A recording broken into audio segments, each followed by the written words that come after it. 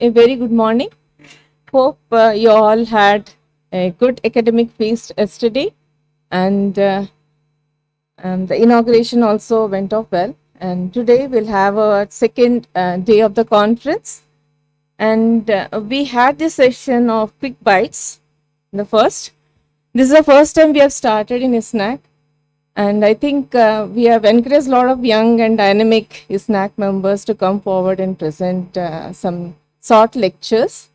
And the session, I would like to invite the chairpersons, Dr. Sobha Purohit Madam. She is a professor of Government Medical College, Jaipur. And then Dr. Narmada Padi, she is additional professor of NIMS. And Dr. Subhajit Guha, he is from INK, Calcutta. Please come on to the dais and chair the session.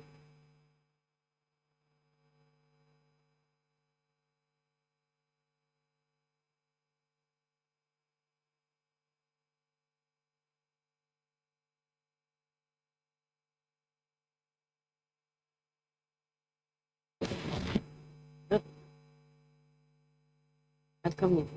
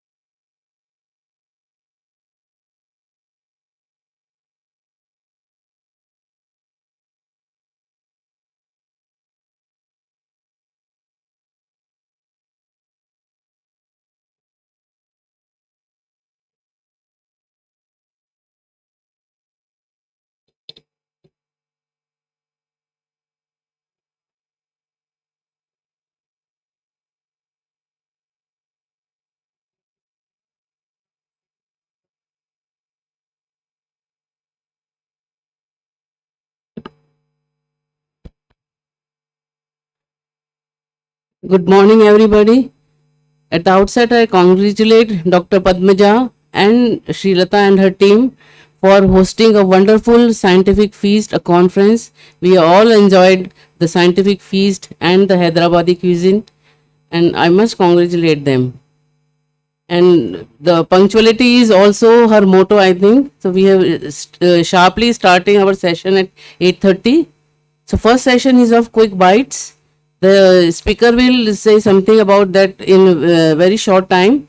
And first speaker is Dr. Sapna Nikhar.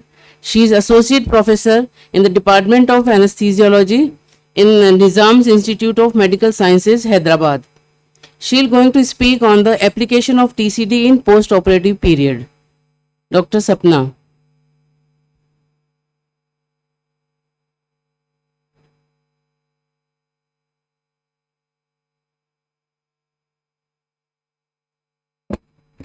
Good morning, everyone.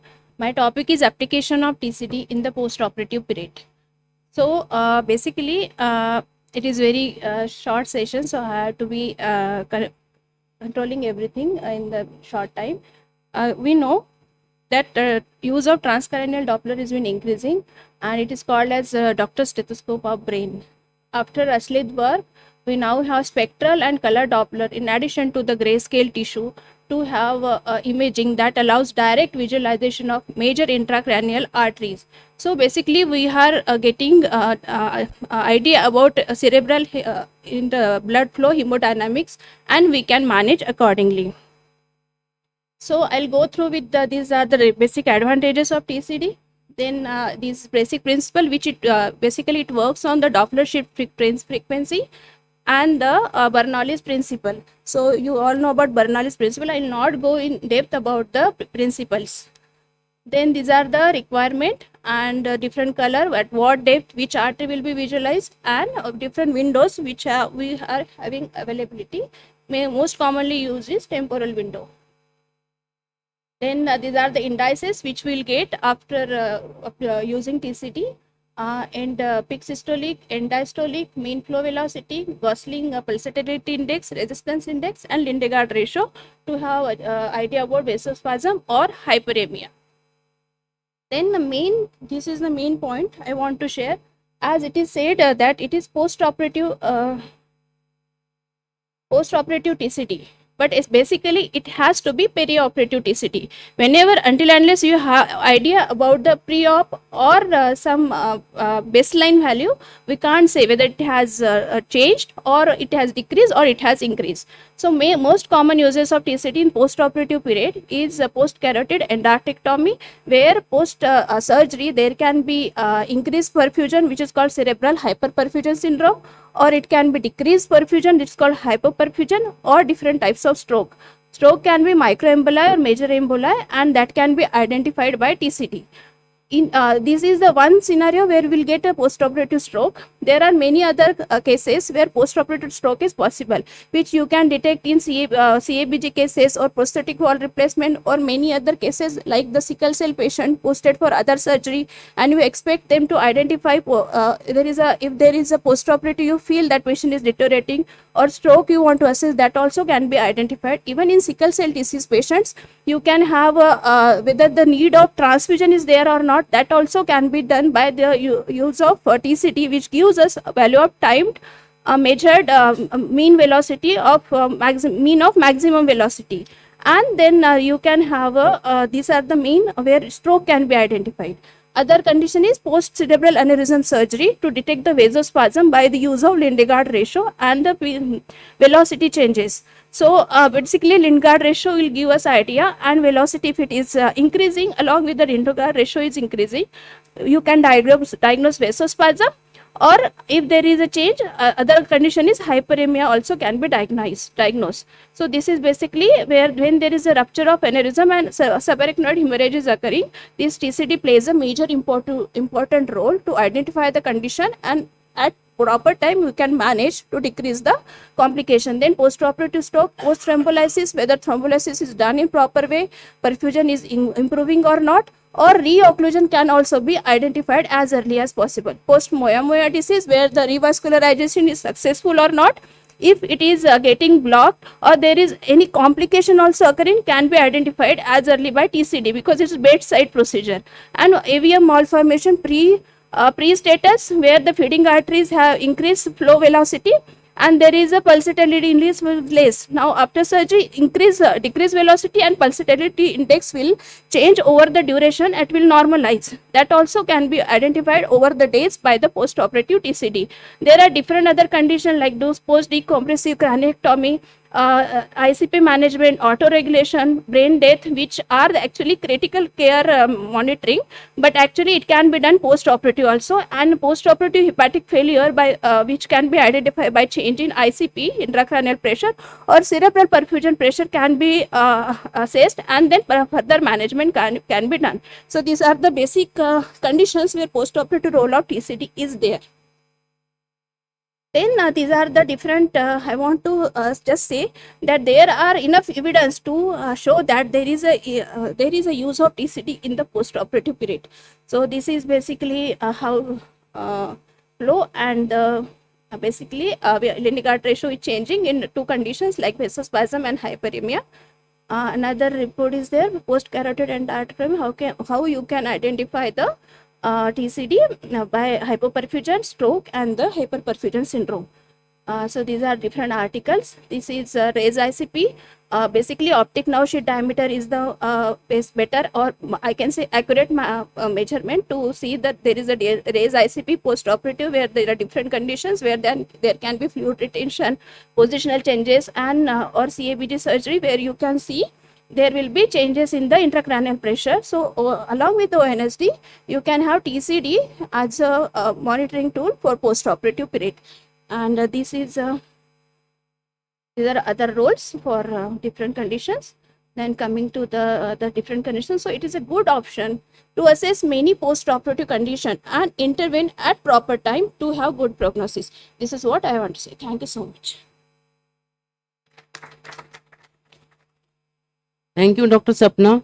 And you have finished within time, and we'll have discussions after presentation of all the speakers.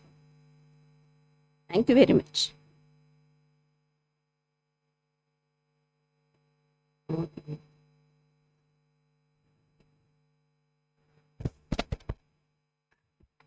So our next speaker is Dr. Amlan Swain, who is a consultant at Tata Main Hospital, Jamshedpur. He'll be speaking on intraoperative pain monitoring.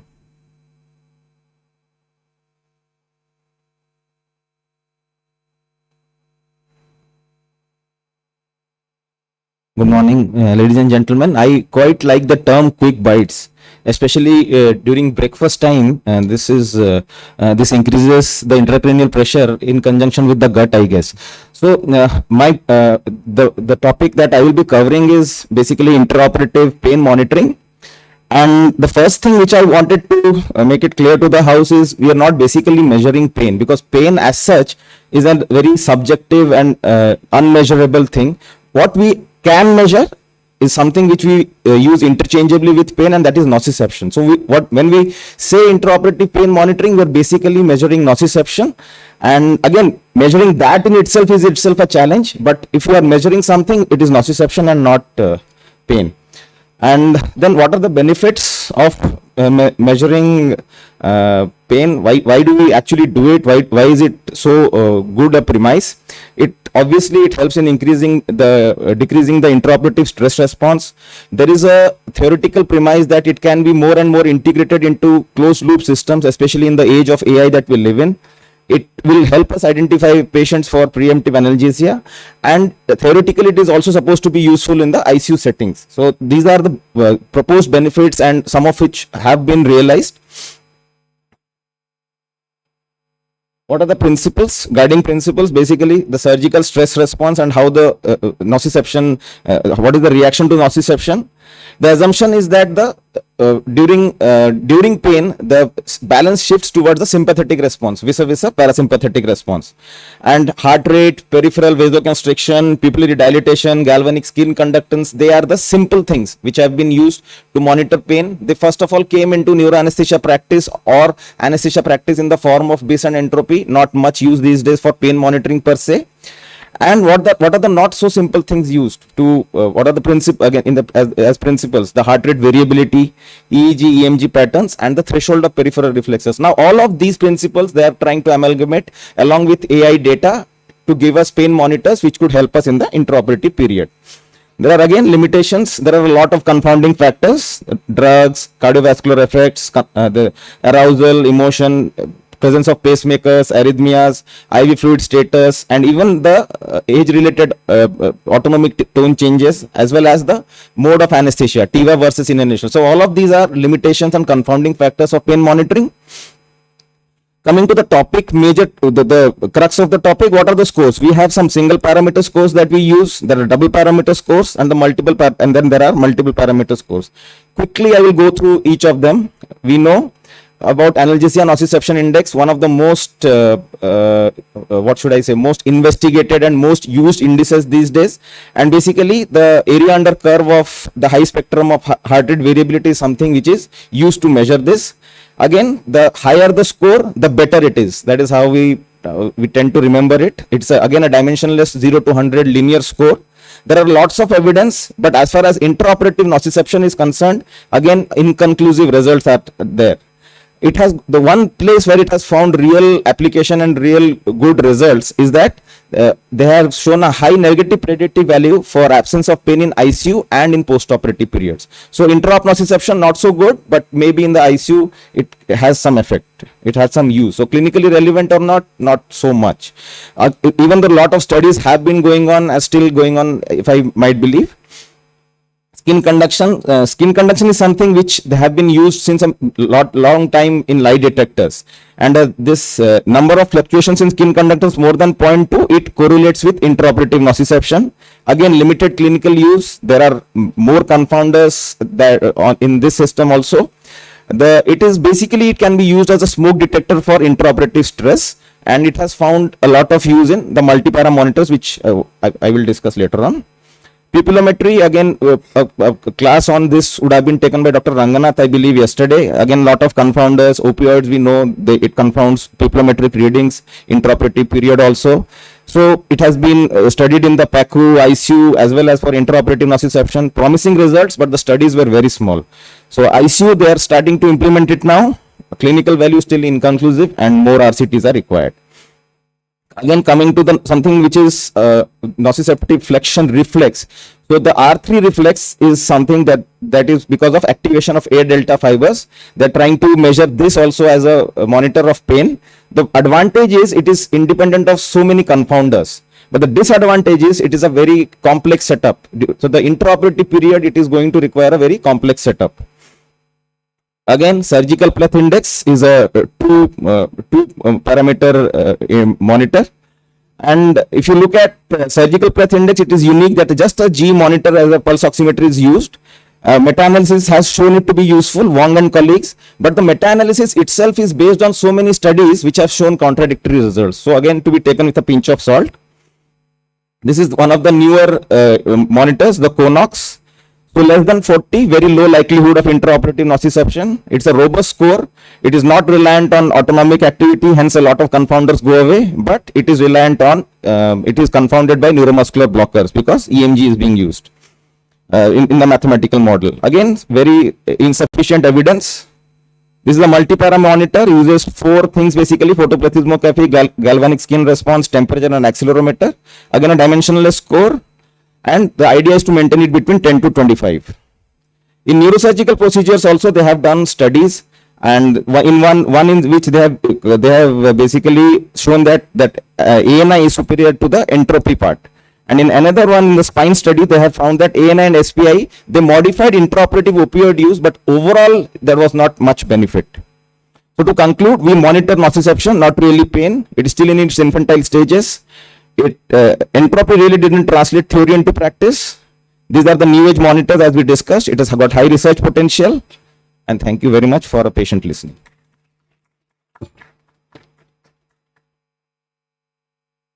Thank you, sir, for such a nice talk. So we will take the question at the end of the session, sir. So our next speaker is Dr. Bhuvan Chandra Pandey, sir. He is a senior consultant at Sir Gangaram Hospital. And sir will be talking on role of NIRS in prevention and prediction of POCT.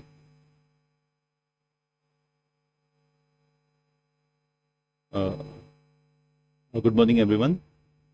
First of all, I would like to thank the organizers for inviting me here for this talk. It's a beautiful place and nicely organized conference. Thank you, madam. My topic is near infrared spectroscopy and post-operative cognitive dysfunction, that is POCT. POCT is nothing but the subtle mental disorder which affects the learning, memory, perception, and alters the problem-solving capacity of a person. And it also leads to amnesia and dementia. There are various tests described in the literature, like psychometric testing, mini mental state examination, MOCA, and so on. And if you search in the internet about the POCT, you will find n number of studies and articles. And the number is rapidly increasing because the surgical load all over the globe is increasing very rapidly. In 2004, we have conducted around 234 million surgical procedures, while in 2020 it rose to 310 million. And it is expected that we will be conducting around 500 million cases by 2030, and so the increase of POCT cases. Because the POCT has an incidence of 10 to 18% in a week time, and which goes down to 9.9% in 3 months. And elderly patients are the most commonly affected person. Various comparative evaluation studies have concluded that major surgical procedures, especially cardiac procedures, patients receiving general anesthesia and inhalation anesthesia especially, they are prone to develop POCT. Patients having very deeper plane of anesthesia are also correlated with POCT. NRS is unique in the sense that it provides the real-time, non-invasive measurement of tissue oximetry. When you place the optote on the forehead, it gives rise to two waveforms, deeper and shallow, which crosses the skull bone, crosses through the cortex, and attenuated part is then detected by the sensors, and this is displayed in the form of numbers. Like in this right and left side, you can see there is some mild difference, and up to 10, difference of up to 10 is normal. And the normal reading of this tissue oximeter is 60 to 80%. And this basically reflects the delivery of oxygen as well as the consumption of oxygen at that level. And this usually reflects the anterior circulation. In cardiac surgery patients, they have concluded that intraoperative cerebral desaturation was associated with longer post-operative hospital stay. And later on with the CABG surgery, 60% of the patients developed POCT, and they were more correlated with the prolonged desaturation during intraoperative period. This is in neurosurgical cases, in which they said the NIRS is rapidly predicting the cerebral hyperperfusion, vasospasm, and intraoperative cerebral hypoxia. This is again a beautiful study in which they have compared the EEG as well as the cerebral saturation, and they found that when the suppression was more, it was more correlated with the postoperative delirium, and when the saturation of fall of more than 25% was there, it was more correlated with the POCT. Similarly, in different cases in elderly patients, when the prone position was given, there was 65% higher chances of developing cerebral desaturation. There are some risk factors which should be having some knowledge about it, like advanced age, pre-existing cognitive impairment, cerebrovascular disease, or other complications. As with other machines, NIS has also got some limitation. If the probe is placed on top of the hematoma or on sinus, or there is some abnormal cranium, we will have aberrant reading. So we should be taking care of all these things. Similarly, if the melanin level is high, this study was done in US, in which they have used, included African Americans, Hispanics, and other people. They found that the reading was aberrant, reading was low. It is because the absorption of NIRS is similar in melanin as well as in the deoxyhemoglobin. So they have used 5 waveforms to rectify this problem.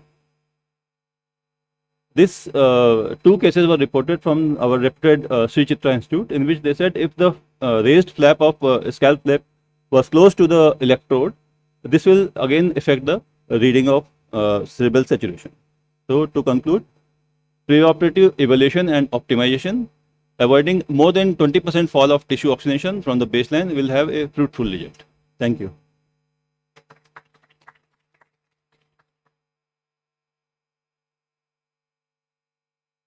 Thank you, Dr. Bhuvan. We'll have questions at the last. One feels very happy and overwhelmed to call upon the student who has passed from your institute. So I am calling Dr. Deepthi BS. She'll speak on the cerebral auto-regulation and TCD.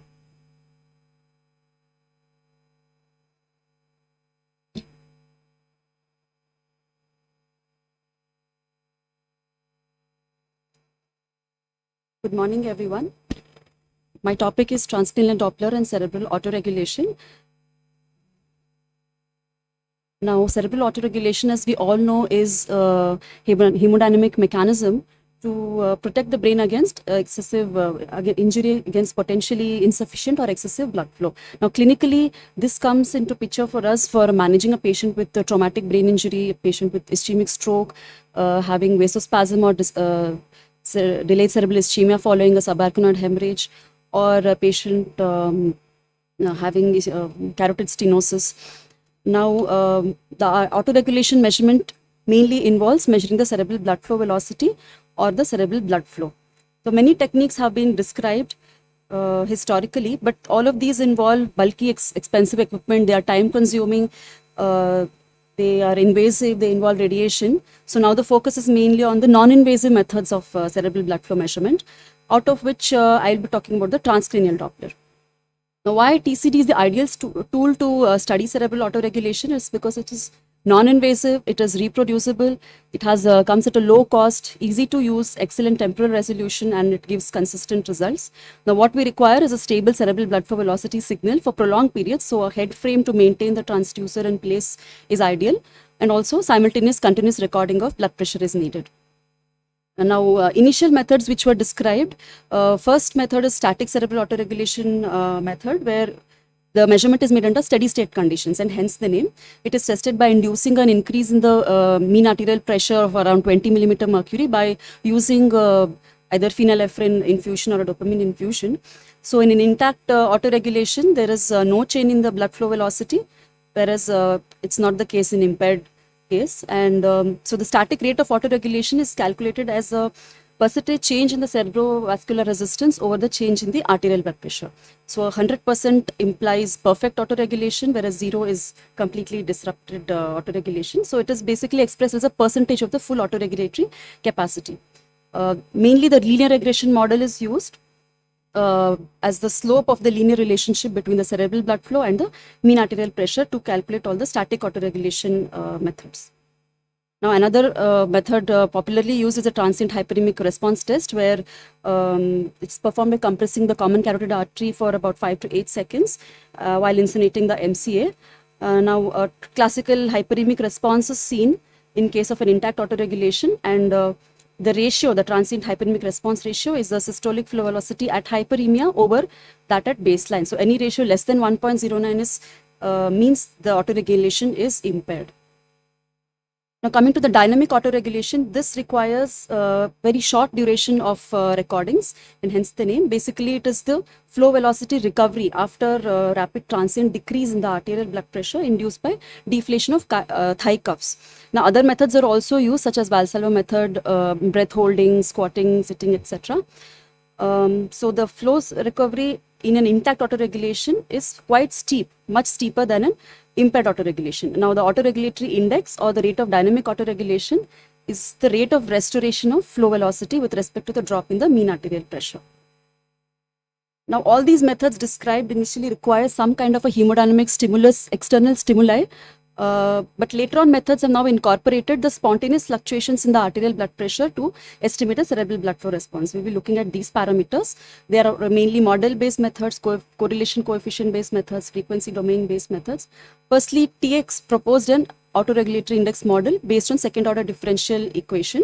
Here, cerebral blood flow template response curves are generated using a fast Fourier algorithm transform, and for each value of the ARI from 0 to 10, 10 template curves are generated, and then the actual response is superimposed on these curves to get the value of ARI.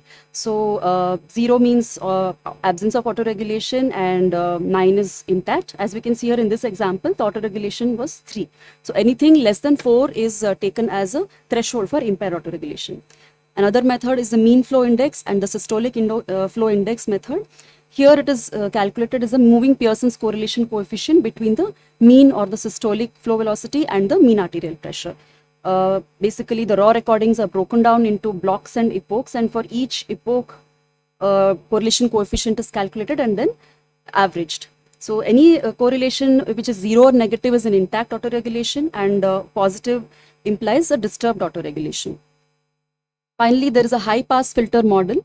Here, this also through Fourier analysis, the arterial blood pressure waveforms are broken down into a sum of sinusoids, and the cerebral blood flow response is obtained for these sinusoidal oscillations in the arterial blood pressure.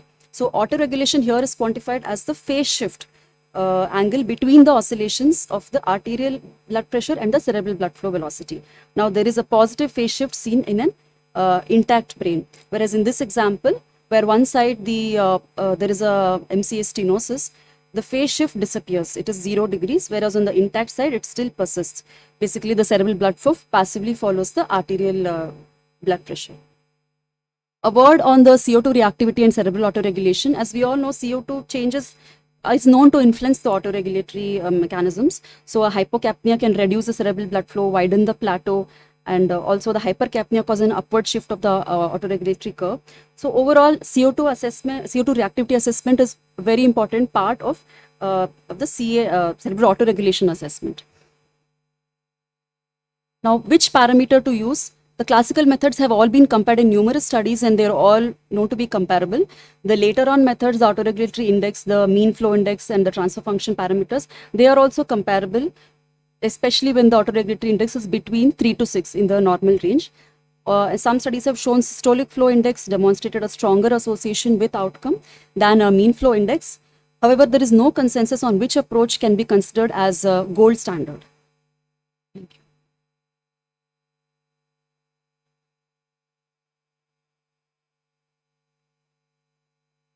Please come on the dais, all the speakers.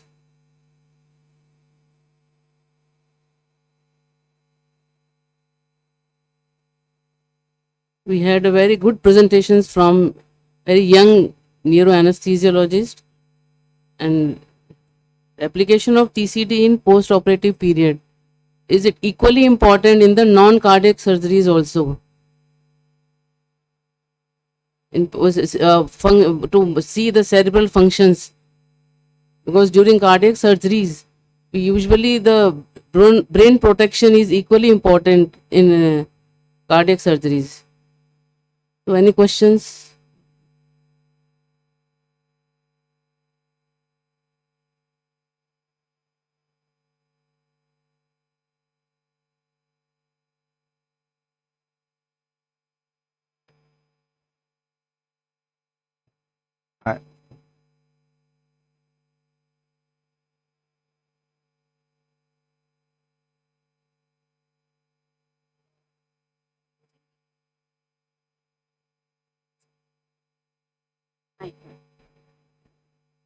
We have observed, used TCD intraoperative also, ma'am, and observed hits. There were emboli and postoperative. It was correlating with the postoperative outcome. He had infarct also.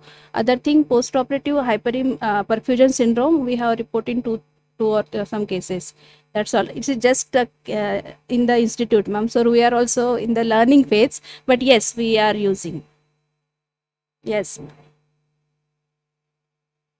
Yeah, so my question is to Amlan. Yeah, so your presentation was excellent, and I just wanted to know what you think, how we can measure, apart from what you have said, combination of or developing some software to combine all the data which you are given, like conduction, heart rates, blood pressure, pupillary.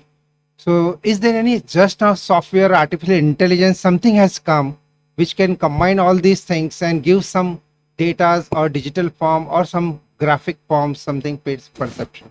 Yeah, so about that, thank you, sir, for the question. So the thing is, with intraoperative pain monitoring, be it neurosurgery, whatever. Now the thing is, you are asking if we have something in which more and more AI data is being used to give us something which could be more replicable as far as Right. monitoring pain is concerned. Right. The answer to it is, if you, in plain terms, is no. As of date, we don't have. And the problem with it, the basic problem with intraoperative pain monitoring, what we have today, I'm not talking of the traditionally used methods and all. What we have today, the problem is, can I talk in Hindi? I will be able to tell it better. No problem. Basically, पहले क्या हुआ? These manufacturers, they come up with something बहुत बढ़िया, and then without them validating or we validating ki what score is a good score, we straight away go for a targeted therapy study. Right. So the database and most of the studies in this realm, that is, they are all either highly underpowered or they are pilot studies. And based on those small data, we have been formulating numbers to which we should be aiming our intraoperative regimens.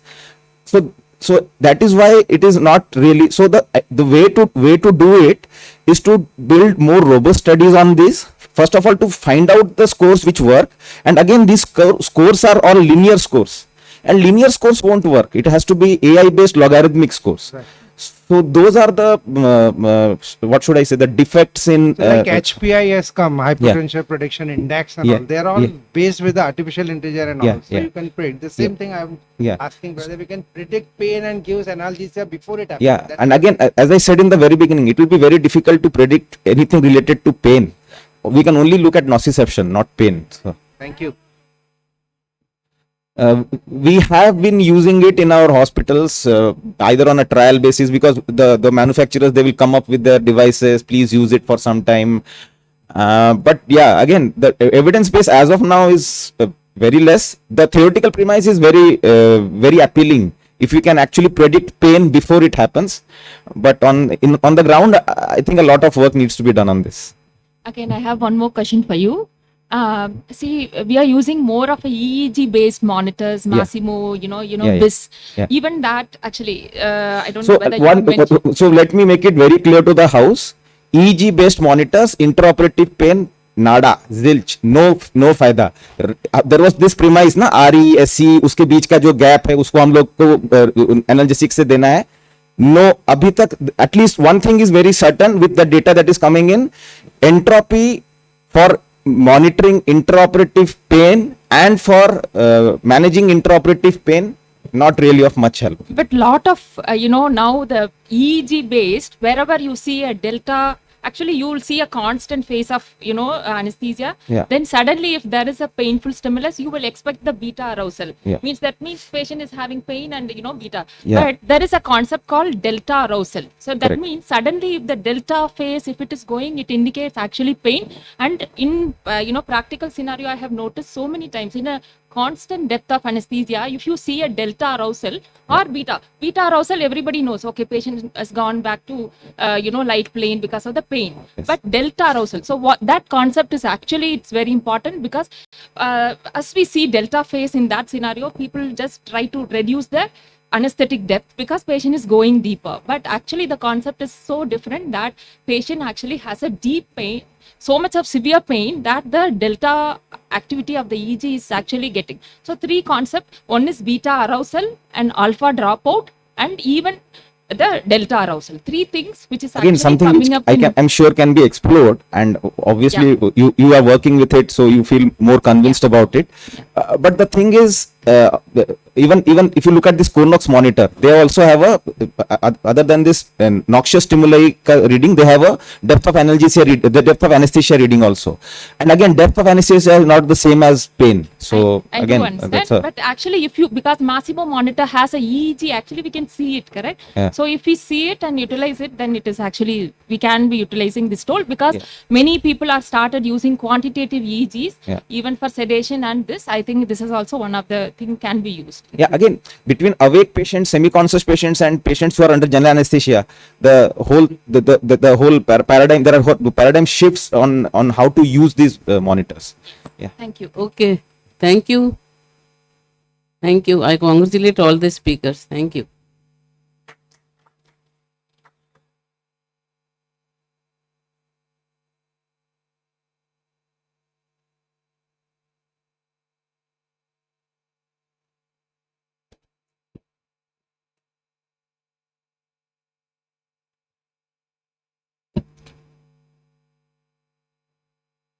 A very good morning, everyone. Let's begin with our session 1 for today. That will be about the heart and brain connections.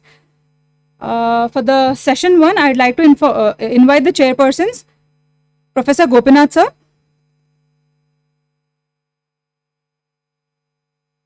Brigadier Professor TVSP Murthy sir, and Dr. Upender Gaur. Welcome, sir.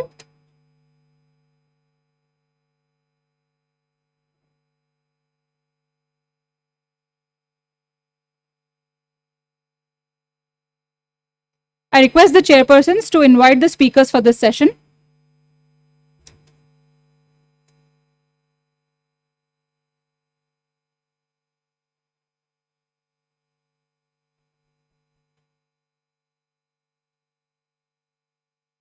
May I? Good morning, ISNACC 2023. Today's next session will be the great noted figures in the field of neuroanesthesia.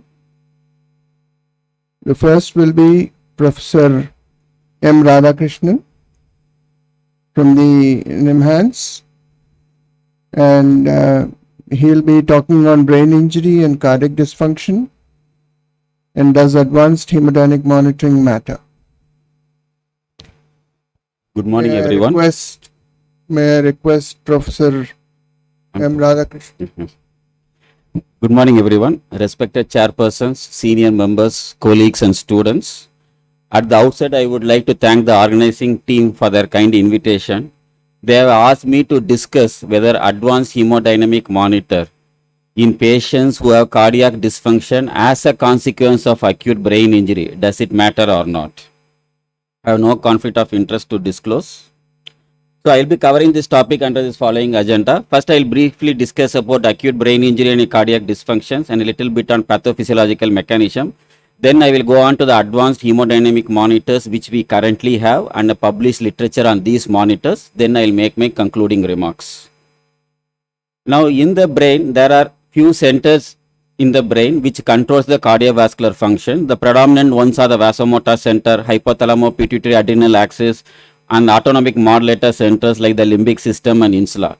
Whenever there is an acute cerebral ischemia, either because of raised ICP or some status increased electrical activity, they irritate these centers. As a result, there is an excessive catecholamine surge and sympathetic nerve overactivation. So through the sympathetic fibers, it affects the heart because heart has a lot of sympathetic nerve terminals as well as a lot of beta receptors. So it just stunts the myocardium. So which are the acute brain conditions which can result in cardiac dysfunctions? Severe traumatic brain injury, intracranial hemorrhage, both ICH and subarachnoid hemorrhage, status epilepticus, and sometimes neuroinfections. The common mechanisms are sudden raised intracranial pressure and global cerebral hypoperfusion because there is no time for the brain to compensate or initiate the compensatory mechanisms. So what are the structural abnormalities you see whenever the myocardium is stunned? There will be a contractile band necrosis and subendocardial ischemia which can be seen only on histopathology. Functionally, we see arrhythmias, dysfunctions. Previously, we used to call systolic and diastolic. Now it is called heart failure with preserved ejection fraction and heart failure with impaired ejection fraction. It can be segmental or global. It can be hypokinetic, akinetic, or dyskinesia. And sometimes it can lead to cardiogenic shock, pulmonary edema, and cardiac death. Whatever might be the cause, the ultimate what we see is hypotension. Now in acute brain injury, we know that there is an impaired autoregulation. So we are very much worried about the hypotension. So what are the characteristics? It is the same as a patient who has a coexisting comorbid cardiac conditions? No. Usually these patients have absent coronary artery disease. It is reversible. Troponins are elevated, but unlike coronary artery disease, it does not go 10 times above the normal value. But however, the consequences are similar. Unfortunately, neuro patients, communication is difficult because these patients are not conscious to tell their complaint whether it is pre-existing or new. And we have to rely on clinical examination and investigation. That is where the monitoring comes into play. So why we should bother about? So let it be there. Why we should bother about that acute cardiac dysfunction? Because it prolongs the ICU stay and the hospital stay. It increases the perioperative morbidity and mortality. And it can lead to multi-organ failure and acute injury. And most important, it delays the definitive treatment. We will be little hesitant to take the patient who is in stunned myocardium hypotension directly into a cath lab or to a definitive surgery.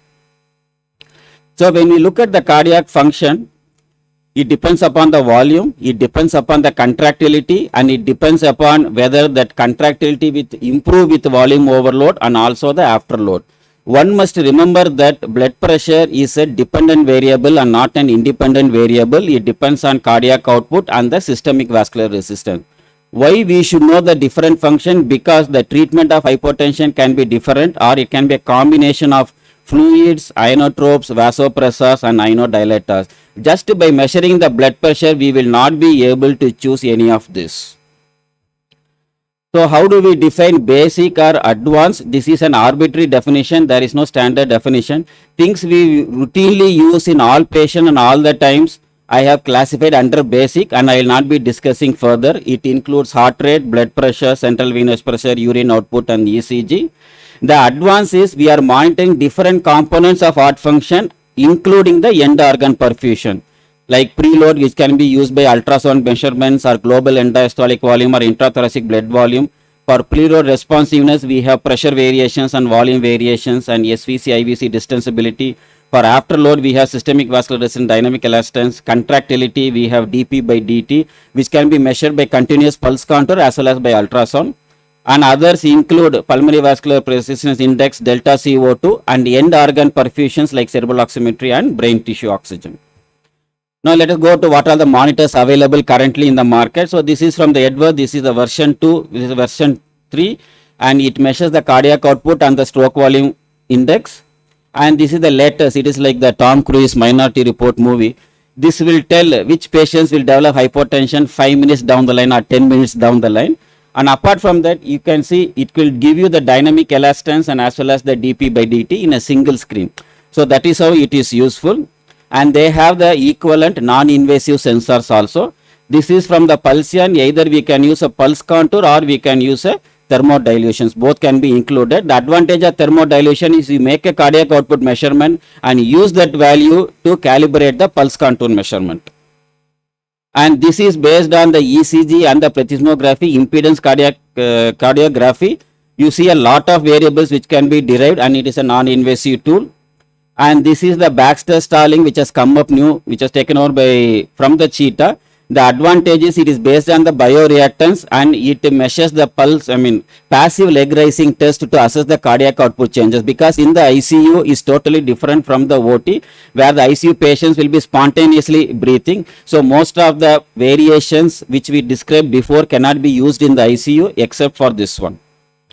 And this is the Nihan Kodan, where they have a pulse wave transit time based cardiac output measurement. So in this case, we have seen both the pulse contour analysis as well as the non-invasive. You can see a close correlation between the different cardiac indices. So next year, if somebody is speaking, you will see another 5-10 set of monitors coming, because this is rapidly coming technology. Now we have got so many numbers. So what do we do with the numbers? First, you see the volume, you see whether it is normal or more, whether the variability is more or less. If the variability is more and only that component is changing, we have to give fluid. Then we look at the dP by dt. If it is very low, we know that cardiac contractility is poor. So along with fluids, we give inotropes. Then we look at the systemic vascular resistance. If it is low, then along with fluids, we give vasopressors. If the stroke volume variation is less, so we know that fluid should not be given. So then we give either vasopressors or inotropes. So it helps me to decide which one to be given rather than giving fluids for all patients. So now we move to the literature. So when the SAH triple H therapy came between the 1980s and the 90s, most of the publications were case series describing what happened to the patients, not much of statistics.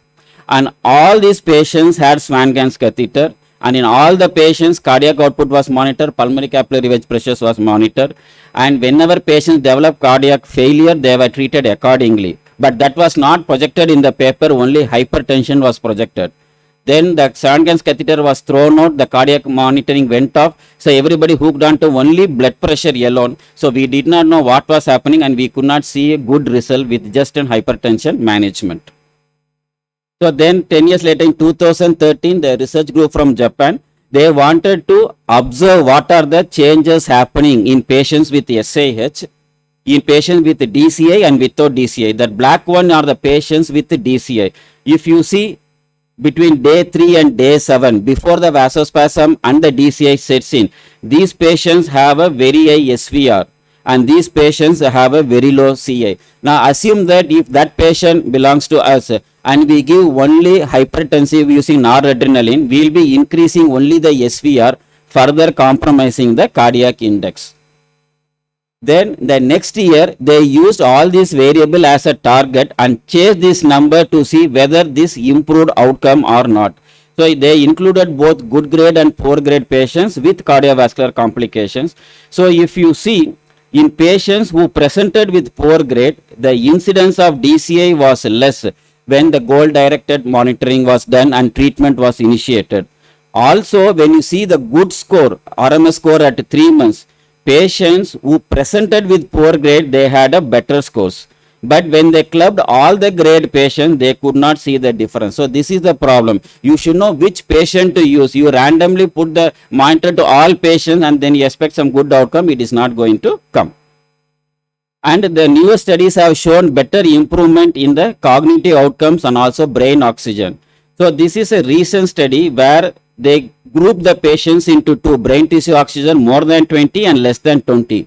Their starting cardiac output is 6 liters. With 6 liters, nobody would think of further increasing the cardiac output.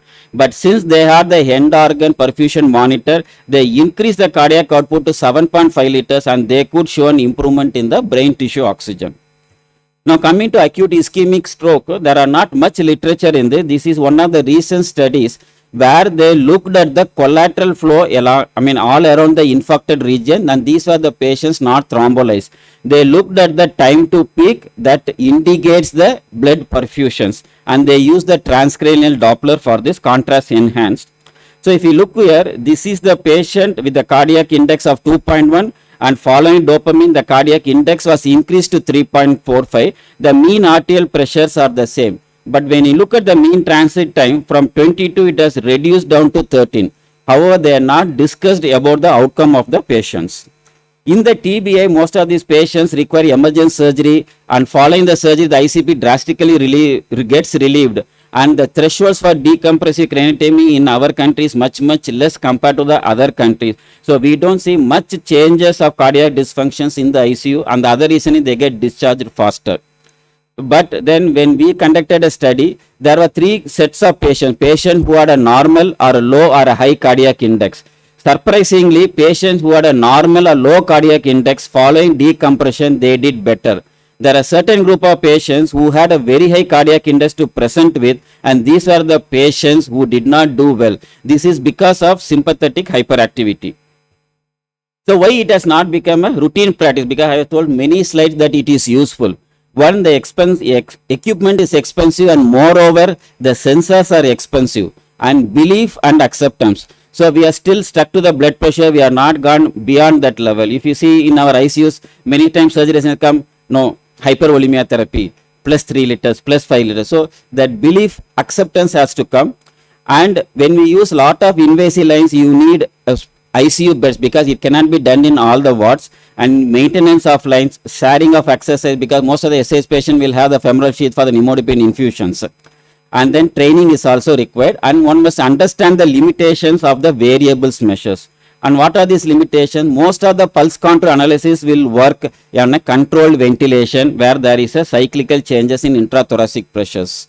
And there are certain limitations, that is small tidal volume, spontaneous respiration, sustained arrhythmias and open chest. This will not work, and most of the ICU patients will come under this category. And patients with right-sided heart failure is a problem, and there are many uncalibrated versus calibrated. Again, the values are unreliable. So finally coming to the questions. So for whom does the monitor is really helpful? That is the potential beneficiaries. In hemorrhagic patients who are poor grade, who have high risk for DCI or hemodynamically unstable, or sometimes elderly patients who have an associated comorbidities, this advanced monitoring is helpful. And patients with large territory stroke and with cardiac comorbidities, again it is helpful. And then patients with severe TBI who also present with ARDS, neurosurgery, pulmonary edema, it might be useful, and not for all patients who come with these problems. So in summary, advanced hemodynamic monitoring provides information on the individual components of the cardiac function. So it facilitates treatment and reduces the treatment associated complications, and it is possible to continuously monitor the dysfunction or the treatment efficacy. It is beneficial in severe TBI and poor grade SH patients presenting with cardiovascular complications. However, currently it is limited by cost, experience and other logistics like training. Thank you. Yeah. Thank you, Professor Radhakrishna. As per the tradition, we'll keep the interaction to the last. It was a nice talk. Thank you.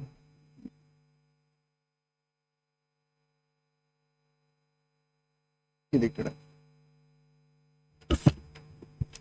Good morning, everyone. Now I would like to invite Dr. Priyanka Khurana, who is Professor Neuroanesthesia Unit and Department of Anesthesiology and Intensive Care from GB Pant Hospital, New Delhi. She will be talking on management of cardiac compromised patient for spine surgery, circumventing the challenges. Madam, you can proceed. Thank you, sir. A very good morning to all the respected chairpersons, seniors, and delegates. At the outset, I would like to thank Dr. Padmaja and Dr. Srilata for giving me the opportunity to speak on the topic management of cardiac compromised patients for spine surgery, circumventing the challenges. So let's begin with the case vignette. A 75-year-old female presents to us with progressive paraparesis with bladder and bowel involvement for last 3 months. Her neurological examination shows sensory deficits with lower limb motor power S3/5. Her MRI shows severe lumbar canal stenosis with compression at L1, L2 levels, and she's a controlled hypertensive on amlodipine, atenolol, and losartan hydrochlorothiazide for 5 years. She has aspirin as primary prophylaxis for last 2 years. Her 2D echo examination reveals hypokinesia, left ventricular hypertrophy, LV diastolic dysfunction, and ejection fraction as 50%. Now, what are the questions which come to our mind? How should we surgically restratify this patient? What further preoperative evaluation is required? Whether any risk reduction strategies can be employed to optimize these patients? Which drugs to be stopped or continued prior to surgery? What are our anesthetic goals and perioperative monitoring required? And what are our anticipated postoperative complications? So, the first step before preoperative cardiac evaluation is surgical risk stratification. According to the estimated 30-day cardiac event rates, surgical procedures may be classified into 3 categories, that is high, intermediate, and low risk category. According to this classification, all spine surgeries are included in the intermediate risk category. Now, this understanding is quite inadequate because various spine surgeries call for different amounts of perioperative care. As a result, we can group these procedures depending on both the perioperative risk and urgency. So based on perioperative risk, they should either be divided into high or intermediate risk surgeries, or high risk surgeries usually include upper cervical spine surgeries, large AV malformations, long segment tumors, or spinal cord injuries with autonomic dysfunction. Intermediate risk surgeries usually include degenerative spine procedures. So similarly, based on urgency, we can divide them into emergent, urgent, or time-sensitive spine surgeries, which should be done as early as possible, and elective spine surgery procedures. Preoperative cardiac evaluation is most important for planning the management of patients with cardiac ailment. So let's go through the various components of preoperative cardiac evaluation. The evaluation of functional capacity is an important item in the preoperative cardiac risk assessment and is measured in metabolic equivalence, where one metabolic equivalent corresponds to the basal metabolic rate of an average adult. The mean age of patients for spine surgeries have increased over the years. Thus, frailty assessment has gained importance in recent times, as frailty has shown 3-fold higher risk of cardiovascular complications in patients with or without cardiovascular disease. So, these are the different frailty tools which can be used for the assessment. Now, various components of clinical evaluation can be combined together to form a composite risk prediction score. Validated risk prediction tools can predict the risk of perioperative major adverse cardiac events, and RCRI is the most historically used tool for this prediction, which was given by Lee way back in 1999 and has been validated widely. The other risk prediction tools are NSQIP MICA, which was given by Gupta in 2011, and ACS NSQIP. Now, biomarkers have come up as a great tool for preoperative evaluation, and several studies have examined the potential utility of including the biomarkers to improve the prediction of preoperative risk. The most commonly used biomarkers are cardiac troponins T and I for myocardial ischemia and damage, C-reactive protein for inflammation, and BNP and pro-BNP for ventricular function. There's a lot of evidence in favor of biomarkers for cardiac risk assessment. Weber et al. Studied the preoperative measurement of biomarker, that is the high sensitivity troponin T and pro-BNP, in addition to revised cardiac risk index, to identify the patients at high risk for adverse cardiac events. As you can see, biomarkers better predicted the outcomes than RCRI. Similarly, Rotsith et al. In their meta-analysis evaluated whether post-operative BNP enhances the risk stratification in whom the preoperative BNP has been measured. And they concluded that additional post-operative BNP measure enhanced the risk stratification. Thus, the latest recommendations have emphasized the role of biomarkers in preoperative assessment. Recently published European Society of Cardiology guidelines in 2022, which we would be discussing later, have included biomarkers, that is high sensitivity cardiac troponins as class 1 indication and pro-BNP as class 2A indication apart from usual heart checkup, ECG and assessment of functional capacity in even apparently healthy people older than 65 years before undergoing intermediate or high-risk non-cardiac surgery. In patients aged 45 to 65 years, there is class 2A indication of including biomarkers before high-risk non-cardiac surgery. So the recommendation by ESC is to measure cardiac troponins 1 day prior to surgery and to repeat it on day 1 and day 2 post-operatively. If there is a rise from baseline, it is considered to be perioperative myocardial injury and further evaluation needs to be done to identify the cause. The other preoperative cardiac testing obviously includes ECG, and which is routinely done for screening in both intermediate and high-risk procedures. Echo is not routinely recommended, but focused examination using a handheld ultrasound device can be used. Stress test is to be done in patients with unknown or poor functional capacity. Now let's go through the guidelines and learn how these preoperative cardiac tests are placed and recommended by various international cardiological societies. The most widely discussed and followed guidelines were given by AHA and ACC. However, they were last released in 2014 and it has been now 9 years since then and a lot of new evidence has come up. According to these guidelines, all spine surgery patients with cardiac ailments would be considered under elevated risk with either good or moderate functional capacity, where no further testing is required and patients can proceed to surgery. Or they may have lower or unknown functional capacity and may require further stress tests based on which we proceed to surgery. Very recently, European Society of Cardiology has come up with much detailed guidelines based on large volume of current evidence.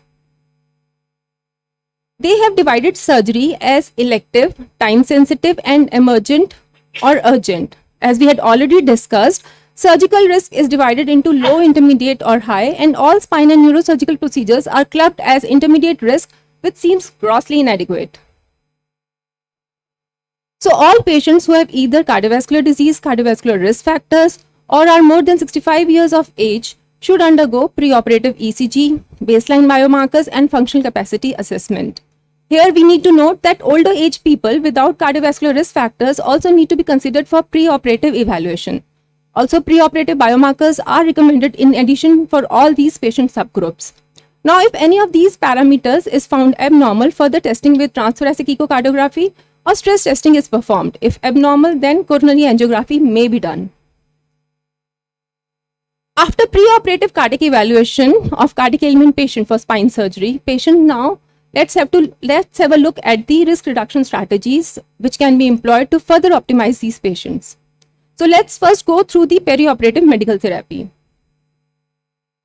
Patients who are on beta blockers chronically should continue their use. This is after POISE trial. There is a lot of clarity about it. It's a class 1 indication. In patients with risk of developing MI or who have 3 or more RCRI risk factors, it is reasonable to begin beta blockers in preoperative period. However, they should be begun almost like 7 days prior to the surgery. Atenolol or bisoprolol should be considered as first choice drugs as they are cardioselective. Ivabradine is a possible alternative with less hypotensive effects. Statins, in addition to their effects on lipids, induce coronary plaque stabilization through its pleiotropic effects. This may prevent plaque rupture and subsequent postoperative myocardial infarction. Therefore, the following recommendations are made. Patients who have been on statins chronically should continue their use.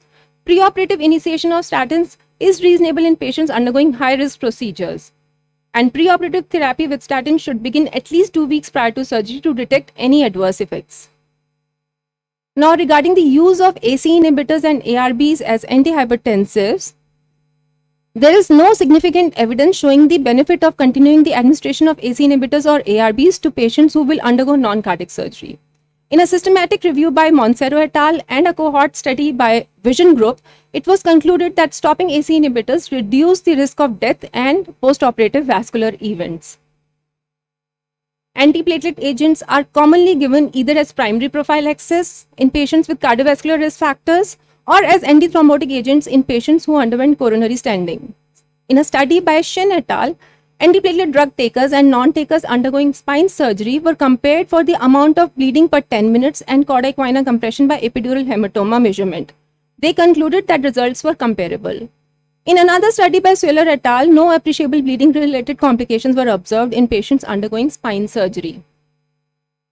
So, according to European Society of Cardiology guidelines, spine surgery patients come under the category of high bleeding risk, with majority falling in low thrombotic risk where there is robust evidence to show that aspirin can be continued. However, other antiplatelet drugs needs to be stopped. Only few patients who have had PCI within 1 month or acute coronary syndrome within 3 months, bridging with a GPI or cangalor is recommended. So the final recommendations for antiplatelet drugs are elective surgeries need to be delayed in patients with coronary stent placement without acute coronary syndrome, at least for 6 weeks with bare metal stents, 4 months for drug-eluting stents. In patients who had suffered an acute coronary syndrome, the elective surgery needs to be delayed for at least 12 months. After this cooling off period, P2Y12 inhibitors should be discontinued for a week, and we can continue with aspirin and resume our dual antiplatelet therapy as soon as possible after the surgery. In recently stented patients, bridging with GPI or cangrelor can be done. However, we should avoid the use of low molecular weight heparin or heparin in these patients for bridging. For patients receiving anticoagulants for various indications, those with not at high risk of bleeding and thrombosis, NOACs can be interrupted without any requirement of bridging. Similarly, patients with high risk of bleeding but not at high risk of thrombosis, oral anticoagulants can be interrupted for a longer duration without any bridging. In patients both at high risk of bleeding and thrombosis, for example, mechanical aortic valve replacement patients, bridging may be done by low molecular weight heparin or heparin.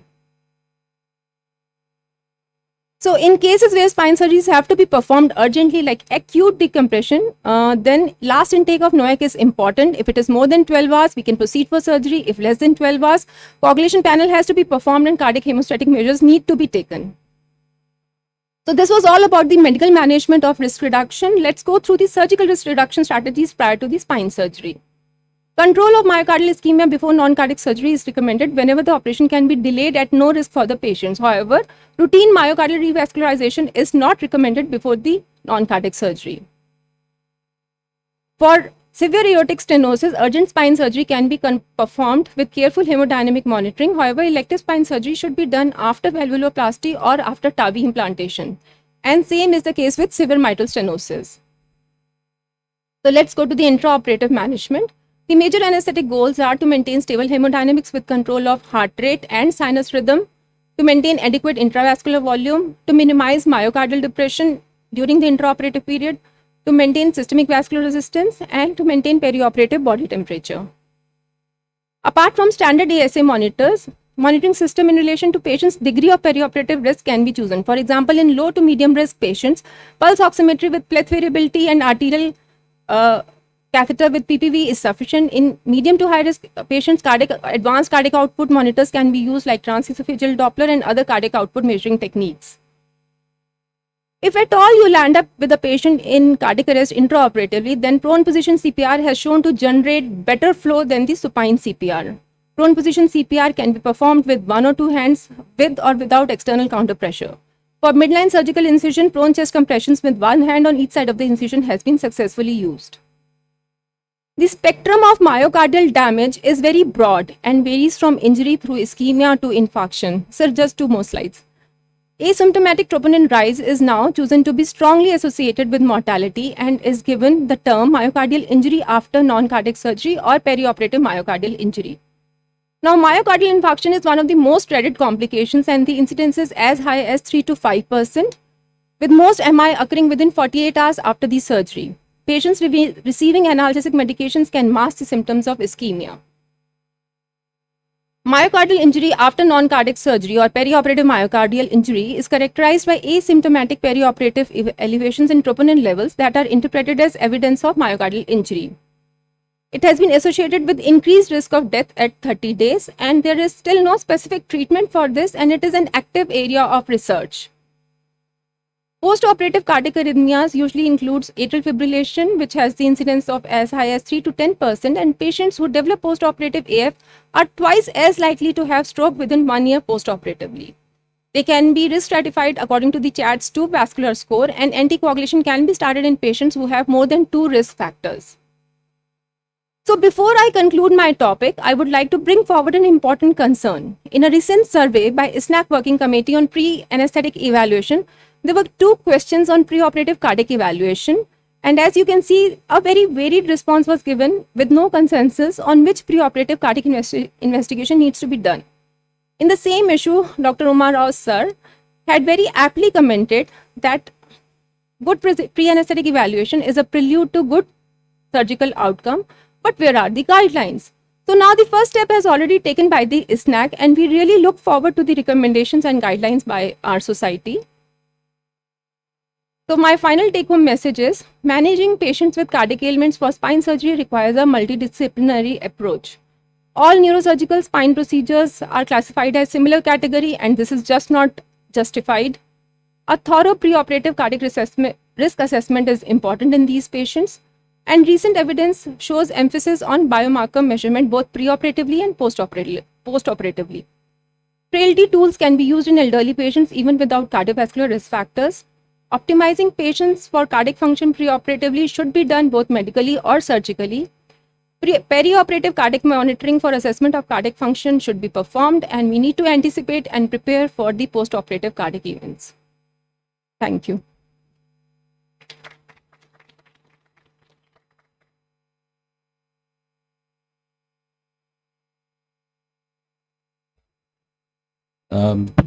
Thank you, speakers, for that wonderful exposition on both the topics given. Invite any questions and comments from the audience.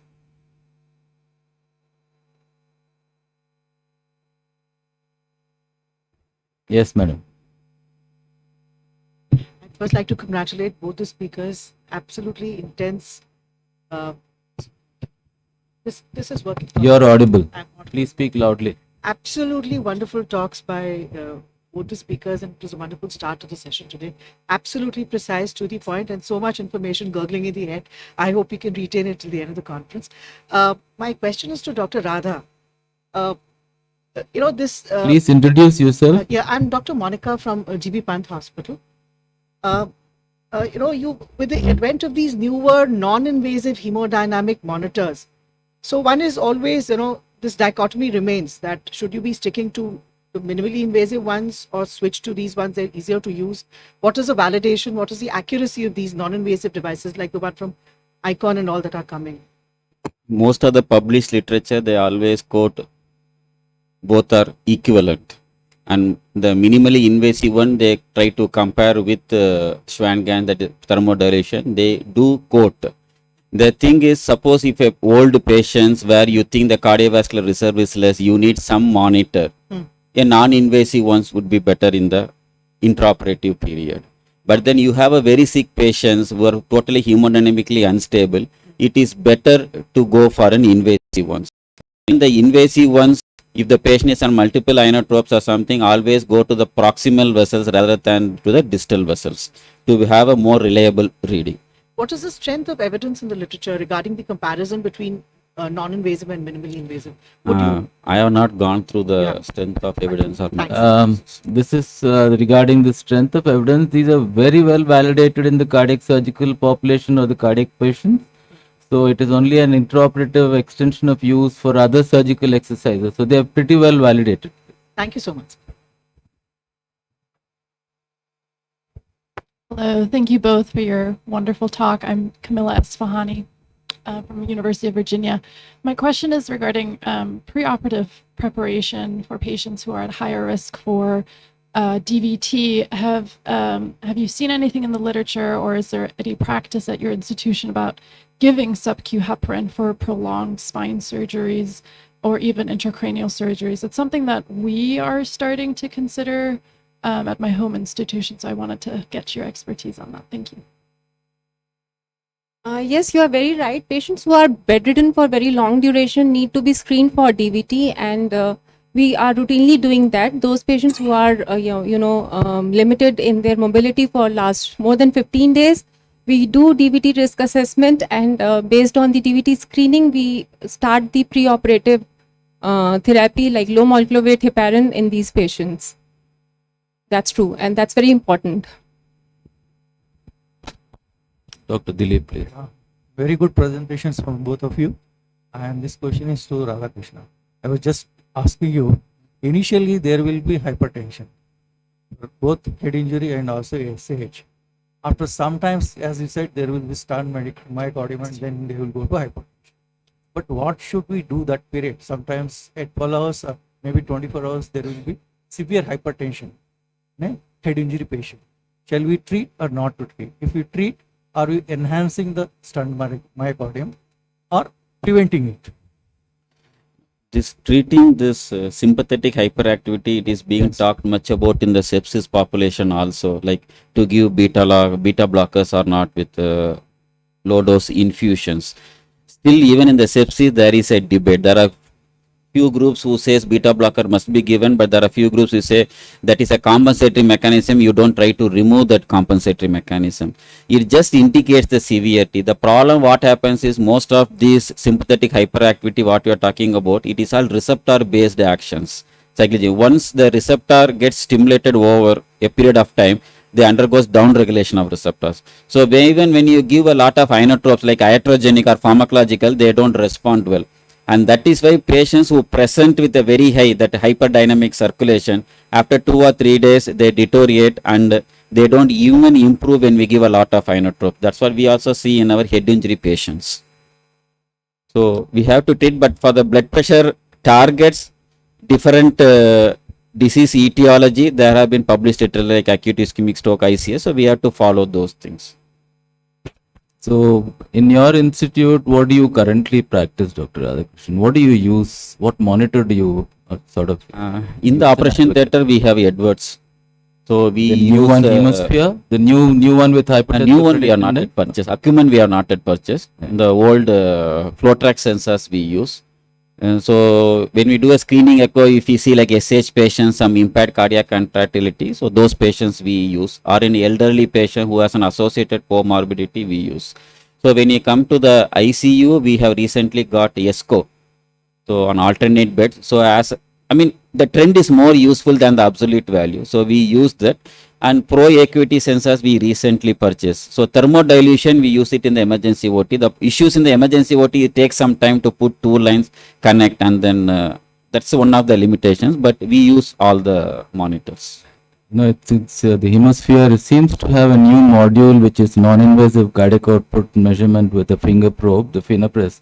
So that might be a useful tool, especially in a research organization like NIMHANS. So we have had the opportunity to use it recently, and it found it to correlate quite well. So in the OT, it is quite useful because with the anesthetic, which is why I'm saying, for the ICU, for the post-op, it's okay. It's a finger cuff. It's a finger cuff, which is why I specifically mentioned. But the new introduction, it's just come. I think Tata Memorial has used it in oncology patients, which has been found to be very well correlating with the, and it's well validated with the PA catheter. And one small comment, if there are no further questions, I think Dr. Yes, one question to Priyanka. Just a question. Your particular case had an ejection fraction of 50%. Yes, ma'am. With the ego. Is there a cutout line where you would? No, ma'am. There's no cutoff line. Only thing is that since in this case the echo was done 1.5 years back, so now the guidelines are that if screening echo assessment with patients who have cardiovascular risk factors, and as I told you, biomarkers should also be done. So echocardiography as a screening should be done, biomarkers should be done, ECG should be done, and frailty assessment should be done because this patient was 75 years old. After all this assessment, if there is any abnormality found, then patients can undergo stress echo, and if the stress echo is again abnormal, then the patient should go coronary angiography. Is there any role of cardiological opinion in this? Yes, ma'am. Obviously, there's a role of cardiological opinion. If any of these risk factors are present, then obviously we need to have a multidisciplinary approach, and we should have a cardiological opinion both for medical legal purpose and also for clinical management. So there are no cutout lines or No, ma'am, no cutoff lines, and in fact, routine preoperative revascularization is also not recommended. Even if they find that there are findings in coronary angiography, routine, like, it should not be done for preoperative purpose. It should be done only if it is indicated for that patient per se. Okay, we'll take one last Yeah. question from Dr. Montage. Thank you both of you for your excellent talks. And my question is to Dr. Radhakrishnan. Dr. Radha, since intraoperative ultrasound and the use of intraoperative echo is becoming really well accepted now, how would you place these monitors? Because they are easily available in the OT as compared to these modern machines. See, transthoracic echo you can do before surgery, but what you are going to do during surgery? You cannot go under the tape every time you to do it. If TEE is there, maybe okay, you can put the probe continuously. And arterial line, anyhow, we are putting it. So, pulse contour analysis could be used. The only problem comes what cutoff to use. Because most often we tend to put arterial line after induction, after intubation, and then we connect. So whether that is the baseline, whether that is the normal, so that is a very difficult question to answer, and that is why the literature also is different. Ideally, you should put before starting the case to know what that patient's baseline value is. Because under the influence of positive pressure ventilation and under anesthesia, you will be putting a line and you take that as a baseline, that will already be off of what the baseline is. So that's where the difference in studies and the results are. I think putting a minimally invasive thing like TE for patients undergoing major neurosurgical exercise, that's limited by the number of time, how much you can use it for. It's only intraop if at all. And you get equally good, except for contractility and other parameters, you get good results from your non-invasive method. So just one final comment, it's not about a comment, but I think in addition to whatever spine surgery and anticoagulants and DAPTs and stuff, so use of rotational thromboelastometry preoperatively as an indicating test for whether to stop or whether recently discontinued molecules. It's a very useful modality to add to your armamentarium of investigation.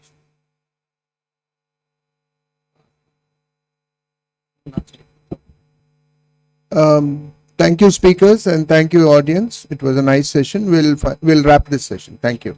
Give them a big hand.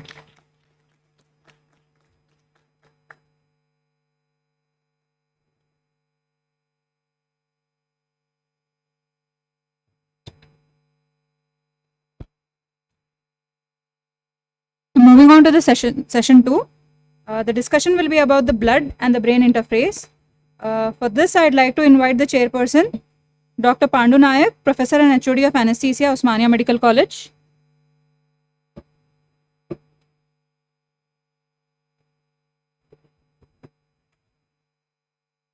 Dr. Suchanda Bhattacharjee, Professor of Neurosurgery.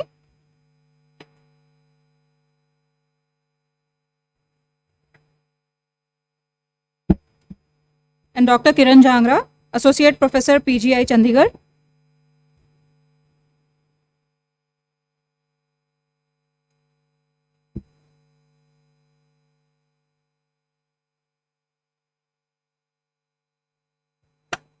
A very good morning to you all. I'd request the chairpersons to kindly introduce the speakers for the session.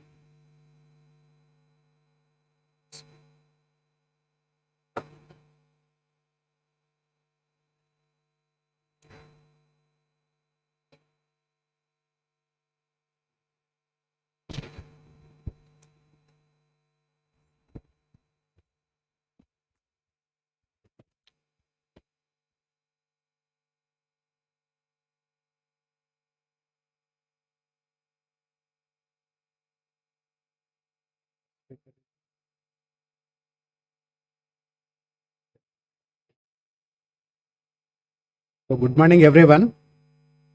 So the first speaker of this session is I request Dr. Gokul Das Chetara Menon to give his lecture.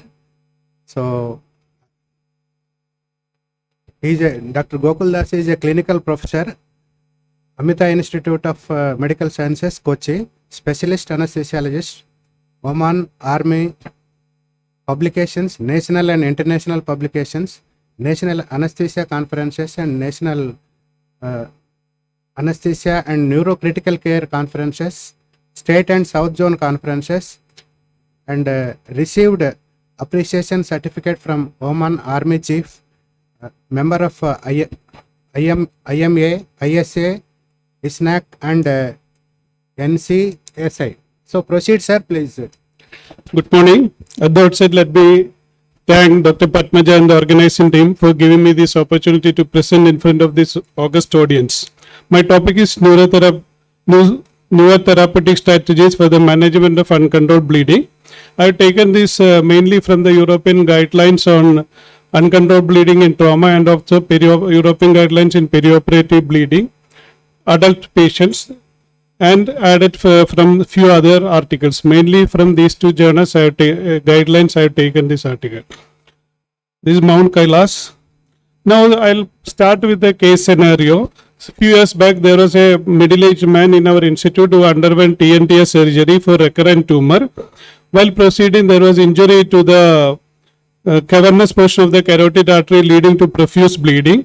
It was difficult to visualize the bleeding point, so we gave injection adenosine and produced temporary cardiac arrest, but the bleeding point could not be identified. So he opened put an incision and clamped the internal carotid artery at the neck, but still the bleeding continued, and craniotomy was done.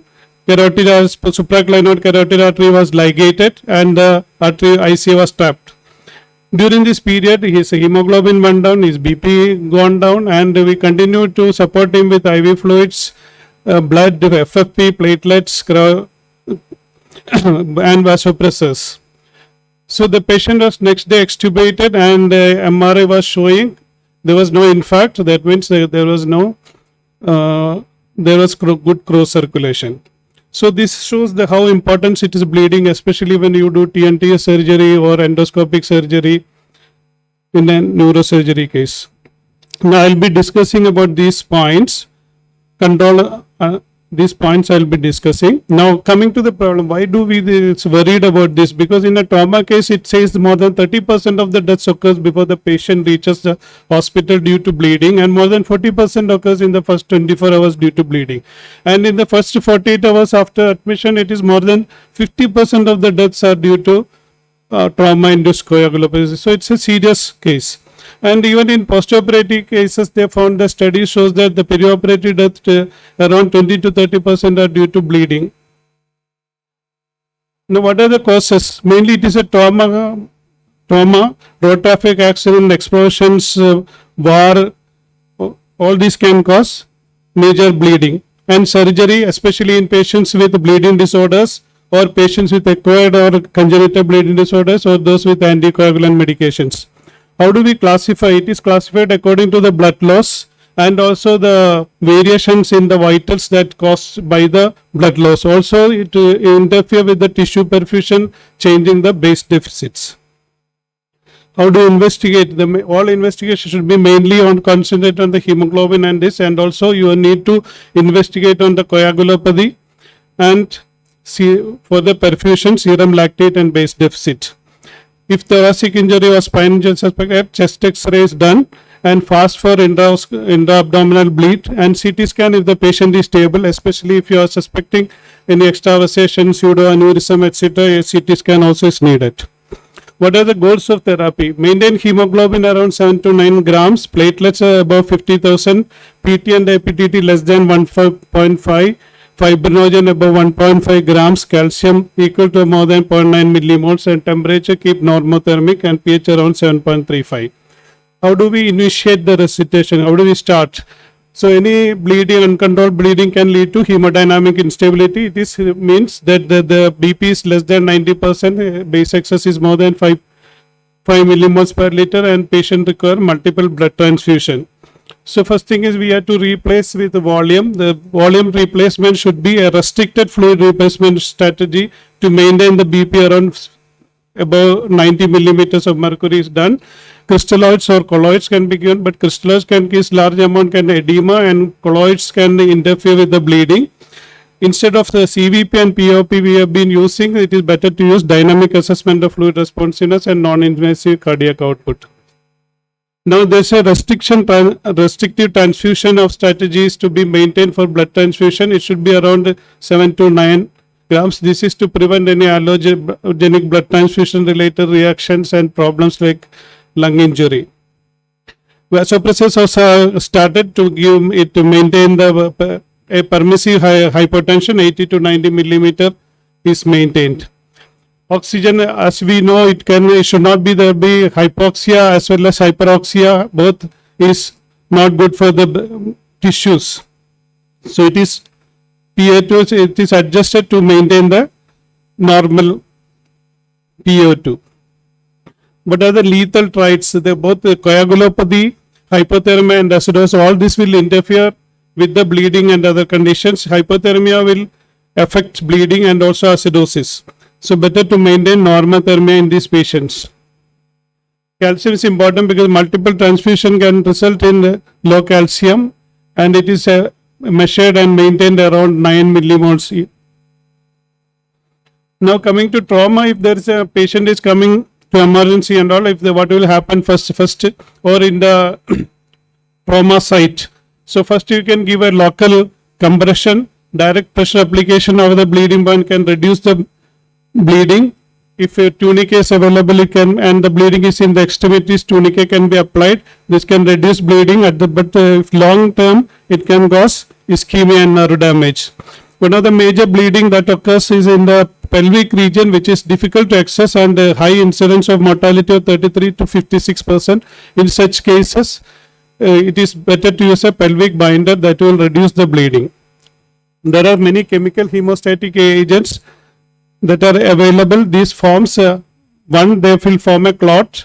They will absorb the water, increases the concentration of the clotting factors. They also form a sealant-like activity. There are many biological active agents are available. The one we use is Surgeries in neurosurgery and BioGlue in cardiac surgery. But BioGlue is not good in active bleeding. Many studies have shown that in traumatic brain injury, in many cases of bleeding, that the importance of tranexamic acid. Tranexamic acid acts against lysine, and it prevents the conversion of plasminogen to plasmin, which causes fibrinolysis. It is administered at the earliest, at least within 3-4 hours. Desmopressin is another drug that can be used, especially if there is a acquired von Willebrand disease or in platelet patients on antiplatelets. It improves the platelet function. What are the emergency intervention required? Suppose if in upper gastrointestinal bleeding, endoscopic procedures can be done to control bleeding, like gastrointestinal bleeding, epistaxis also. In case of epistaxis, plaquing is also done. Interventional radiology is another method used. Is suppose a pelvic fracture, pelvic bleeding and all, which is not accessible to surgery initially, and resuscitative endovascular balloon occlusion can be done. In the upper gastrointestinal bleeding, if the endoscopy fails, angioembolization can be done, and lower gastrointestinal bleeding also selective embolization can be done. It is embolization is the first line therapy in pancreatitis, arterial complications in pancreatitis. Now emergency surgery is being done for this, suturing, ligation of the blood vessel. Thoracotomy is done if the bleeding is more than 1500 ml in 24 hours or more than 200 ml in the first 3 hours.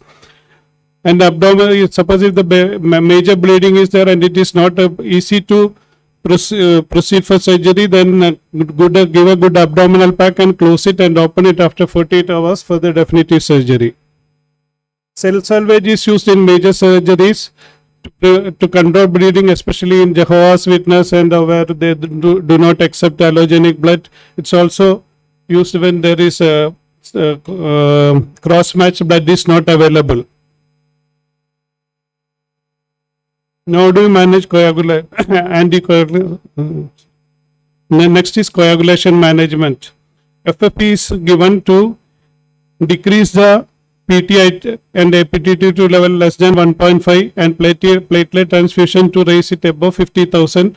Fibrinogen and cryoprecipitate are given to keep the fibrinogen level above 150 gram per liter. Fresh frozen plasma is given to keep PTT, APTT to less than 1.5. That's a wrong this thing. Less than 1.5, and viscoelastic studies or coagulation shows coagulation factor deficiencies. In major bleeding, usually we give FFP and PRBC in the ratios 1:2, but in major bleeding it is advocated to give FFP PRBC in the 1:1 ratio. Also FFP PRBC and platelet also in 1:1 ratio. The study shows there is a significant decrease in mortality when this is done. Fibrinogen concentrate. The fibrinogen is the first. It's a relatively low amount in the blood, and it is the first coagulation protein to become critically low during bleeding. It can be supplied either by using fibrinogen concentrate or cryoprecipitate. The advantage of fibrinogen concentrate is the volume is less and there will be rapid correction. Another one is recently we are using is prothrombin concentrate complex. It contains factors 2, 9 and 10, protein C, S and heparin. There are 3-factor protein concentration complex and 4-factor. In 4-factor it also contains factor 7. It also helps in rapid reversal of anticoagulation, and here the volume is less, so there is less chance of fluid overload. Recombinant factor, this is factor 7. It is mainly used in bleeding in factor 7 deficiency. Also it can be used in factor 8 and 9 deficiency hemophilia patients bleeding when there is an associated inhibitor. It's also used in rare cases of acid coagulopathy. Also it is used in fontanopharynx. If a patient is on fontanopharynx bleeding, this is also indicated. Other indication it is to administer factor 7 when all other methods fails. Factor 13 deficiency, factor 13 stabilizes the clot, so its deficiency leads to increased bleeding. So reversal of many of these patients come with antithrombotic agent. With vitamin K we can administer PCC and vitamin K. In antithrombotic agent factor 10A like rivaroxaban can be reversed with prothrombin concentrate complex and tranexamic acid. Direct thrombin inhibitor like dabigatran, it's a life-threatening bleeding it causes. Idarucizumab can be used, and tranexamic acid. And antiplatelet agent, platelet and desmopressin can be used. Also I have mentioned just now fontanopharynx factor 7 activated. So recently it is thrombophlebilax also included in the uncontrolled bleeding, because after it is a third leading cause of death after the third day in uncontrolled bleeding. So it's also included in this. So it should be started immediately with the pneumatic compressive devices, and pharmacological methods can be started once the patient is stabilized. This is Sunset at Manasasara. Thank you, Dr. Das. It was a wonderful lecture. We'll have the questions after the second speaker finishes. So it's my privilege to introduce our overseas guest, Dr. Kamila F. Shahani. She's an assistant professor at the University of Virginia, and she is quite active in her university, because I see she is a chair of UVA, Women Leadership Development, and UVA, Women in Anesthesiology, Justice, Equity, Diversity, and also the chair of Neuroanesthesia Classroom and Curriculum Development. So definitely she will be having a lot to share with us. Over to you, and we hope to hear from her. Excellent. Thank you all so much for having me here today. My name is Camilla Esfahani, and I'm from the University of Virginia, all the way in Charlottesville, Virginia. And today I have the distinct pleasure of talking to you about blood conservation.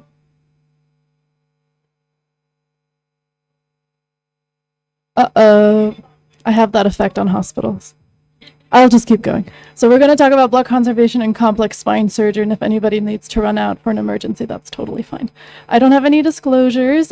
Today, I will try to review the associated risks with major bleeding in spine, discuss the recommendations for when to transfuse in spine surgery. There's some updates on that, and then describe the indications and risks for tranexamic acid and viscoelastic testing, which in my going through the literature seem to be the most cost-effective, easily implementable, and generally effective blood conservation techniques. So to get us in the right mindset before we start thinking about this, let's think about two patients. So first we have patient SE, who's a 58-year-old woman presenting for revision of her L2, L4, now to T9 to ileum. She does have a history of coronary artery disease on aspirin and has a starting hemoglobin of 13. Whereas patient AC is a 29-year-old man with achondroplasia, refusing allogeneic blood transfusions for religious reasons. And he needs a T10 to L3 decompression and PSIF. And you can see the image here on the right side, which is his back. And his starting hemoglobin is 14. So as we prepare these patients for spine surgery, we want to think about, well, what causes the bleeding? Why does that happen in spine surgery to begin with? And most of you probably know the answer, but just to summarize, they can be separated into two categories: surgical risk factors and patient risk factors. And for patients, if this is a revision surgery, there's more scar tissue, more vascularization of the tissue. If they're obese, they tend to bleed more. If they're older, they might have wider vascular channels in their osteoporotic bone, or they might just have thinner periosteum that bleeds. Certainly if they have a baseline coagulopathy or are on blood thinners, or if they have preoperative anemia, that can lead to needing blood transfusions later on. Now, the more levels you instrument and fuse, obviously the more you will actually break apart the epidural venous plexus and lead to bleeding. And then, as you can see on the image on the right, if you do greater osteotomies all the way from a Smith-Peterson osteotomy, which is just the posterior section, all the way to a vertebral column resection, you're going to lose a lot more blood as you take out more bone. Depending on the surgical approach, things matter. So posterior versus anterior, and even the bed. If you have a Wilson frame, that pressure on the abdomen can increase back pressure into the epidural venous plexus, indeed. So now that we know kind of, okay, this can cause bleeding, well, why does that matter? Well, it matters because bleeding is bad, and everybody knows that as well, right? But specifically, it's because it can impair tissue oxygenation, can cause changes in your osmotic pressure, cause hypotension, and that ultimately can lead to end organ damage, which a lot of us already know that acute kidney injury increases mortality in hospitalized patients. Gunn specifically looked at a study where patients lost more than 2 liters of blood and had a post-operative hemoglobin of less than 8 grams per deciliter and were therefore found to have 6 times greater risk of surgical site infection. This specific paper didn't find any increase in mortality or morbidity or surgical site infection in those who did get transfused. Now, I say that because Barry did an excellent systematic review of 22 randomized control trials and found that, well, the double-edged sword does exist, and so giving blood is also bad and can also lead to lots of infections. And then the usual risk of giving a blood product like trolley and taco and fever and allergy reaction. But more importantly, they found significant post-operative complications of cardiovascular complications, surgical site infections, and then increased length of stay overall to try to correct all of those complications. So looking at the various studies and thinking about, well, when should we transfuse? Should we do a restrictive or a conservative protocol? What they have summarized based on all this literature is that really what you want to achieve is a preoperative hemoglobin of more than 13 grams per deciliter, and most ideally an intraoperative and postoperative hemoglobin of 9 and 8 respectively.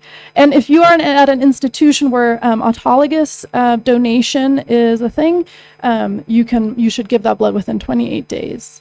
The other thing to remember, of course, is that every year we have a global shortage of blood products. And here it says 30 million blood products. And this is important because surgical bleeding accounts for 40% of all transfusions. So if we can make a difference in improving our patients' mortality and morbidity, that makes a big impact. So when we think about blood conserving strategies, the way to define that is by saying, well, how do I reduce the amount of blood products that I give because of all the risks that we just talked about? And also, how do I reduce overall bleeding in spine surgery? Well, there are several techniques that are out there. I will only be focusing on two of them in the interest of time, but also because the literature aren't that specific on what to do with the preoperative as well as some of the post-operative techniques. But certainly these are options if your institution would like to look into, for example, giving erythropoietin. But like I said earlier, TXA and viscoelastic testing has been found to be not only the most effective at reducing blood loss and transfusions, but also is cost effective and hopefully easily implementable at any institution. So brief review again over TXA. Some of my colleagues have already talked about this, which is great. So it's an antifibrinolytic. It's a synthetic lysine analog. It binds plasminogen and prevents it from converting to plasmin, and therefore you don't degrade fibrin and you maintain your clot strength. You can give this as an intermittent bolus or as a bolus with an infusion, which is what we usually do in spine surgery. And then the two CAMs are usually a low dose TXA and a high dose TXA, and we'll talk more about, well, what is the better thing to do? Anytime we use a drug in the operating room, we should know the risks and benefits of it. So know your drug. Absolute contraindications are as written here, and that's as a result of the adverse side effects of TXA, such as thromboses, hypotension with rapid injection, and xanthopsia, which is a preferred yellow color vision, and then seizure, which has mainly been discovered in the cardiac literature. Now, because of that, and because the studies have been rather small and variable on identifying, well, what is the benefit of TXA? What are the side effects? I was happy to find that the New England Journal of Medicine published an extensive paper last year, really promoting TXA. Now, what's important to remember is they went up to 2 grams per day of TXA. They looked at outcomes up to 30 days in terms of bleeding, but also in terms of what are the cardiovascular risks, such as MI, stroke, and thromboses. And what was wonderful to see, of course, is that TXA lowered relative risk of bleeding by 25% in non-cardiac surgeries. Unfortunately, they were not able to prove non-inferiority to placebo in terms of outcomes, but if we all look at the figure, you can kind of make your own judgment based on that. However, there were other data that sort of looked further into the side effects, and this critical care paper reviewed over 200 RCTs, and they did find with a dose-sensitive analysis that greater than 2 grams of TXA was associated with seizures. However, there was no association with thrombotic events, and that was only noted slightly higher in intracranial hemorrhage patients. Important to note that overall the risks were not significant. The largest database so far was published in 2021 by an orthopedic group, and they looked at over 700,000 patients who were high risk. And that's important because those are the patients we often see and have questions about. So if my patient had a history of a stroke, a heart attack, a seizure, can I give them TXA? And they looked at various dosing from 1 gram to 3 grams, and then the primary outcomes were as listed. And what they found was quite significant in that there was overall, of course, a decreased need of allogeneic blood transfusion, and there was no increased risk and complications, and no dose response pattern was noted. And significantly, there was an overall decreased cost to hospitalizations as a result of using TXA. In terms of the dosing, a meta-analysis looked at low and high dosing of TXA. And what they found is, well, any amount of TXA will reduce your intraoperative blood loss. And what they found was no significant difference between high and low. But what was significant was that the use of high dose TXA actually reduced OR time and reduced the amount of intraoperative transfusion volume.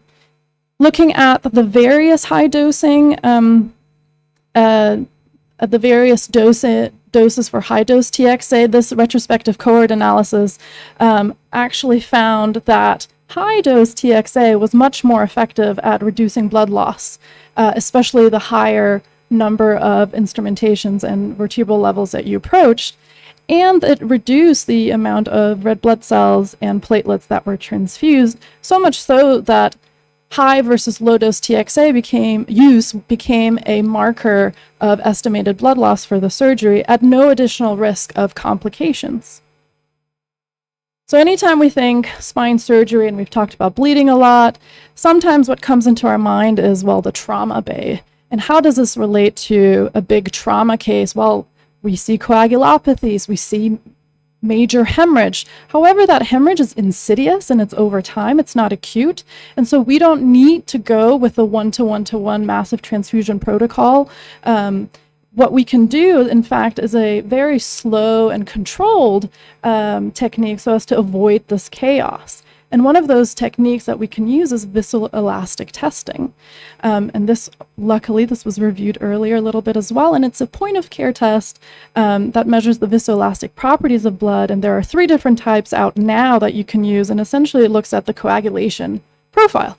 And looking at the ROTEM here, you can see that if there's any abnormality along that graph, you can actually pinpoint exactly where the problem is in the patient's coagulation cascade. So do we need to give FFP? Do we need to give cryo, or is it antifibrinolytics? So it's a real-time evaluation of the patient's coagulation pathway. And to give you an example, this is a very robust example because I had a very sick patient whom I saw this as their ROTEM, their XTEM and FIBTEM. I gave them cryoprecipitate and TXA, and you see this beautiful correction of the coagulopathy instantly. Now, my mentor and colleague, Bikian Naik, did a wonderful study looking at the ROTEM-guided approach to transfusion during adult spinal deformity and looked at estimated blood loss, amount of blood products given. And what they found was very significant in terms of spine patients don't usually need FFP, as we very long ago thought. In fact, there's a functional hyperfibrinogenemia, and as a result, we gave less FFP, gave more cryo, and ended up saving about $2,000 per patient. Similarly, our neurosurgery colleagues did a study on patients undergoing pedicle subtraction osteotomies, which is a much bigger surgery, as you know. And once again, what they found is that more cryoprecipitate than FFP was used in the ROTEM group, and that there was overall less total blood product volume transfused, but that was no longer significant when they did adjust for TXA, even though both patients had the same amount of estimated blood loss. So going back to our patients, this is how we would treat it at University of Virginia. So I would do a high dose TXA for this patient given the safety profile of TXA. And we usually run it at 30 milligrams per kilo bolus and then run it at a 5 milligram per kilo per hour infusion. And you could even argue you could go higher on that. We send a ROTEM at about 1 liter blood loss. And again, in the interest of time, I didn't get to elaborate on these techniques, but we do cell salvage intraoperatively, and the cost benefit is really when you anticipate more than 500 cc's of blood loss. As we discussed in the 2 prior lectures ago, you can decide on the aspirin. There's probably no harm, but some of you might have had patients who were on aspirin and ended up losing 12 liters of blood. That was my situation not too long ago. So because the data aren't that specific, it's up to your clinical decision and judgment. And we don't practice permissive hypotension, and we would do normotension for this patient. For the second case, it's a little more complicated because the patient outright refuses blood transfusions. So you can consider implementing a couple more tools. We certainly did tranexamic acid, and this was a case report, but we would certainly do a tranexamic acid ROTEM approach, cell salvage, and what this paper did for the patient was also acute normovolemic hemodilution out of necessity. So just to wrap this up, it seems that the general consensus is to maintain hemoglobin greater than 9 grams per deciliter intraoperatively. You should be able to give a high-dose TXA safely, but certainly keep in mind the potential seizure risk, but the data are favorable. And then ROTEM can be used to reduce the amount of blood transfusions, and then hopefully there will be a savings depending on what your institution is like. So thank you so much for listening to my talk. This is my beautiful hometown, Charlottesville, with my grandparents who are from Iran. And a little shout out to the Iranian Revolution that's going on right now. Thank you.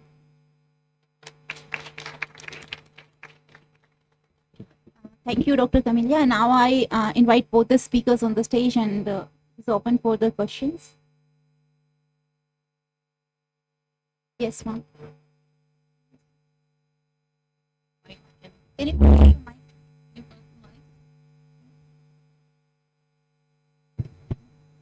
Can someone pass the mic to her?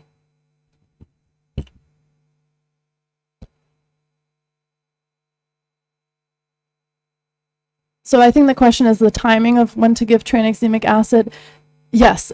So we give it before incision, and then we start the infusion throughout so that you have a steady state level as soon as trauma occurs. Thank you for the nice presentation, Camilla. But my question is, a patient came with a previous history of DVT. What is your thoughts about giving Trenexa and how you manage such patients in blood conservation? Patient has a history of DVT, and now he has come for the surgery. So the question is, the patient has history of DVT. Do you So give will you TXA? give the same amount of Trenexa and all? How you will prevent the blood conservation? So again, looking at the data, it seems fine to do a high dose TXA as long as the DVT didn't happen last week, because we don't know what would happen if we gave it in the acute setting. I will say, at my institution, we haven't changed that yet. So what we do, and you can argue it's too conservative, is we do a low dose TXA infusion at that point. Thank you.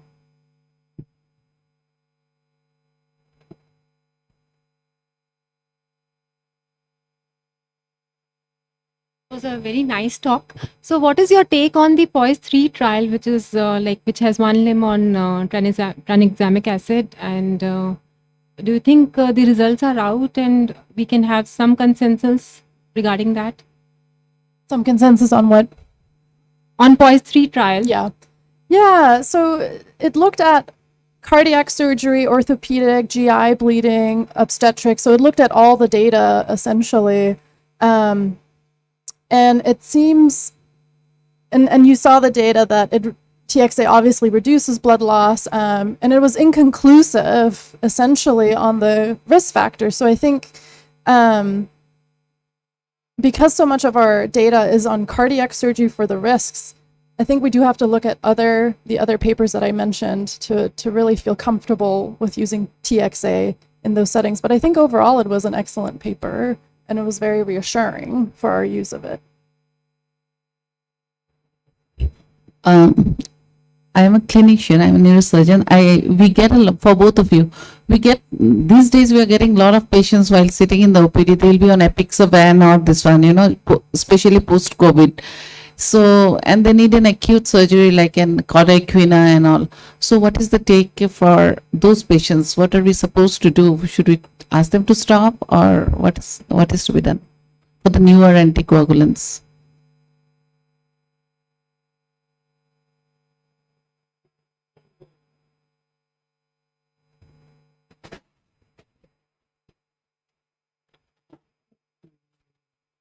Apixaban is a factor 10A antagonist.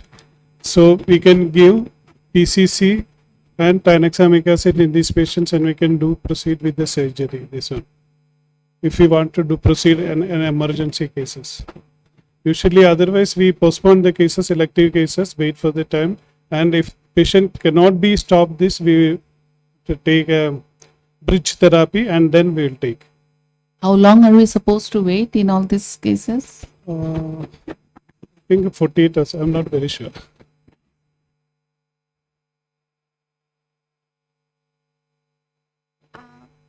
My query is to second speaker, Dr. Camilla. You verified the role of tranexamic acid to decrease the bleeding in the spine surgeries. So my query is, if in the acute trauma patients, we get the patient who are having lesser muscle power, like they may be hemiparetic or plegic. So are we not scared of giving Trenexa in those cases, or should we give routinely as to reduce the bleeding in these cases? I'm sorry, could you repeat what you're worried about? A role of tranexamic acid in the patients who are having neurological deficits, like decreased power. So should we use Trenexa routinely in those cases, or we should be scared of giving Trenexa? Well, my question to you would be, what are you concerned about? Because in terms of the risks, I find it not relative to neurological injury. Yeah. Because the patient with the deficit, they are very high risk for the DVT. DVT, I see what you mean. Yeah. No, I think you have to assess how big the surgery is going to be. Sometimes, right, when it's neurological emergency, you're usually dealing with a 1-level decompression, and you're not bleeding that much anyway. So then you can weigh the risks and benefits and say, well, TXA won't. This is not going to be a major blood loss case, so you don't have to worry about giving TXA. If it's a bigger spine surgery, again, I think it's just a risk-benefit situation, and I would feel comfortable giving TXA in those cases. Thank you, both the speakers, Dr. Gokul Das and Dr. Camilla. You have spoken very well. So anyhow, the bleeding, surgical bleeding, if major bleeding is there, there is no role of medical intervention. We have to arrest the bleeding by surgical interventions. If at all we can manage with medical management, then we can do something better. Okay. So ultimately, what are all the methods like physical methods, medical, and ultimately surgical intervention is the right way of treatment in the field of surgery. Later on, we can try with all the methods. Thank you very well. Ma'am, I would like to answer your question regarding apixaban. Apixaban can be stopped at least 2 days prior to surgery in patients who have high bleeding risk during the surgery, and 1 day prior to surgery in those cases where you have low bleeding risk. And later, it is the same. Reinstitution can be done 1 day later or 2 days later, depending upon the bleeding risk of the surgery. So this is the latest European Society of Cardiology guideline. Okay, thank you. Thank you very well.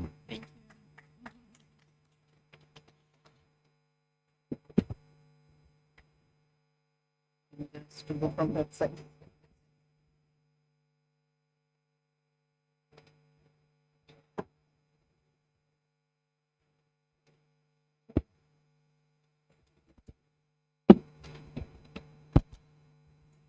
Before moving on to session 3, a small announcement. We won't have a separate tea break. There'll be a continuous tea session for next 1 hour, which will be started shortly.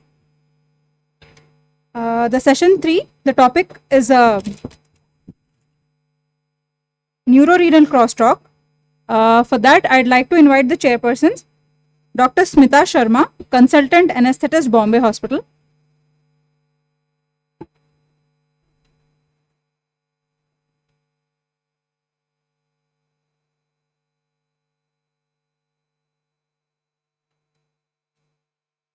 Dr. Amna Goswami, ex-professor and HOD Department of Neuroanesthesiology, Bangalore Institute of Neurology, Kolkata.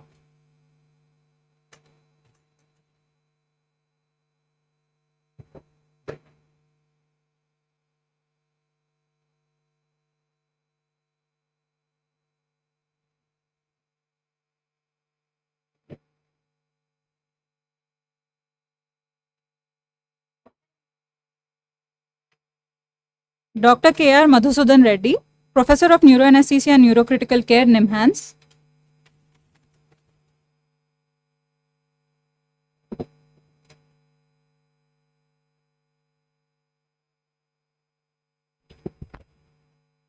A very good morning to all of you. I'd request the chairpersons to introduce the speakers for the next session, please. Yeah. So now we have this very interesting crosstalk between brain and the kidney. And the intricacies of both the injured brain and kidney are very subtle, and sometimes our treatment goals go in opposite directions. So we don't understand the subtleties. You can have a sudden deterioration, probably even death. So our next 3 speakers are going to highlight on these issues. So we'll first call the first speaker.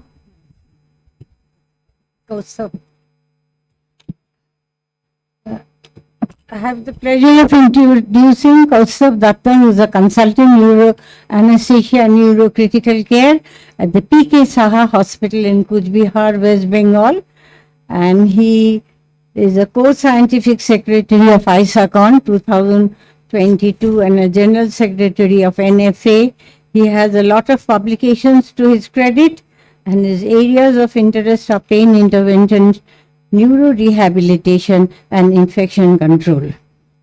Over to Kosa. Good afternoon, everyone. Thank you, ma'am, for the kind introduction. I'd be speaking on CKD patients and neurosurgery with anesthetic implications. So first, let us look at the problem. CKD is a significant global health concern with a prevalence of 15% in developed countries, while the incidence of CKD is increasingly common in surgical patients. The data in India is, however, lacking. Okay. So let us define CKD. We can define CKD based on the duration, which is chronic kidney disease based on the presence of either kidney damage or decreased kidney function for 3 or more months, irrespective of the cause, based on the GFR, which is the more commonly used criteria. So here GFR less than 60 is considered as chronic kidney disease, whereas normal GFR is 125 ml per minute per 1.73 body surface area. And any structural or functional abnormalities of the kidney, which can also be defined as CKD. Now, there are various causes of CKD. There could be glomerular disease, the most common being diabetes. There could be autonomic diseases. There could be vascular causes, including hypertension, and probably hypertension and diabetes accounts for the highest number of cases of CKD. Now, coming to the staging of CKD. So, this is the staging given by the KDIGO group. And this is the most commonly used classification. Here earlier there were 5 groups and now they've made it 6 groups. Here they have introduced G3A and G3B because majority of patients are in this group. Okay, so based on the GFR, it is normal and then subsequently decreases, and kidney failure in stage 5. So this area is where we can intervene, where the patient before he comes for surgery or before he's diagnosed. These are the interventions where we can take, especially in the group 1 and 2, where the patient can remain with the good kidney functions. Of early interventions are done, like control of blood sugar and hypertension. So looking at the pathophysiology of CKD, so any initiating factor, which could be any vascular cause like diabetes, hypertension, or exposure to some toxins, decreases the number of neurons, which also activates the inflammatory mediators, which leads to structural and permanent functional changes in the surviving neurons.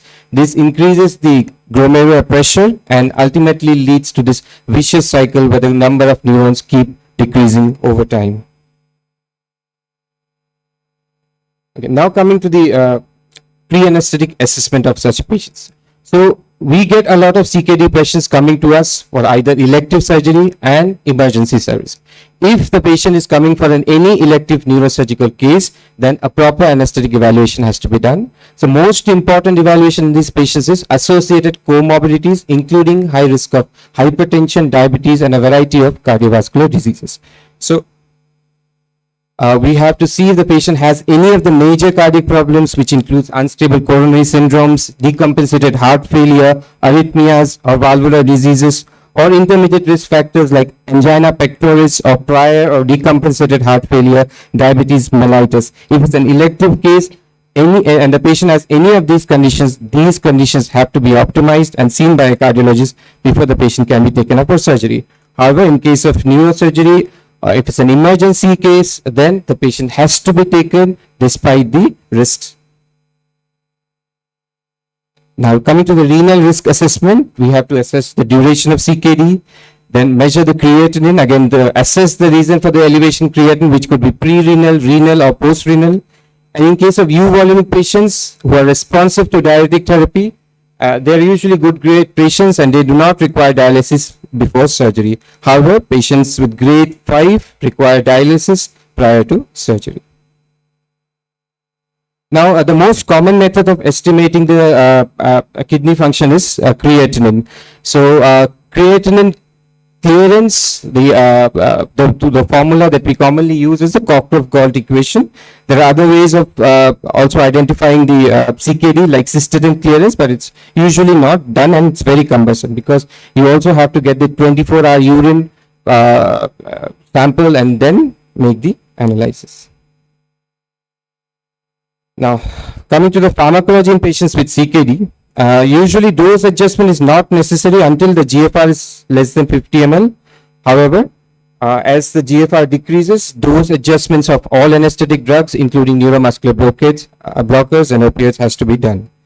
The important thing is the pharmacokinetics and the pharmacodynamics is altered in patients with CKD. So we have to have a clear knowledge of the drugs being used and the alterations in their pharmacokinetics and dynamics. Coming to the anesthetic agents that we use, sevoflurane. So usually we have seen in experimental studies in rats, they said that sevoflurane metabolism leads to formation of compound A, which is a nephrotoxic agent. However, in human studies, no nephrotoxic potential has been documented with the use of sevoflurane in the usual anesthetic doses. Similarly, the desflurane and isoflurane are quite safe to be used in CKD patients. Coming to the IV anesthetic drugs, the most commonly used drugs are propofol and thiopentone. Usually propofol pharmacokinetics are not altered by an established renal failure. However, it is important to be very careful when you're using a propofol infusion, especially in patients who are in the ICU, because of the propensity to cause hypertension. Thiopentone, on the other hand, has an increased volume of distribution and reduced protein binding renal failure, so the doses have to be decreased by at least 30 to 40% in CKD patients. As far as neuromuscular blocking agents are concerned, so initial dose which is required to produce switch suppression in of 95% switch suppression is usually larger in CKD patients. However, the maintenance doses are much lesser, which is around 30 to 40% of the normal doses. However, the most commonly used agents like cis-atracurium or atracurium that we use for CKD patients do not require any drug modification because they undergo Hoffman elimination. Now coming to other drugs like neostigmine, again the clearance is reduced, half-life is prolonged in CKD patients. Sugammadex, I mean it's been just newly launched in India, just been few months, and although I have no experience of using it so far, but they say that it is usually helpful in preventing the post-operative residual cryonisation in patients who have, especially when agents like vecuronium or rocuronium have been used. As far as analgesic agents are concerned, paracetamol is the safest of all and can be safely used. And NSAIDs, it's a well-known fact. Nobody uses NSAIDs in CKD patients, and because it's not only about the damage to the kidney, they can also cause associated problems like they can precipitate hypertension, exacerbate edema, and cause bleeding and other electrolyte abnormalities.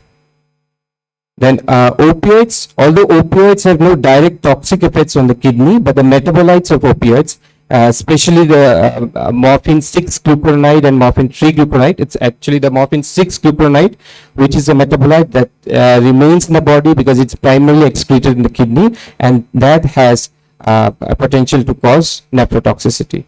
Similarly, fentanyl undergoes usually excessive hepatic metabolism and the renal excretion is very less, so it is a safe drug to be used in CKD. Now coming to the contrast agents, especially patients has to be taken for an MRI or any other radiology suit for an intervention. So the contrast agents have to be used judicially, and if at all it's being used, especially agents, especially for coiling, then you have to preload the patient adequately with fluids and use acetylcysteine. Now there is a debate whether acetylcysteine is actually helpful for patients with CKD, but I just came across a recent systemic analysis where they said that N-acetyl for chronic kidney disease, it is quite safe and it actually appears to improve the GFR and also reduces the level of serum creatinine. So common practice is load the patient with a high dose of acetylcysteine, usually 2 gram, and then slowly taper it over 3 days. What about the most commonly used agents in neurosurgery patients or in the neuro ICU, which is mannitol and 3%? Usually it is seen that the half-life of mannitol is prolonged. I mean, it's significantly prolonged in patients with CKD. So we avoid using mannitol, and if you're using mannitol, please use it at lower doses, while 3% NaCl can be safely used.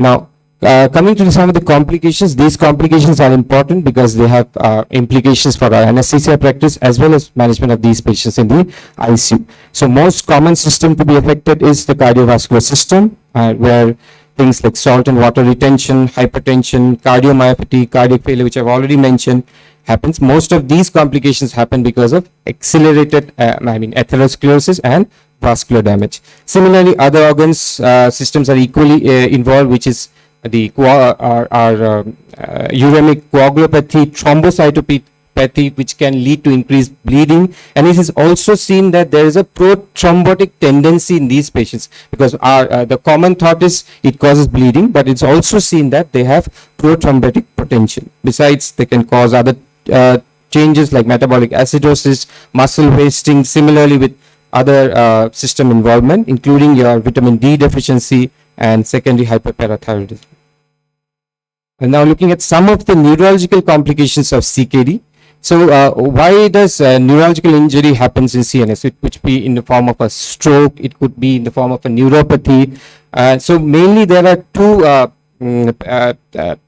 theories that are put forward. One is the vascular theory and second is the neurodegenerative theory. Vascular theory because most of these CKD patients have associated vascular problems like hypertension, hypercholesterolemia or diabetes. So what this leads to increased endothelial dysfunction and accelerated atherosclerosis. Similarly, there is a failure of phosphate excretion. So all of these lead to an accelerated vascular calcification causing hypertension and damage to the vasculature. And especially the vasculature of the brain and kidneys, they are more susceptible because they are low resistance end organs and because suddenly they are exposed to high volume of blood, which can lead to problems.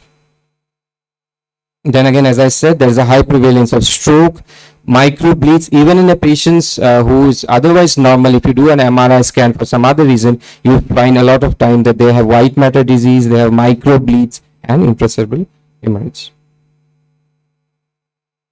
Then there is another theory, as I said, neurodegenerative hypothesis. So here there is, this theory states that because of the release of lot of inflammatory markers, which is including interleukin 6, tumor necrosis factor, uric acid. So all of these leads to neurodegeneration, including deposition of amyloid plaques in the brain. So as I said, this is the flow chart. So there is CNS complications, neuronal damage, and most of these neural damages happen because of vascular damage and other release of inflammatory mediators. And these are the risk factors, that is the traditional risk factors like hypertension, hypercholesterolemia, diabetes, age, smoking. So this is a classical finding in a patient of uremic encephalopathy. When you do an EEG, most of the times we find a triphasic waveform, that is a positive wave, there's a negative wave, again there's a positive deflection, which is classical of encephalopathy and specifically in uremic encephalopathy. Again, cognitive impairment and dementia. I'll quickly skip through this.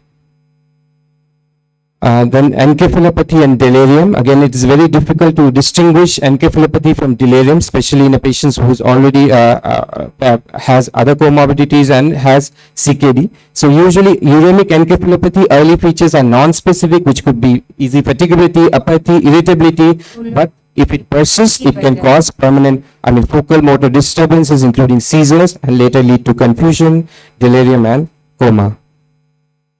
So what does the evidence say? The outcome of patients with CKD coming for various neurosurgical procedures. So here's a study where they have seen the prognostic factors and clinical outcomes of acute intracerebral hemorrhage in patients with chronic kidney disease. So they have seen that the outcome was based on initial neurological status, renal function, and the volume of hematoma. That is, higher volume of hematoma, poorer kidney function, and initial neurological status determines the functional outcome in such patients.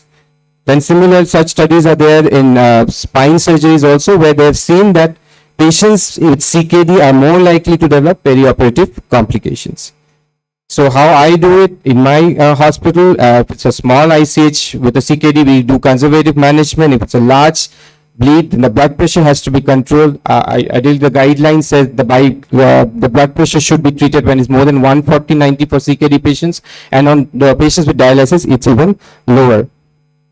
So here we have one patient who recently come to our hospital with a large capsuloganglionic bleed on the right side. Patient was a known case of CKD, not on dialysis, CKD stage 3A, and he was managed. He had a decompressive craniotomy was done, and the patient was discharged from our hospital after 7 days of hospital stay. Patient was discharged in M6 state. Similarly, there's another patient, however, this was on the left side, and this patient was also discharged, but he had post-operative, the length of stay in the hospital was slightly prolonged compared to the first case. So, I'd like to conclude by saying that all patients, CKD patients coming for neurosurgery has to be evaluated, preoperative evaluation has to be done, optimize the kidney functions whenever is possible for elective cases. The control of blood pressure is very, very important. The agents that can be used are calcium channel blockers, including and ARBs and AC inhibitors also, and if possible, beta blockers may be avoided. And avoid nephrotoxic drugs. And again, pharmacokinetics and dynamics should be known, because that is what we are playing with. And of course, recognize the complications and manage them early. Thank you. Thank you, Professor, for your succinct and thank you for keeping to time. We'll go on to the next speaker. We'll take the questions at the end of the session. I would like to call Dr. Nidhi Singh, Assistant Professor, Sanjay Gandhi Postgraduate Institute of Medical Sciences, Lucknow. She has her achievements, or she has done her DM neuroanesthesia from PGH Chandigarh, and she has done her MD anesthesiology from Ludhiana. She is a DNB and NAMS. She has around 15 peer-reviewed publications to her credit. I invite Dr. Nidhi Singh to deliver her talk.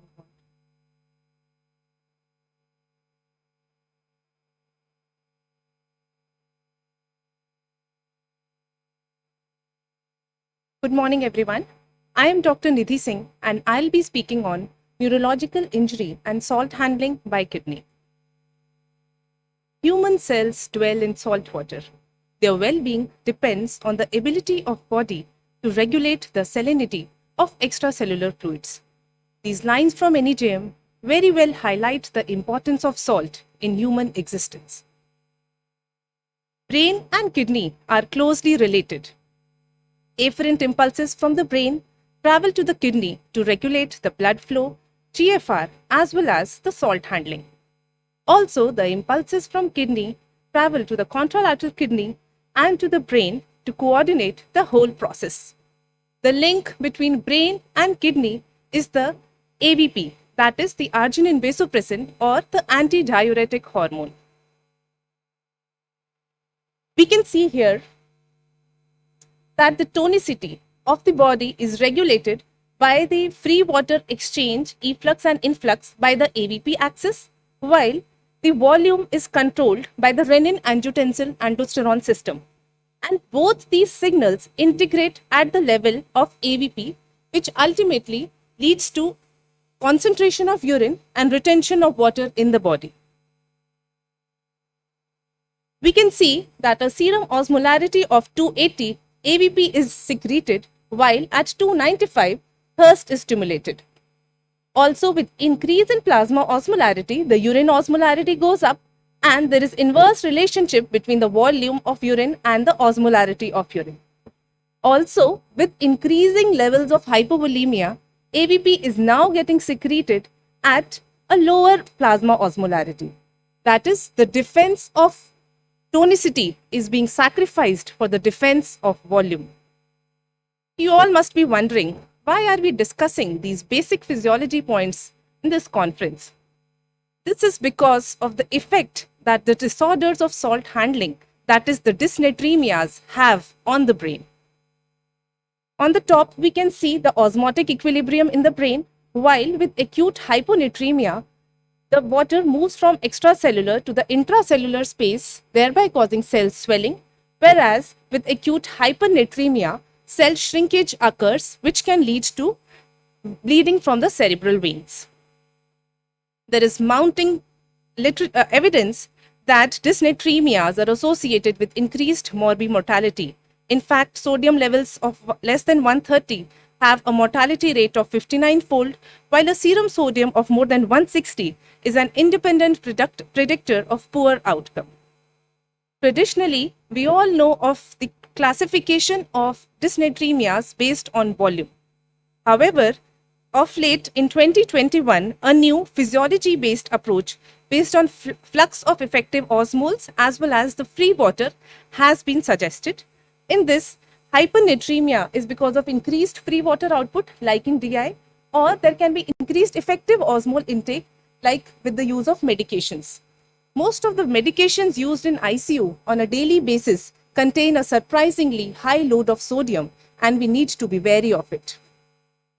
Also, hyponatremia can result because of decreased free water output like in SIAD, or with increased effective osmol output like in cerebral salt wasting. The risk factors for development of TBI is cranial surgeries, increased fluid intake in the first 3 days, and with SAH, the anterior circulation aneurysms, they are more prone to develop hyponatremia. We know serum sodium levels of less than 135 to define hyponatremia. However, in neurosurgical patients, sodium levels of less than 131, at a sodium level of less than 131, we should start evaluating the patient. Also, obtaining the levels of hormones like AVP and natriuretic peptides is not supported in the neurosurgical literature. Coming on to syndrome of inappropriate antidiuretic hormone secretion, which was first described in 2 patients of bronchogenic carcinoma by Schwartz et al. Of late, it is now called as syndrome of inappropriate antidiuresis because in around 10 to 20% of patients, ADH is not found to be increased. This is a disorder of sodium and water balance, and in few patients, these are those 10 to 20% of patients where activating mutation of V2 receptor can be found. We can see that apart from neurological injury, multiple other factors are contributing to SIAD. However, although it is a diagnosis of exclusion, it should be strongly considered if a known precipitant is present. Also, drugs are an important cause, and a review of medication history of patient is of importance. We should also consider that almost all anti-epileptics which we use commonly are sodium channel blockers. Cerebral salt wasting is nowadays called as cerebral renal salt wasting because underlying cerebral disease may not always be present in these patients. Pathophysiology is obviously obscure. However, increase in ANP and BNP along with increase in sympathetic system activity, which causes increase in renal perfusion pressure and thereby promotes natriuresis, is thought to be the backbone of the pathophysiology. Anybody can guess what is this picture? Anybody? This is actually an optical illusion, 100-year-old, and this can be looked in 2 ways. It is an ambiguous image. It looks like a duck as well as a rabbit. Depends the way you look at it. The history of salt wasting and SIAD is a good example of this type of perception. They both share same urine and lab criteria. However, what makes them different is the volume. In SIAD, the patient is in volume overload, while in salt wasting, the patient is volume depleted. Multiple other factors to differentiate SIAD and CRSW other than volume have been suggested, and apart from physical examination and ruling out hypothyroidism, adrenal insufficiency, we can look at the dynamic 24-hour urine volume and sodium, mass balance of electrolytes, short-term infusion of isotonic saline, which will improve salt wasting, and these factors, that is the fraction excretion of urate, urea, and sodium, unfortunately, these can be used only after the correction of sodium. Salt wasting is treated with volume resuscitation and pharmacologically with use of fludrocortisone. However, for SIAD, we need to restrict fluid. But of late, the consensus is changing, and because with fluid restriction in these susceptible neurosurgical patients, fluid restriction may actually not be feasible in these patients. Decrease in blood flow may lead to vasospasm in SAH patients. So, just because these patients are susceptible, maintaining normovolemia remains the norm in neurosurgical patients. Also, pharmacological management in the form of Vaptins should start early. Tolvaptan has been proven efficacious in the SALT 1 and 2 trials published in 2016. Rules with using of Tolvaptan are to initiate it at a low dose, to monitor sodium regularly, to check for liver function tests, and to be wary of rapid correction and also its high cost. Here we can see a patient who has come and presented with hyponatremia and who is being treated by an enthusiastic intern rapidly. Ultimately, the patient lands in acute paralysis, dysarthria, and dysphagia. You all must have guessed by now, this is osmotic demyelination syndrome, which occurs because of rapid osmolar shifts. First described by Adams et al. In the year 1950s, they described a patient of cerebral pontine myelinolysis. Later, it was found that extrapontine myelinolysis also occurs, and they have been included under the umbrella of ODS. But why is the pons the privileged target for development of ODS? This is because of its intricate neuroanatomy. Gray matter is endowed with capillaries, while white matter is susceptible to the neurotoxic effects in the form of rapid osmolar shifts here. Trident sign is well-known sign found on T2 or flare. We can see that there is pairing of the corticospinal and the peripheral pontine fibers, which leads to this classic sign. Also, piglet sign is a less well-known sign of osmotic demyelination syndrome only. Diabetes insipidus is a common cause of hypernatremia in neurosurgical patients, and central DI is most common. It is a disorder of renal water conservation, which is because of interruption of the AVP axis. Multiple definitions have been proposed and they are all ambiguous. However, post-operative DI, a pathophysiological and literature-based definition has been proposed in the year 2021, where urine production of more than 300 ml for 3 hours has been thought to be, should be taken to define it. Also, excessive thirst. Here we should differentiate excessive thirst because of nasal packing, which causes dry mouth, from the dehydration caused by hypovolemia due to DI. Patient who is feeling thirsty because of the dry mouth, because of the nasal packing, his thirst will be resolved with sips of water. However, it will not be resolved if it is because of the dehydration caused by DI. Post-surgery and after patient undergoing pituitary surgery, we may have fluctuations in the AVP release, and patient may have triple response, which occurs in less than 2% of patient, or a biphasic response. Here, because of interruption of the exoplasmic flow, initial increase in urine volume is followed by decrease in urine volume because of some release of AVP from the spared neurons. From this point, if the remaining neurons are able to preserve the tonicity, the patient develops SIAD. However, if the degenerating neurons are exhausted, the supply is exhausted, the patient again develops increase in urine output. So DI followed by SIAD followed by DI in triple response. Copeptin assay is the latest thing. That is, the copeptin is actually a surrogate, is a precursor derived surrogate of vasopressin, which can be easily measured in the plasma, and it is stable. It stays for long in the plasma, and multiple assays are available to measure it. So in the coming time, it can be used for the differential diagnosis of post-operative DI.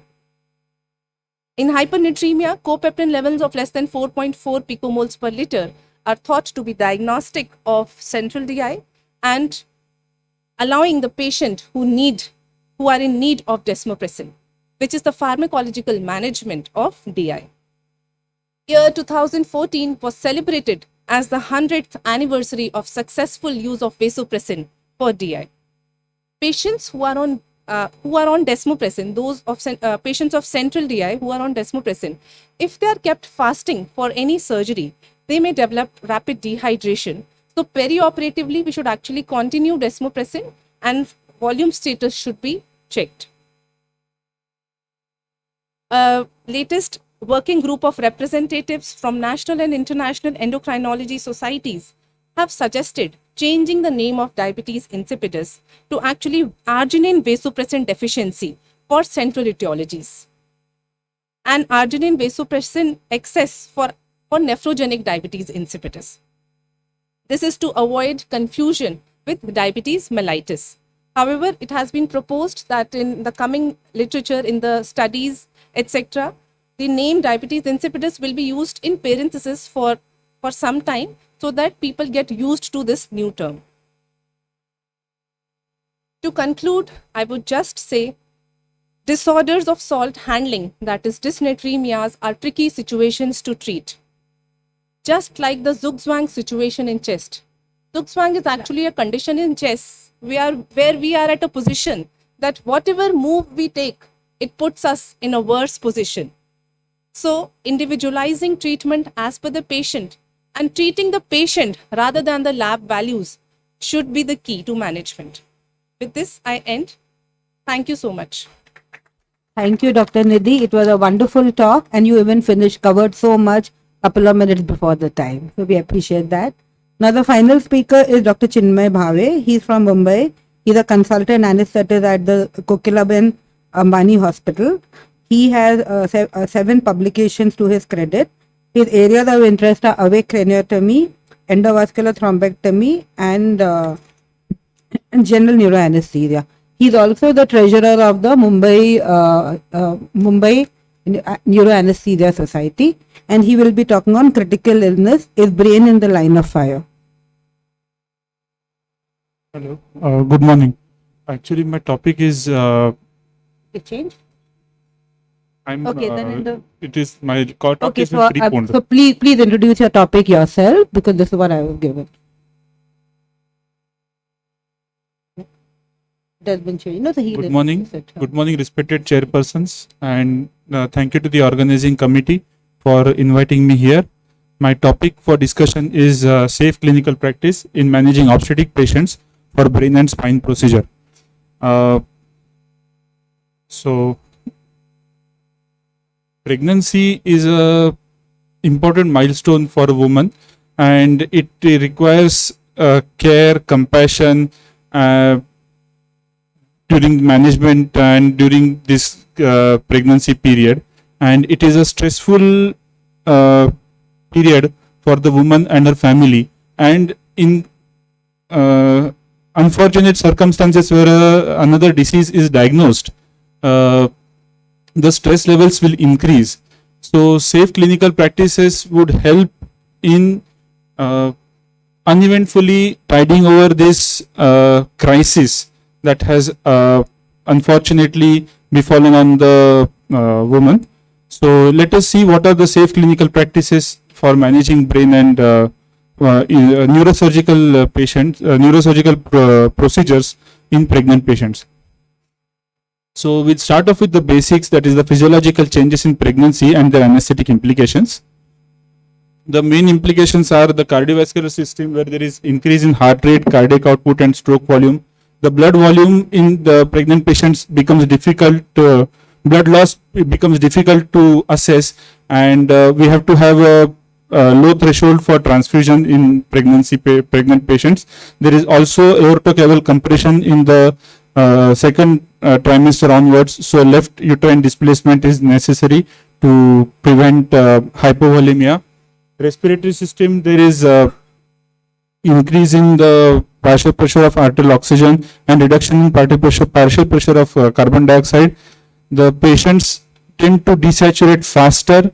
Pregnant patients tend to desaturate faster. Therefore, adequate pre-oxygenation is necessary prior to induction of anesthesia. and also the respiratory mucosa is friable, so gentle laryngoscopy and intubation is necessary for these patients. Gastrointestinal system, there is reduced bowel motility and low reduced esophageal sphincter tone, so aspiration is quite possible, so anti-aspiration prophylaxis is necessary.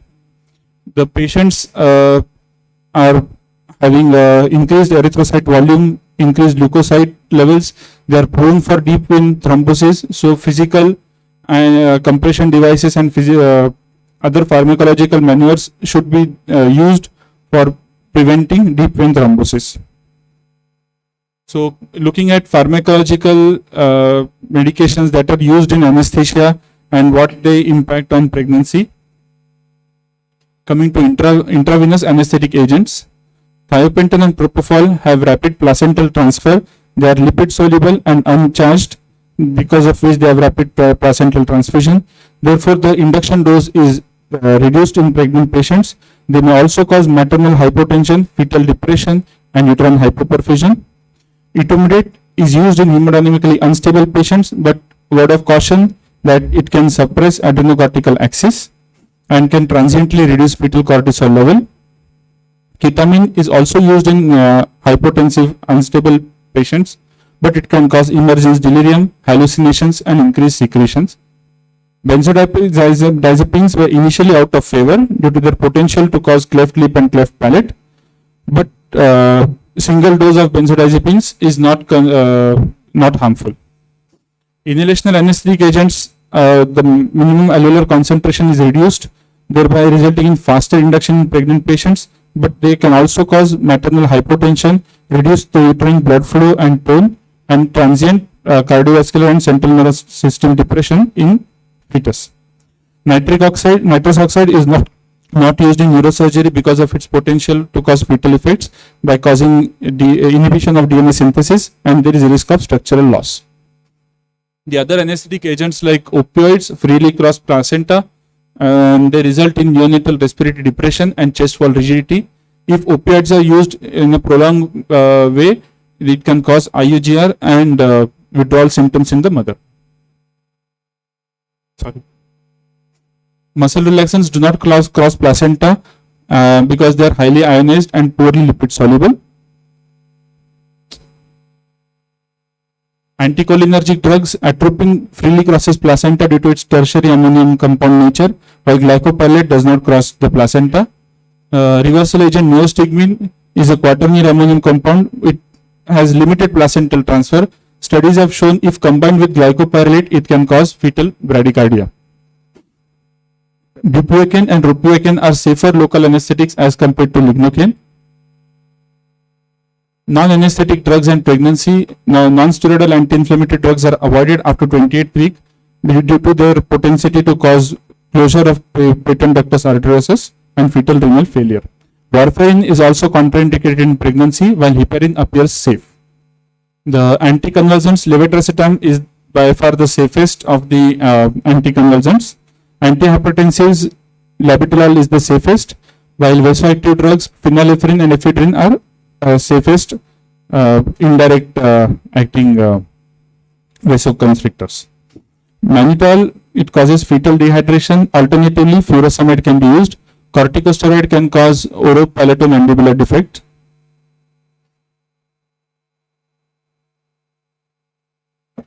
The other concerns that are seen in pregnancy are uterine blood flow, teratogenicity of the drugs, and the radiation exposure. Let us look at that.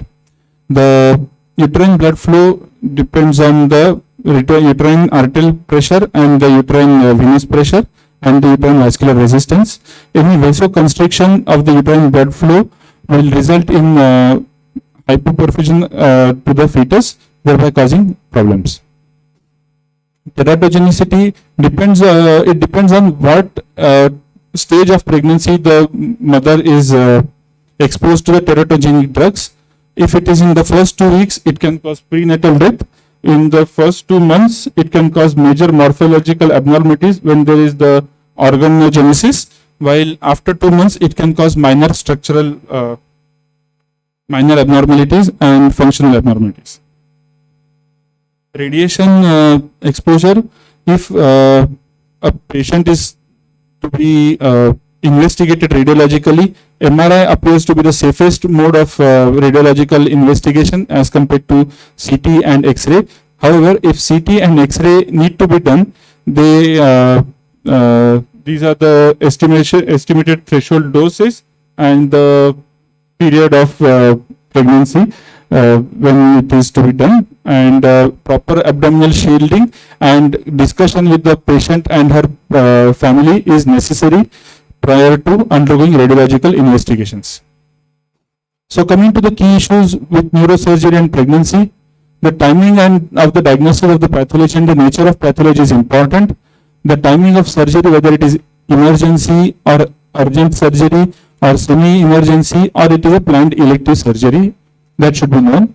Whether the pregnancy should be continued or terminated, that should be discussed. What is the patient's wish? Whether the patient needs to wants to continue the pregnancy or wants termination, that should be respected. The time and mode of delivery, whether it should be a normal delivery or a cesarean section, should be discussed. So overall, it is a individualized multidisciplinary approach that is used to guide the management. It all depends on a good team and teamwork, which includes a neurosurgeon, obstetrician, anesthesiologist, intensivist, as well as a neonatologist. The general principles include the neurosurgical considerations have a higher priority over the obstetric conditions, and emergency neurosurgery can be performed at any time during the pregnancy, and if possible, pregnancy can be allowed to continue by till about 32 weeks. Coming to some pathologies, starting with cerebrovascular pathology, aneurysms and arteriovenous malformations. These are the commonest causes of intracranial bleeds and may require emergency neurosurgical or neurointervention procedures. Section is the mode of delivery of choice if the aneurysm is incompletely treated, or if the patient is comatose, or if the duration between the two procedures is less than 8 days. And if the SH is close to term, then cesarean section is performed before the neurosurgical or neurointervention procedure to minimize the fetal exposure.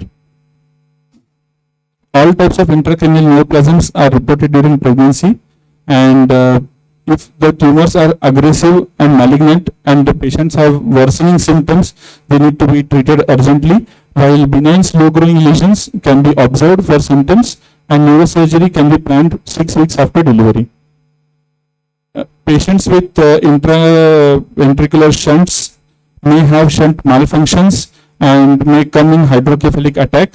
So they may require emergency shunt revision procedures like endoscopic third ventriculostomy, or shunt revisions like ventriculoperitoneal shunt if it is in the second trimester, or ventriculoatrial shunt if it is in the third trimester. One should remember to place the abdominal end very carefully to avoid injury to the growing uterus or inducing premature labor if the VP shunt is planned after the second trimester. Trauma can complicate pregnancy and can happen at, unfortunately, any stage of pregnancy. Spine surgery is indicated if there is nerve root compression and bowel bladder dysfunction. The causes may be trauma, intramedullary or intradural tumors, and disc herniation. Vicky et al. In their original article have proposed a treatment algorithm for spine surgery in pregnant patients, and modification of the operation theatre table like Jackson table and this other modification can be used to position the patient prone during spine surgery. Coming to interventional radiology suite, patients may present with stroke or aneurysmal subarachnoid hemorrhage or ruptured AV malformation requiring urgent endovascular intervention. These patients have to be adequately shielded by anterior and posterior abdominal shielding. The systemic hyperannulation is also done in these patients, which needs to be reversed prior to emergency LSCS. And one has to do the fluoroscopy cephalad to the diaphragm to minimize the radiation exposure. So the general principles of anesthetic management for pregnant patient undergoing neurosurgery include maintain maternal physiology, maintain adequate appropriate cardiorespiratory parameters, adequate cerebral perfusion pressure, maintain optimal operating conditions. The anesthetics that are used should be safe for the fetus and should allow early neurological recovery. Our main concerns being risk of supine hypotension syndrome and induction and intubation of anesthesia. There are two schools of thought. One is either rapid sequence induction as done in obstetrics for emergency caesarean section, but it can result in increased intracranial pressure and increased blood pressure. While in neurosurgery, we do a relatively slower induction, which helps to prevent rise in intracranial pressure, but it can risk of aspiration. So preoperative evaluation should include evaluation of the airway as well as hormonal profile and adequate anti-aspiration prophylaxis, fasting 6 hours for solids, and use of non-particulate antacids, histamine blockers and prokinetics should be administered. And routine monitors including depth of anesthesia, temperature monitoring, neuromuscular transmission, and invasive arterial pressure lines and central lines should be used. Intraoperative cardiotocography should be used if the expertise is available. This is a rough layout of the operating theatre setup if simultaneous neurosurgery and obstetric surgery is to be planned. The Difficult Airway Society in 2015 have released their guidelines for obstetric patients and intubation scenarios and various algorithms. So this is the safe obstetric general anesthesia. If the tracheal intubation is failed, then whether oxygenation is possible or not, and whether if adequate oxygenation is possible, whether it is safe to proceed with the surgery, and if can't intubate, can't oxygenate, whether maternal advanced life support should be called for, and perinatal cesarean section. So when to wake or when to proceed is also mentioned in their guidelines. So with emergency neurosurgery, it is not possible to wake up the patient. We have to try to proceed with whatever best, including front of neck access availability should be there. So coming to CPR in pregnancy, it should be done in full lateral position, and IV access should be above the diaphragm. One has to rule out hypoxia, and perinatal section should be done in patients having uterine height above umbilicus or no return of spontaneous circulation after 4 minutes of CPR. And epinephrine is preferred as the pressor of choice, as vasopressin induces uterine contraction. So my key takeaways are: neurosurgery in pregnancy is a unique challenge that is there for the surgical as well as for the anesthesia team, and the approach should be multidisciplinary and individualized. And application of the obstetric and anesthesia and neuroanesthesia principles are key to success of successful management of these patients. And anesthetic agents and both intravenous and inhalational are safe when used in standard doses. And neurosurgical conditions have priority or obstetric conditions, and emergency surgery should be performed at any stage of pregnancy, and resuscitation of mother is the first priority in these patients. Thank you for your time. Thank you.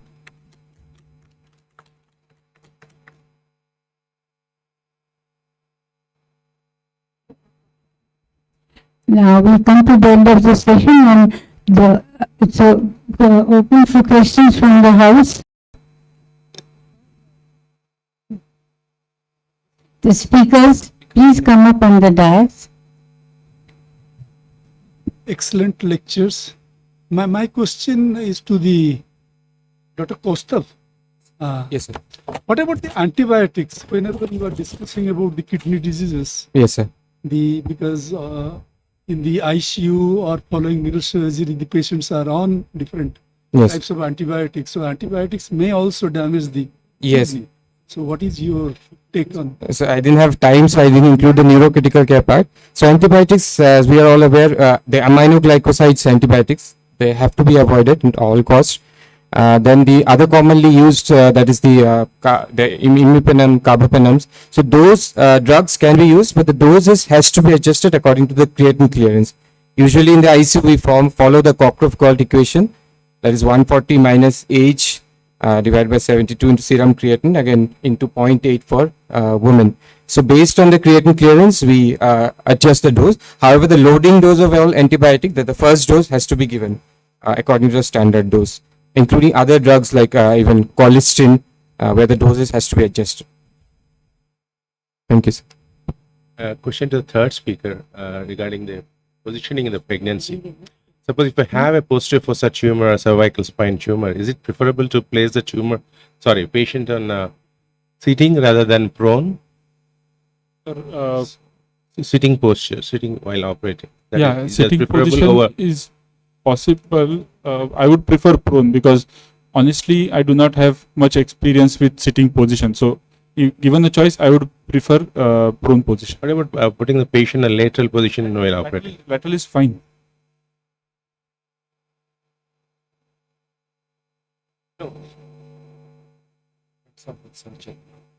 Does the pregnancy mandates a patient to be placed in lateral or sitting over the prone? That's what my question is. My question is again to you, Dr. Kosto. It was a very fine presentation. You spoke very lucidly. I would like to ask, you mentioned about a patient of ICH with a CKD. Now, if suppose we have a patient with stroke, with a hypertensive patient, uncontrolled hypertensive patients who lands up with stroke. Here, hemorrhagic stroke, ma'am? No, ischemic stroke. Ischemic stroke. Yeah. So, if in a patient with ischemic stroke, you don't tend to reduce your blood pressures. Yes. You can't reduce your blood pressures. So, what would be the impact of such high blood pressures on the kidney, and what could be the way out in patients who have CKD? Definitely, ma'am. For the ischemic stroke, the guidelines say the blood pressure has to be maintained at a higher level, which is at least 140 to 60 or even higher No, even initially. higher than that. Even Yeah. higher than 160 to 180 also, Yeah. the guidelines say. However, that amount of blood pressure is not good for the kidneys for a long time. But our priority is at that point of time is the brain, because the brain has suffered an acute insult, while the CKD is always there in the background. So what we practice and what the recommendation guidelines say is to maintain a higher blood pressure, which is around 160, which is probably a compensation between both CKD and stroke at the same time, which would maintain an adequate perfusion pressure to the Are brain. there any recommendations regarding this, like any guidelines or any stroke guidelines? The where they exact mention about threshold, ma'am, CKD? exact Yeah, threshold. Yeah, exactly. I'd gone to the guidelines. As far as I remember, it's 140 to 60 for acute ischemic stroke with CKD. For a normal patient, it is higher, 160 to 180. In CKD, I think it is not beyond 180. But I'm not very sure. It is. Thank you so much. If I can just elaborate upon it, not sticking to guidelines, but out of 25 years of having done transplant anesthesia, all CKD patients are used to higher blood pressure. In fact, we do not want the blood pressures to fall. So while we can find guidelines, it would be very nice, but otherwise, like really speaking, they are not at crossroads, the kidney and the brain, because both the blood pressure, both would benefit from a little higher blood pressure. So there will be no impact of high blood pressure Not on at the all. kidney. On the contrary, they are used to very high levels of blood pressure, So and that our should be maintained. endeavor during a transplant is not to let the blood pressure fall. Okay. So actually, normally what we do stick to 150, 90, even 160, 100. Yeah. And we only take action at above 160, 100. And this is always in the presence of the nephrologist. So, could take that as a guide. Thank you so much. Thanks. It reset at the higher level. That is the thing, yeah. Yeah, my next question is for Transplant, our purpose is different to take the blood in higher side due to the kidney have new kidney have no auto perfusion. That's why we have taken higher blood pressure after transplant. No, but even the normal kidney that other driving perfusion pressure needs to be maintained. But ma'am, normal kidney have auto regulation. No, we are talking of injured kidney. No, we are talking of injured kidneys, and we are looking at various grades of injury, like grade 1, grade 2, grade 3. So we are looking at somebody who's of a lower GFR. That's what we are talking about right now. But ma'am, question is that if blood pressure is high, then what will be the effect on kidney? Ma'am's question was that. No, so the topic was, if we go back to the topic, these are a patient of CKD coming for neurosurgery. Yes, ma'am. So hence the concerns of a slightly higher blood pressure are not to that extent. You get what I'm saying? My next question is to Dr. Kaustav. Yes. Yeah, can you, in this chronic kidney disease, is it better to give a mannitol or a hypertonic saline rather than see the surgical field, or substitute it furosemide instead of giving these two agents and causing some amount of renal injury? Is it better not to give, or to give a furosemide? Yes, we usually we avoid using mannitol, but we do use 3% NaCl. But again, 3% NaCl also has again volume overload, congestive heart failure, and also effects on the kidney because the kidney is not able to handle that much of salt. However, as you said, diuretics, we do give diuretics, especially if the CKD stage 2 or 3. But in advanced CKD stage 4 or 5, diuretics are usually not helpful, and in fact, it causes more harm, so we avoid it. My next question is to Dr. Nidhi Singh. Have you any experience with tolvaptans in SAADH? The Vaptans. Vaptans. Tolvaptans. That Yes, is sir, the one which is available. Yes, sir. At 15 mg OD dose, it is usually started, and in neurosurgical patients, usually we start it early. This is less common with neurosurgical patients. This is more common with the neurological patients. Yes, sir. So this condition doesn't arise with the neurosurgical patients. Dr. Chelani and then Dr. Devendra. This is just I want to add. Last week I was having dinner, and it was around 9:30 that Shark Tank India, the show was going on, and suddenly they were showing some pregnancy and fetal monitor. So all judges were interested in that, and everybody wanted to buy. And this, if you type on the Google, Genetry, that is the company name, fetal monitor. So this is like, 4 ECG leads are there, which are put on the abdomen, and there is a software they connect, and you see the fetal heart there. So it was something new, which just put the ECG leads like. So if you write on the Google, Genetry fetal monitor, I got the picture. It's very simple way of fetal monitoring. Dr. Devendra, and then one final comment I would also like to make. Dr. Costa, very nice presentation. One question regarding the perioperative diagnostic radiology, in which the many patients a dye has been used, intravenous dye has been used. So what is your take? I mean, what is the message regarding these patients who are CKD patients undergoing the diagnostic radiology? Perioperative, immediately, many patients goes immediately after the surgeries for the CT scan and all. Yes. So, if you're using dyes, we should use the non-ionic dyes. The most commonly used dye is the iohexol. Of course, if at all it has to be used, then the doses has to be calculated, which would prior, especially for the radiology suits, I'm saying, because they use a higher doses of contrast agents. For MRI, the doses would of course be limited.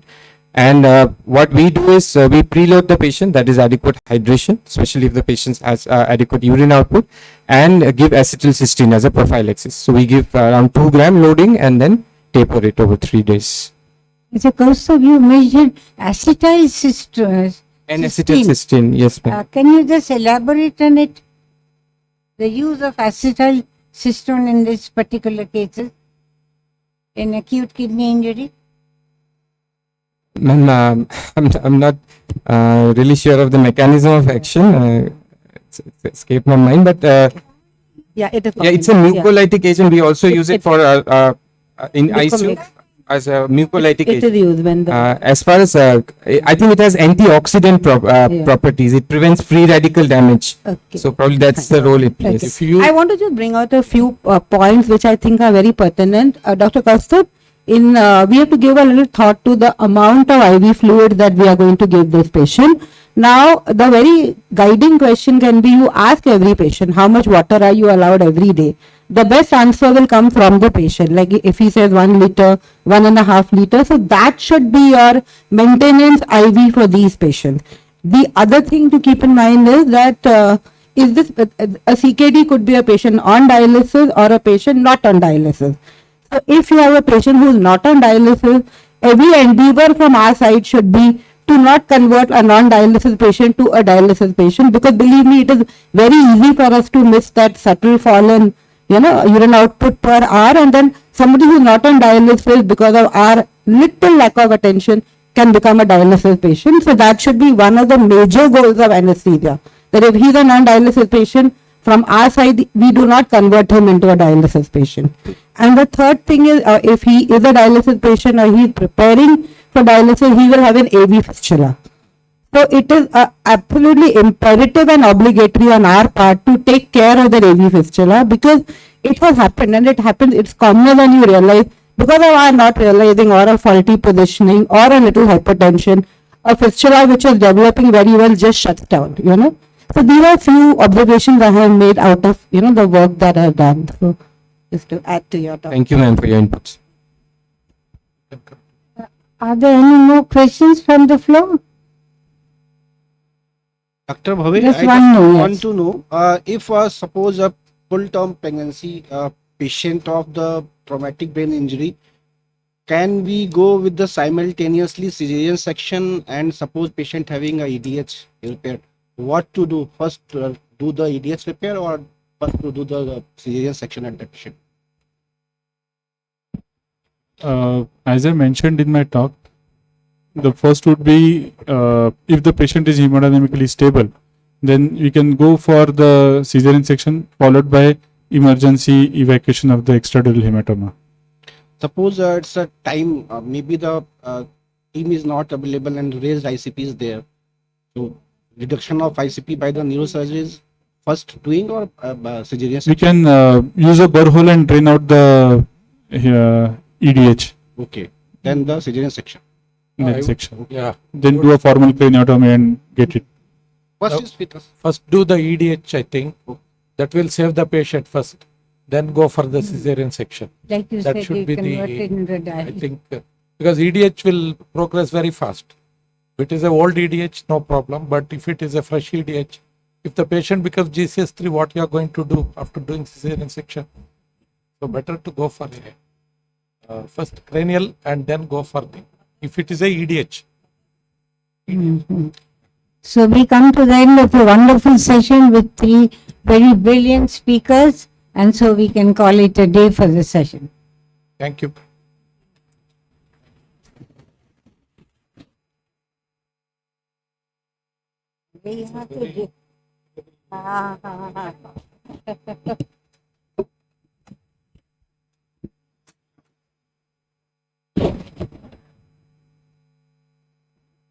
So moving on to the session 4. Do all brains react equally to anesthetics? Highlights in pediatrics, obstetrics and geriatrics neuroanesthesia. For this session, I'd like to invite the chairperson, Dr. Monica S. Tandon, Director, Professor and Head, Department of Anesthesia and Intensive Care, New Delhi.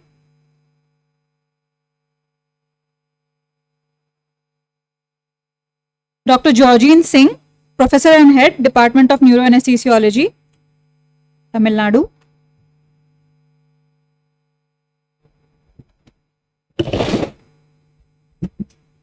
Dr. Pavani Kalyanam, Professor, Osmania Medical College.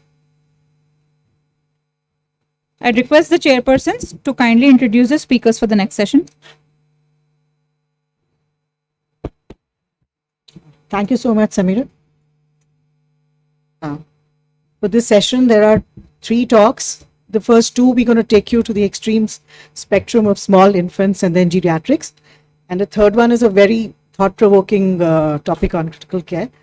The first talk today will be delivered by a very, very promising young anesthesiologist on the ISNACC horizon, Dr. Natasha Mishra.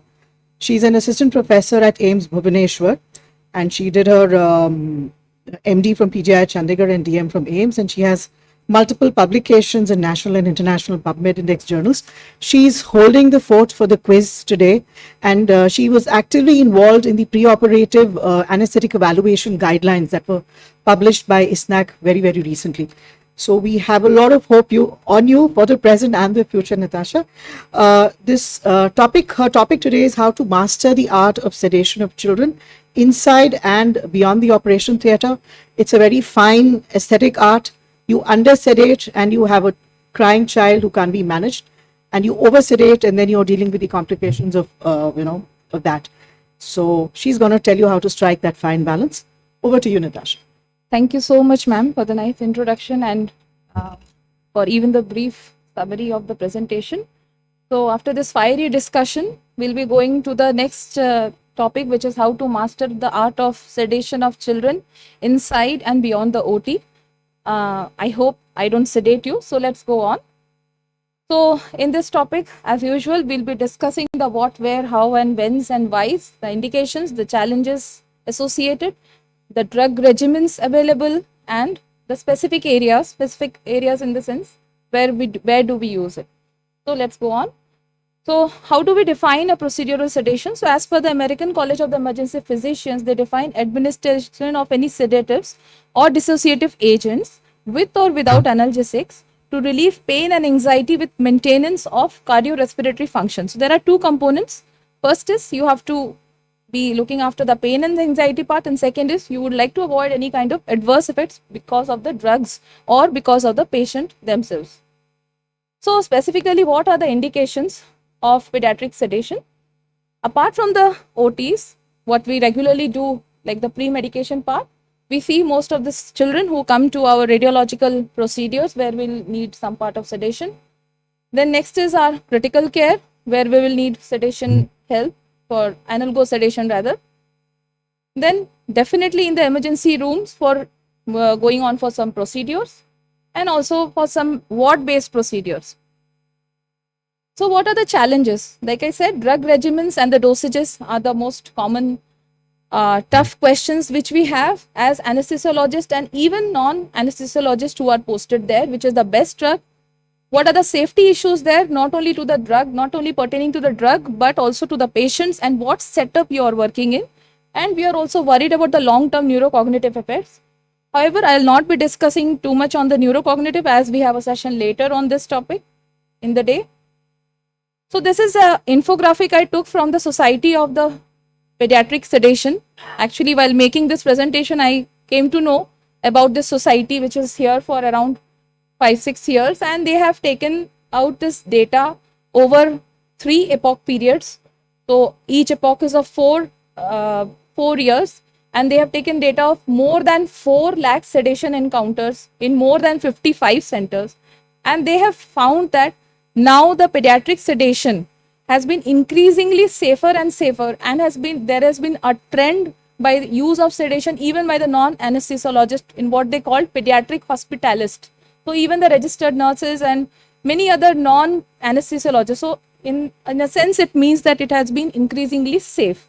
Then, and the use of chloral hydrate has been reduced, which has been a favorite for many of our seniors, although I have not used much, but yes, I know people out here who have been using chloral hydrate for years together, but the use of such agents have reduced because of the availability of the better agents. So now next, coming to the pharmacology. So pharmacology and the drug selection basically depends on majorly 3 issues. What is a procedure planned? What is your setup? Whether it's an elective or urgent or emergent situation you're dealing with. What is the duration of the procedure? Whether it will take 20 minutes, 30 minutes, or MRI may take even up to 2 hours. And what is the invasiveness and the painfulness associated with the procedure? Now, what is the level of sedation you require and how much immobility is required? Sometimes you will need a lot of immobility. The radiologist will ask that we cannot have that much of diaphragmatic movement or any limb movement. Otherwise, there will be a lot of artifacts. And how much risk of adverse events are you anticipating here? That also depends on the patient's current status. We all know about the sedation spectrum. The initial part is anxiolysis. I will not discuss much. The light sedation, and which goes till the spectrum up to the general anesthesia. Now, before going for any sedation, we would like first go for a pre-sedation assessment, which is very important. So here, since the patient is a child or an infant or a neonate, the caregiver's consent is very, very important, and you should not ever forget this first step. Then secondly, you should assure that the patient is fasted enough. You have checked the airway and there are no associated obstructive sleep apnea and all those issues associated. Are there any chronic health issues? And whether your setup is adequate enough, you have adequate equipments, you have adequate monitors, and you have adequate resources. Resources meaning to say your human resources. They are the very important part of delivering a successful sedation. Now, ideal drug, I don't think so. We have an ideal drug yet, but yes, most of the drugs are not perfect, but yeah, close to perfect, but we are accepting our imperfections will only lead to perfection. So ideal drug can be defined as any rapid onset offset where the drug is predictable and it should have a short context sensitive half time, maintenance of respiration and hemodynamics is there, and no injection pain. This is more important in case of children, and if at all a reversal agent is available. So these are the commonly used, whatever we use in the OT, I'm not going to describe. You all know about it: propofol, ketamine, ketofol, dexmedetomidine, midazolam. We are now very much well versed with the use of dexmedetomidine. Then if the patient doesn't have an IV access, these are the agents which we use, like midazolam. Midazolam can be given per oral, sublingual. There are doses, then intranasal also. However, there's a problem associated that there is a poor bioavailability with your oral doses. Whereas with the intranasal and the sublingual midazolam, the bioavailability is close to 70 to 80%. Next, we have ketamine. Similarly, it is given IM or even intranasal ketamine, which is called as INC, is also available. So that can also be given. The onset is also pretty fast, 5 to 10 minutes. Then we have our favorite dexmedetomidine. I hope many of you must have used it in the dose of 2 through 3 mics per kg intranasally. But only problem is there, we are afraid of the bradycardia events, and like the onset and the offset is also little delayed. So I'll come to those. And fentanyl also, if you require good amount of analgesia, although it's not a very good sedative agent if used alone, if it used in a combination analgo sedation, and where you think that it is, the procedure is going to be a little more invasive and the child is going to have pain, you would definitely want to have an opioid associated. So it's a good choice to have either an opioid intravenously if you have an IV, or either intranasally. Definitely we use intranasal and transmucosal fentanyls in the pre-medication part. Then obviously there are some rectal drugs which are used. Yeah, definitely in many parts of our country they are using it, but it's just for the literature purpose. So now going to a specific area, so neurodiagnostic procedures for the CT, MRI, EEG. Let's go for some reviews. So what are the specific concerns are? This could be a longer duration. You will not have a good access. Immobility and deep sedation might be required here. And you want to avoid, the child is completely inside the console and you don't want any kind of adverse effects here. So let's go for some evidence now. So first, chloral hydrate. So Cochrane has recently given a meta-analysis which says that chloral hydrate, if given per orally or per rectally, is as equal, as good as any other anesthetic agent or any other sedative agent, and the onset is also very fast. It's not of a very longer duration, but only problem is the child may puke more than other agents. So that we have got better agents now. So we have obviously, like I showed you the trend from the pediatric sedation consortium infographic. Then after the chloral hydrate has also been showed to have a very suboptimal sedative drug for children with developmental delay or children with autism, which we as neuroanesthesiologists very commonly see who arrive with autism and seizures. So they are not a very good agent for use in such kind of patients. So next, after the chloral hydrate, the next decade sedation, most common sedative agent was propofol, after which in the 2000s, it was taken over by dexmedetomidine, which has proven a game changer, and dexmedetomidine has lesser incidence of airway agents, and also if you use it in combination, it has been seen to reduce the dosage use of propofol also. So this is one meta-analysis which I found recently, which says that dexmedetomidine has all advantages except for the recovery time and the onset time, which may take a little time, and your child may lose patience. So you should be ready at what time you start with and how much time you expect. Not that you have to start pretty much earlier if you are using an IV dexmed agent. And the emergence delirium is almost same between dexmed and propofol and other agents.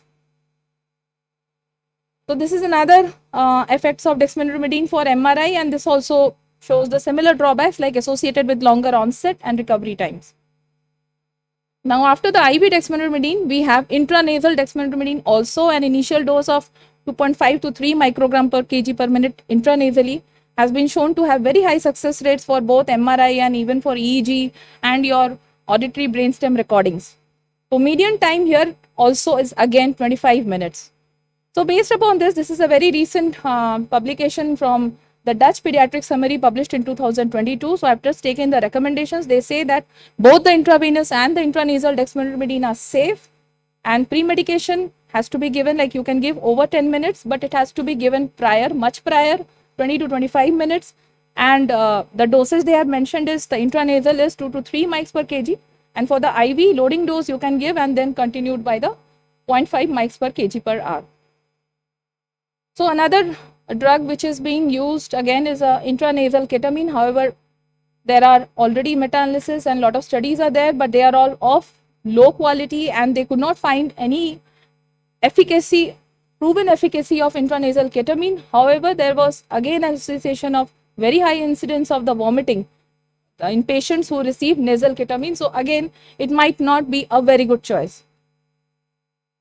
So remimazolone it is a recently launched drug, many of you know, and will it be a wonder drug or again another medical white elephant? We don't know. So these are the pretty CTRI. I could see 4 studies which are currently ongoing for pediatric procedural sedation. So this is again it's a benzodiazepine which is having a typical reversal agent. It is a very short acting half-life and it is not having a prolonged duration of action. So yeah, it is pretty much safer. But again, like it's a benzodiazepine, so it would not have a analgesic effect.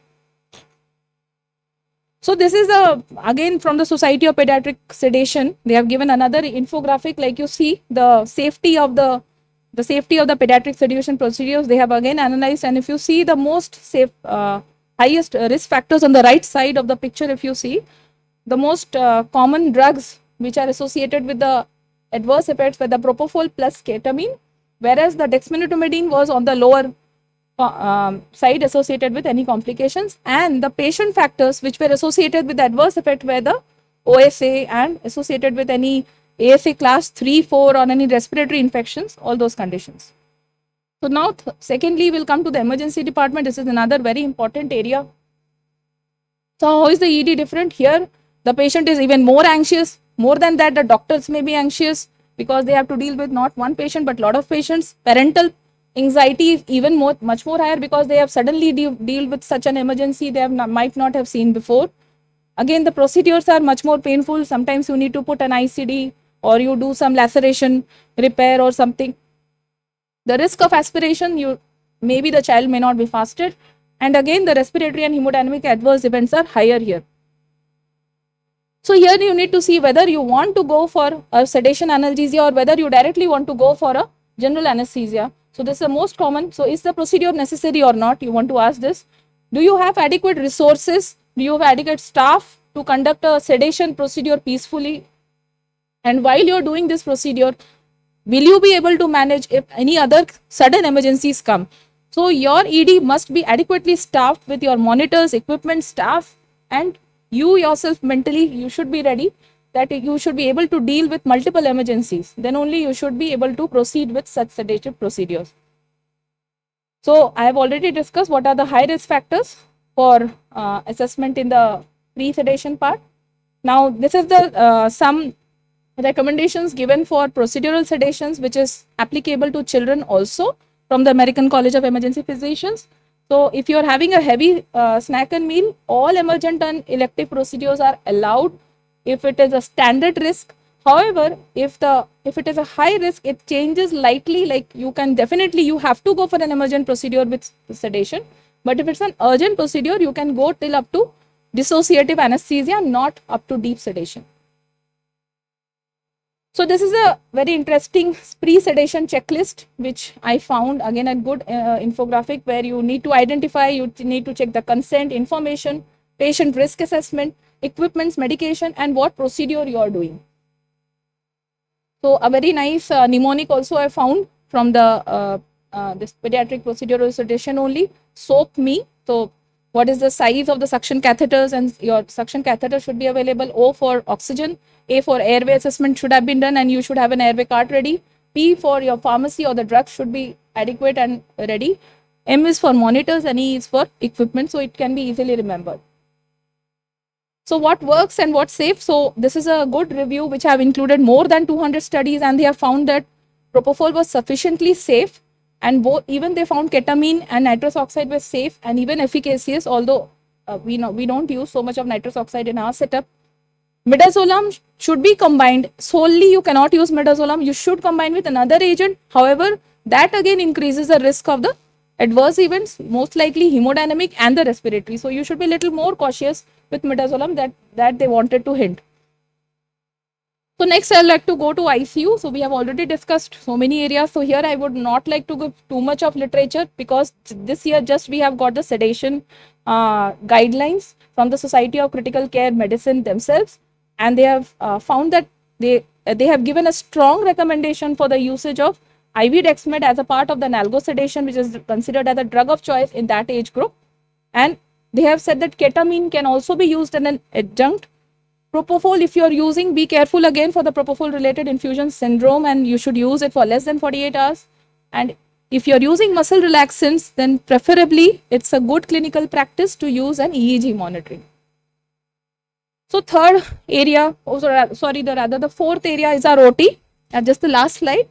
So awake craniotomy is one area where we are now searching for feasibility, whether we will be able to give sedation to the pediatrics. Also adults is already established and nothing new, but yeah, the concern regarding a child and his mental preparedness is too much, but still we are coming up with lot of literature. And in AIIMS Delhi, I know I have seen there, and they are continuously doing pediatric awake craniotomies under conscious sedation. So it is safe and feasible also in this population. However, the conscious sedation is little less.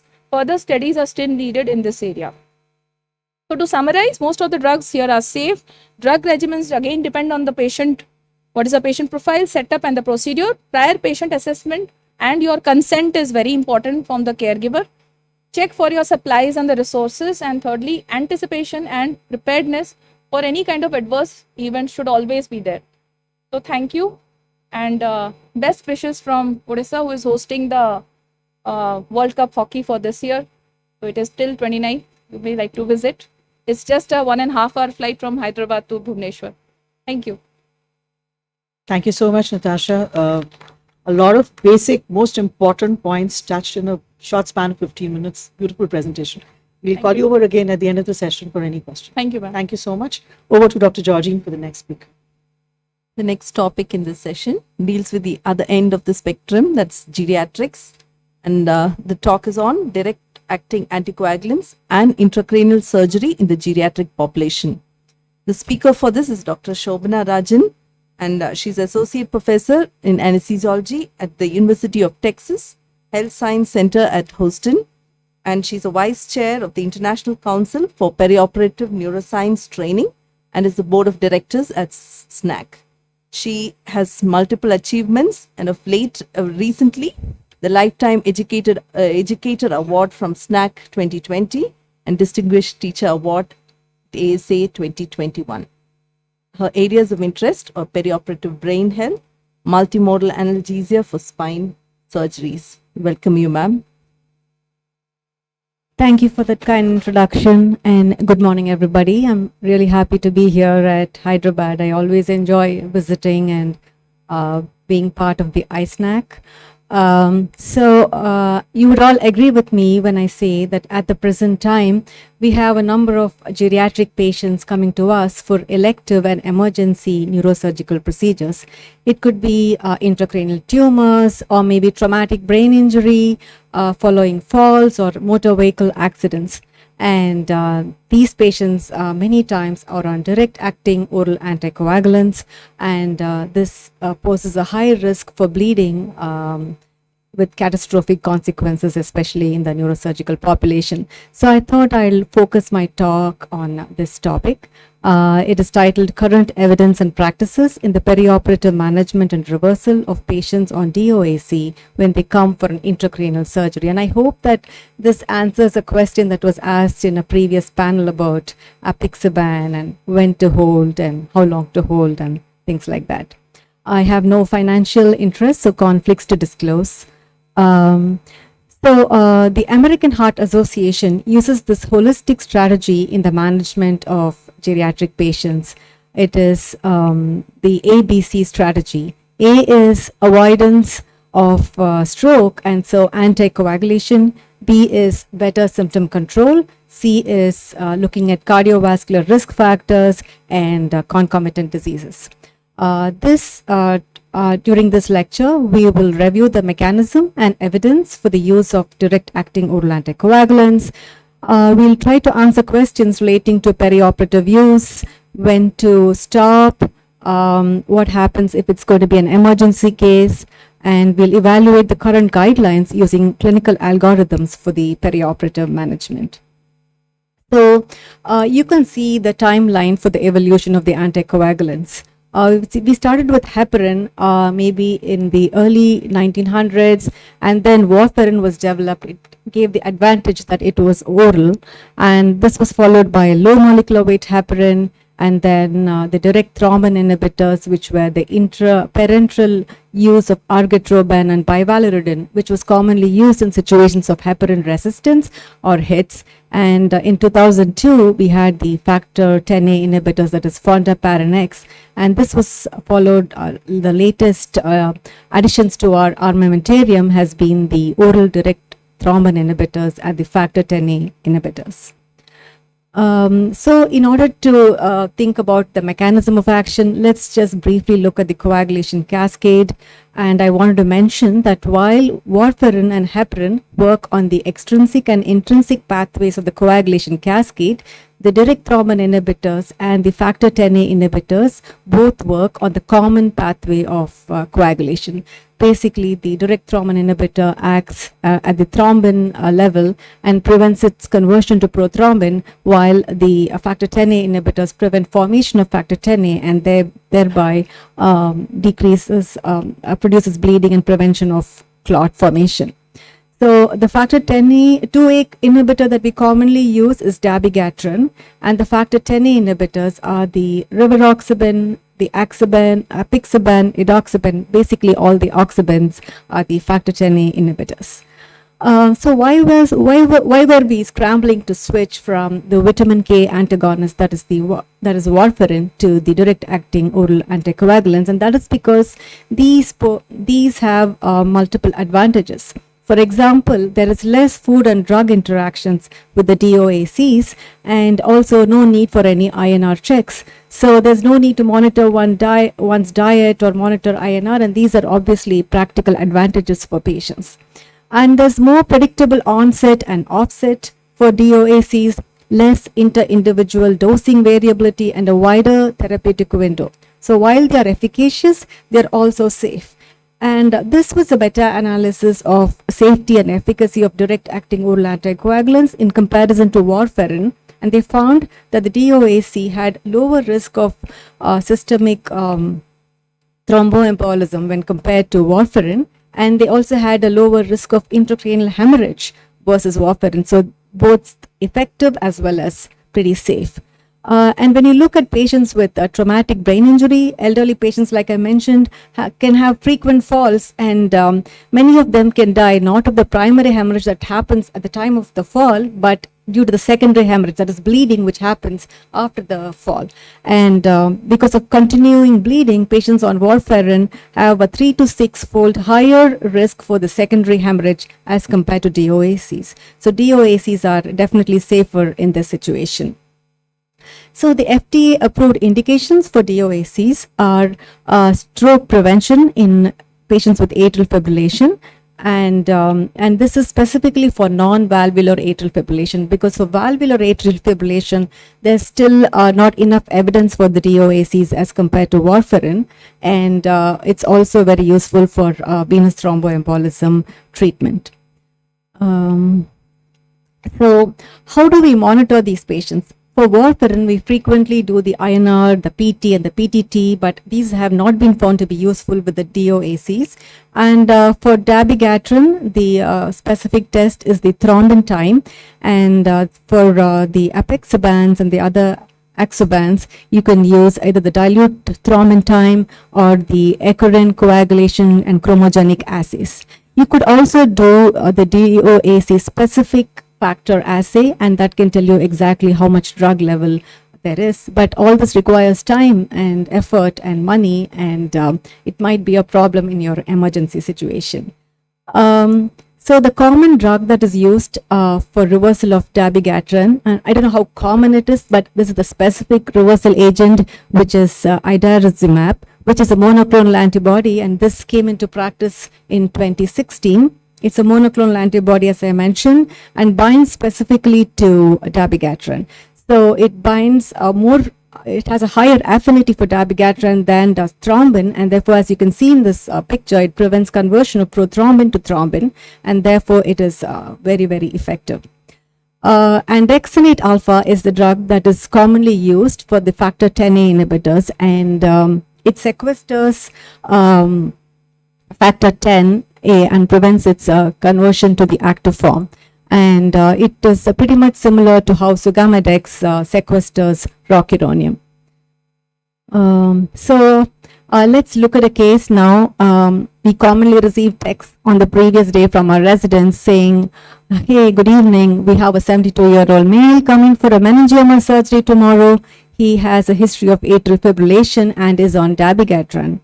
And you're already wondering, okay, now is this patient going to be at a high risk for bleeding tomorrow during the surgery? When did they stop the dabigatran? And then he says the patient went to preoperative clinic, and I'm heaving a sigh of relief that, okay, somebody must have seen the patient and checked and done what they needed to do. They're planning on an A line and a central line, and all the blood products are available. And meanwhile, multiple questions are going on in my mind to think, how long should we discontinue the dabigatran or the edoxaban or rivaroxaban before we take them up for an elective procedure? Should we use bridging therapy? What blood products should I order? What about PT and INR? I look at the coagulation profile and I see that these values are normal. And when should I restart anticoagulation after the surgical procedure? And I start frantically looking up on Google what evidence is out there, and I find that there is actually very little evidence, especially in intracranial surgery, except this article that was published in Journal of Neurosurgical Anesthesiology by Porter and Dinsmore, which is a very, very nice summary of the current clinical guidelines for the management of elective and emergent neurosurgical procedures. The only caveat is that clinical trials of DOAC have excluded the neurosurgical population because obviously they are of very high risk. Hence, this guidance is basically not from any clinical trial, but it's based on expert opinion, observational studies, and some extrapolation from pharmacological data. So the first question is, how long should we discontinue the DOAC before we can take them up for an elective surgery? So most of these drugs, basically, I want to mention that dabigatran is excreted by the kidney, and it has renal clearance is 80%. Whereas your apixaban and the other oxabans are primarily hepatic metabolism and therefore not so much affected by renal function. So this is important to think about when we should stop. But another important thing is to look at this multi-center international trial called the PAUSE trial, which was published in JAMA in 2019, and this gave a simple standardized perioperative management approach as to when to pause the DOAC prior to surgery, which resulted in a low risk of bleeding as well as thrombosis. So it takes into consideration the type of surgery. What kind of surgery is the patient undergoing? Is it like a simple inguinal hernia, or is it like a high risk neurosurgical procedure? What was the reason why the patient was put on DOACs? Was it atrial fibrillation with a high or a low CHAD score, or was it a recent or a remote venous thromboembolism? Bleeding risk again has to be taken into consideration, and what is the renal function of the patient? So while normally for an elective inguinal hernia, it is recommended that you stop the DOAC for about 2 days or 48 hours. For an elective intracranial surgery where it is, we have much more higher stakes, there's a more conservative approach, and now it is recommended that at least 72 hours have to elapse before you take this patient up for elective surgery. Now, if the creatinine clearance is lower, as for dabigatran, then you might have to increase the number of days to either 4 days or 5 days. That is 96 hours versus 120 hours based on the creatinine clearance. Whereas for the factor 10A inhibitors, you do not worry about the renal function and you just stop it for 72 hours. The next question is, should you use bridging therapy? So to answer this, we can look at the bridge trial. The bridge trial determined that bridging of patients who were on warfarin resulted in higher bleeding because you're adding another anticoagulant like either low molecular weight heparin or actually heparin before the procedure, and this increased the incidence of bleeding without any difference in thrombosis. And so they recommend that in general, because of the rapid onset and offset of DOAC, most of the time you don't have to do bridging. It is unnecessary. However, if you think that the patient is higher risk, recurrent and multiple episodes of venous thromboembolism, you could potentially place an IVC filter in these patients before taking up the patient for an elective or an emergency elective procedure. When do we restart the DOACs? And this depends upon how the neurosurgery went. Most guidelines recommend that you could restart within 72 hours if hemostasis has been achieved, and neurosurgery tells you that, okay, everything has gone on well and there are no neurosurgical problems. If the patient cannot take it orally, then at that point you can potentially bridge and then start oral anticoagulants. Now let's look at an emergency situation. You're on call and you have this patient who's a 67-year-old male who was in a motor vehicle accident and suffered from a traumatic brain injury. On looking at his history, this patient has been on DOACs for venous thromboembolism. Or look at this patient. He's a 67-year-old with an intracranial tumor referred for urgent surgery due to recent deterioration in neurological status. So one is emergent and the other is urgent. So if neurosurgery is urgent, then this is quite a challenge, not just for the neurosurgeons, but also for us as neuroanesthesiologists. And many times their anticoagulation status is uncertain. So the best thing is to find out when was the last dose of DOAC. So if the patient has a proxy who's reliable, you can talk to them and ask them when they took the last dose. And based on that, you can decide about having either giving reversal or, if you can postpone the case a little bit, you can try that. So as I already mentioned, the reversal agents are either idarucimab or andexanate alpha, but it's preferable not to use them unless it is really, really necessary, because these are not only effective, but also extremely expensive. A single dose can be anywhere between $3,000 and $30,000, and hence it should only be reserved for the true emergency. So if in this situation, you can try and look up lab tests, but again, as I mentioned, INR values are not reliable, so you might have to do either the thrombin time or you can do the drug specific assay, again, if time permits. Now, if it's going to be emergent, just go ahead and reverse and do the case. But if it's not emergent, you can look at all these lab values and then the DOAC specific drug assay. And if it's more than 30 nanogram per ml, then you can go ahead and do the procedure. But if less, again, consider reversal agents. So to summarize, in the absence of clinical studies to provide evidence for safe and management, the above guidelines serve as a conservative approach to balance the risk of bleeding versus thrombosis in this patient population. And possibly in the future, these recommendations will be refined as we get more clinical experience and we see more and more patients and more studies become available. Thank you for this opportunity.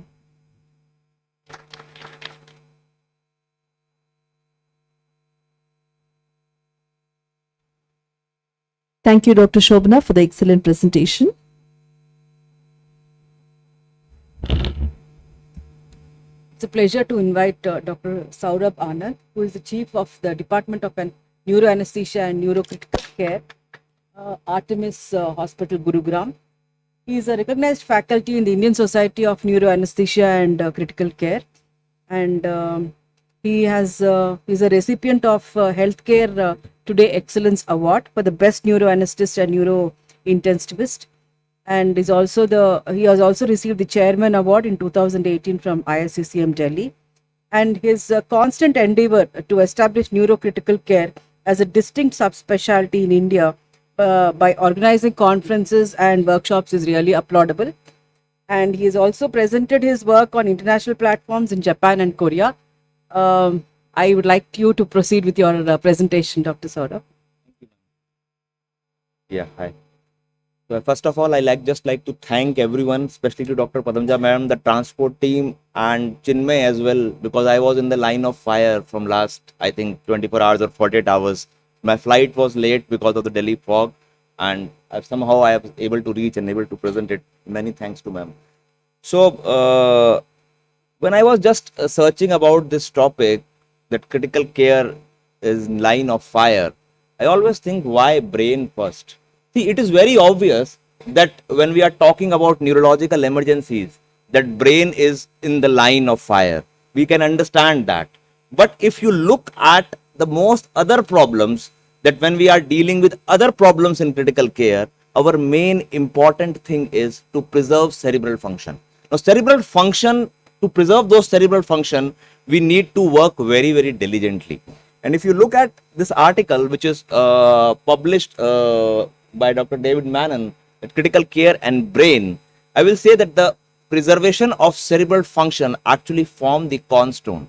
And in critical care, it is a must, so that a brain-centered approach should always be there, irrespective whether we are dealing with the neurological emergencies or we are not dealing with the neurological emergencies.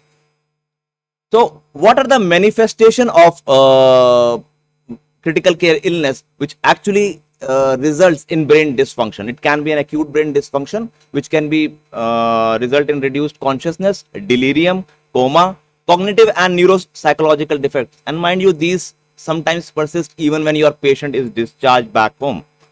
Now, if you look at this article, this is very similar to the topic which has been given to me, critical care illness, the brain is always in the line of fire. This is an article which is published by Dr. Martin Smith. And if you look at this blue, red and yellow boxes, these are actually risk factor and the contributors of the insult which can happen to the brain in any of the critical care illness. But if you look at this red box, apart from this, we know that sepsis is a very, very common thing, and septic encephalopathy. Sometimes there is a patient of pneumonia, I will say.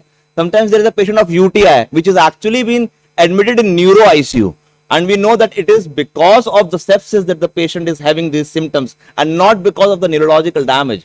Second thing, if you look at these systemic insults, we all know about the hemodynamic insults and we all know that we are going to preserve it at any cost. But metabolic and electrolyte disturbances, these are always needs to be corrected as soon as possible. And just a word about the medications. If you choose your medications right, then the effect of those medications, as Nitasha was rightly pointing out, the midazolam slowly and steadily is going out from our armory. And if you look at the critical care publications about the sedation in ICU, you will feel that midazolam is more and more causing delirium, and that is why midazolam is being out from the armory of a critical care intensivist.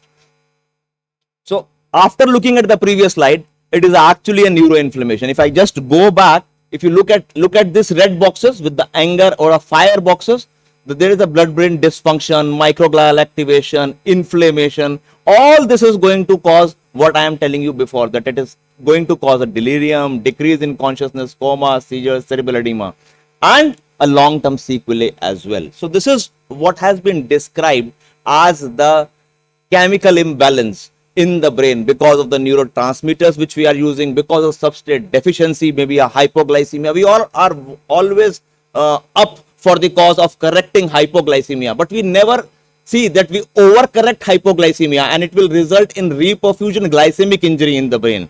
So we always know that tighter control is going out. But yes, if you are able to maintain that tighter control, it is going to do wonders with your brain. So a word about sepsis and encephalopathy. If you look at the data, an acute encephalopathy is reported in up to 70% of the patients with sepsis. Now, sepsis is associated with encephalopathy and can lead to permanent neurocognitive impairments. EEG findings of sepsis are characterized by diffuse cortical dysfunction and generalized EEG slowing by theta and delta waves in EEG as well. If you look at the EEG findings and association with adverse outcome, you can see that if there is electrographical seizures and even pleds in the EEG waveform of a septic patient, it can result in adverse outcomes of the patients. And most of the time, these episodes are non-convulsive in nature in septic patients. So a continuous EEG monitoring in this subset of patients, when your patient is still showing an acute encephalopathy and your patient is not being corrected, despite hemodynamically he has been stable after correcting the septic shock, if you are able to give antibiotics and the patient is improving on other parameters but not on encephalopathy, do get an EEG done like we do in neuro when your radiological picture doesn't match with the clinical picture. It is very similar to that in sepsis as well. And this is a very good article which actually says about the EEG monitoring in the unit where the sepsis is a predominant cause of septic encephalopathy. Now, if I go to the management, your management is actually simple. It is not difficult. Your management is causing no harm. Whatever supportive therapy you are using to manage your critical care ill patients, you should not cause any harm to your patient. So this is more prudent to brain than any other organ system in the body. So if you look at the management, your pain assessment, sedation, analgesia and delirium protocol, most of the time we don't look at those sedation assessment and we don't peep into nursing charts to look at what sedation score nurses are giving to the patients, what are the pain scores which the nursing are giving to the patient. But most of the time your protocols should be dependent on those scores. You should perform daily sedation stops, reduce the use of benzodiazepine and opioids, and as much has been said about Dexmed, this is becoming a dearer and dearer friend of neurointensive care, of a neurointensivist in our ICU, and we are more often using Dexmed in our patients. A word or two about perioperative delirium, or I will say ICU delirium. If you look at the definition of delirium, delirium is a cognitive disturbance characterized by acute and fluctuating course of inattention and awareness. So while the word acute actually represents that it is a reversible phenomena and the fluctuating denote the variability of the symptoms. So most of the time it is reversible. It is a short-term phenomena and your management is very, very prudent when you are dealing with a delirious patients. And you should have a score to measure, see what kind of your patient is having delirium in your ICUs. So what is our goal when we are sedating these patients? Our goal is a calm, alert and a pain-free patient. But then again, I just wanted to emphasize about the assessment of the sedation score and your pain score. It is a necessity in your ICU. Do look into the nursing chart, what kind of CPOT score they have given to your patient, what kind of RSS score or behavioral pain score they have given to your patient, and manage your sedation protocol according to that. Because if you manage your sedation protocol according to the scores, you're able to give less of a sedation. You're able to manage those patients in a decreased dose. And another thing, the right medication and right dosing is also dependent on these scores. So if you just subset your patients in ICU about the sedation requirement, you can just subset it largely on those patients who are intubated and mechanically ventilated. Those patients who are intubated and mechanically ventilated can be divided into hemodynamically stable or unstable patients. Sedation, those patients who are non-intubated can be agitated and delirious. So it's actually a very, very tedious task to give sedation in those patients, and no one drug can do wonders in these patients. But yes, if you have a protocol, in managing all these patients and you able to subcategorize those patients at what length and at what doses those sedation is being needed in these patients, you are able to do justice to your patients. As I was talking about why benzodiazepine is being going out of our armory, if you look at, there are n number of articles which says that benzodiazepine associated delirium is there in critically ill patients. And if you look at this article which is published in Intensive Care Medicine, the take home message was that benzodiazepine administration increases the risk of delirium in critically ill patients.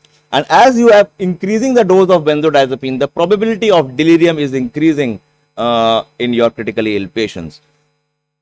much have been said about Dexmed use in the operative area, in the pre-operative area, in the ICU. But I will say that if you judiciously use Dexmed, Dexmed is very important. I will say the drug in your hand, which actually can use in a non-intubated patient and a delirious patient. So if a delirious patient is there and he is going haywire in your ICU, you can actually use Dexmed because it gives you a unique advantage. It gives you a anxiolysis, sedation, and without respiratory depression. So it's a drug which can be used alone. Yes, I know we are not going to sedate that patient very deeply, but yes, there is definitely a place of Dexmed in a neuro ICU, and we are using it more frequently in our ICU. So there are different articles, and if you see this article, Dexmed for treatment of hyperactive delirium, which is refractory to haloperidol in non-intubated ICU patients. This is a RCT which actually shows that delirium is a useful rescue drug for treating agitations due to delirium in non-intubated patients. So my experience, and I will say the audience will also agree, that Dexmed is the drug to go in the coming years, unless and until we find a better drug than that in our armory. So the protocol should be analgesics prior to sedatives, fentanyl infusions, and if required, propofol should be added, like a ketofol or a fentanyl propofol infusion combinations. We have in our ICU stopped using midazolam plus fentanyl infusion for sedation. We are using midazolam only for a status epilepticus patients in neuro ICU, and we are using Dexmed quite often. We are also using ketamine in those patients who are hemodynamically unstable, and we combine at that time we use midazolam with ketamine to prevent the side effects of ketamine. A word about the glycemic control.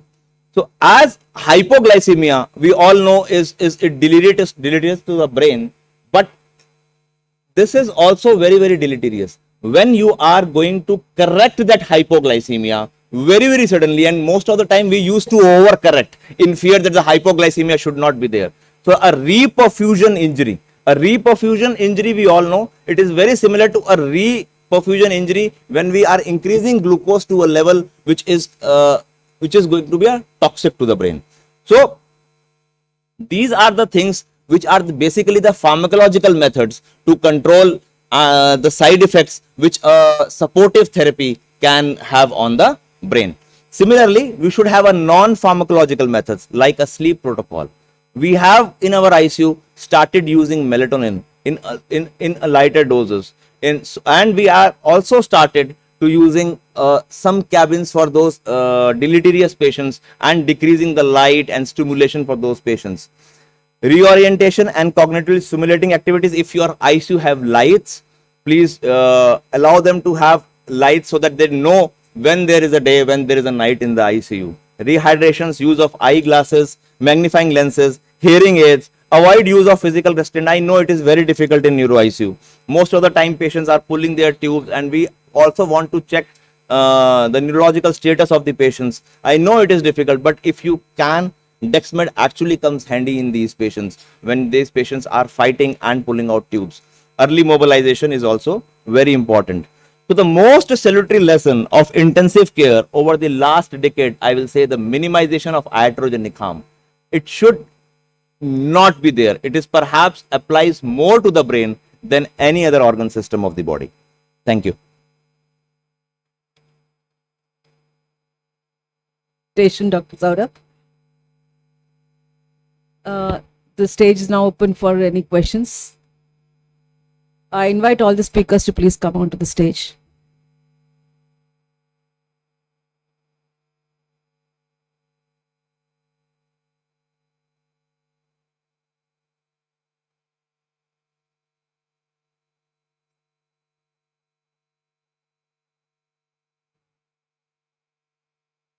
Ramamani, why don't you come over to the mic? We would love to hear you.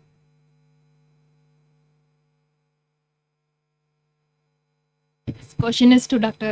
Saurav. The melatonin use in ICU, how much? What is the I have a very little experience. We have just started using it from last 3 months. There is an intranasal spray also available now as a melatonin, and 8 milligram.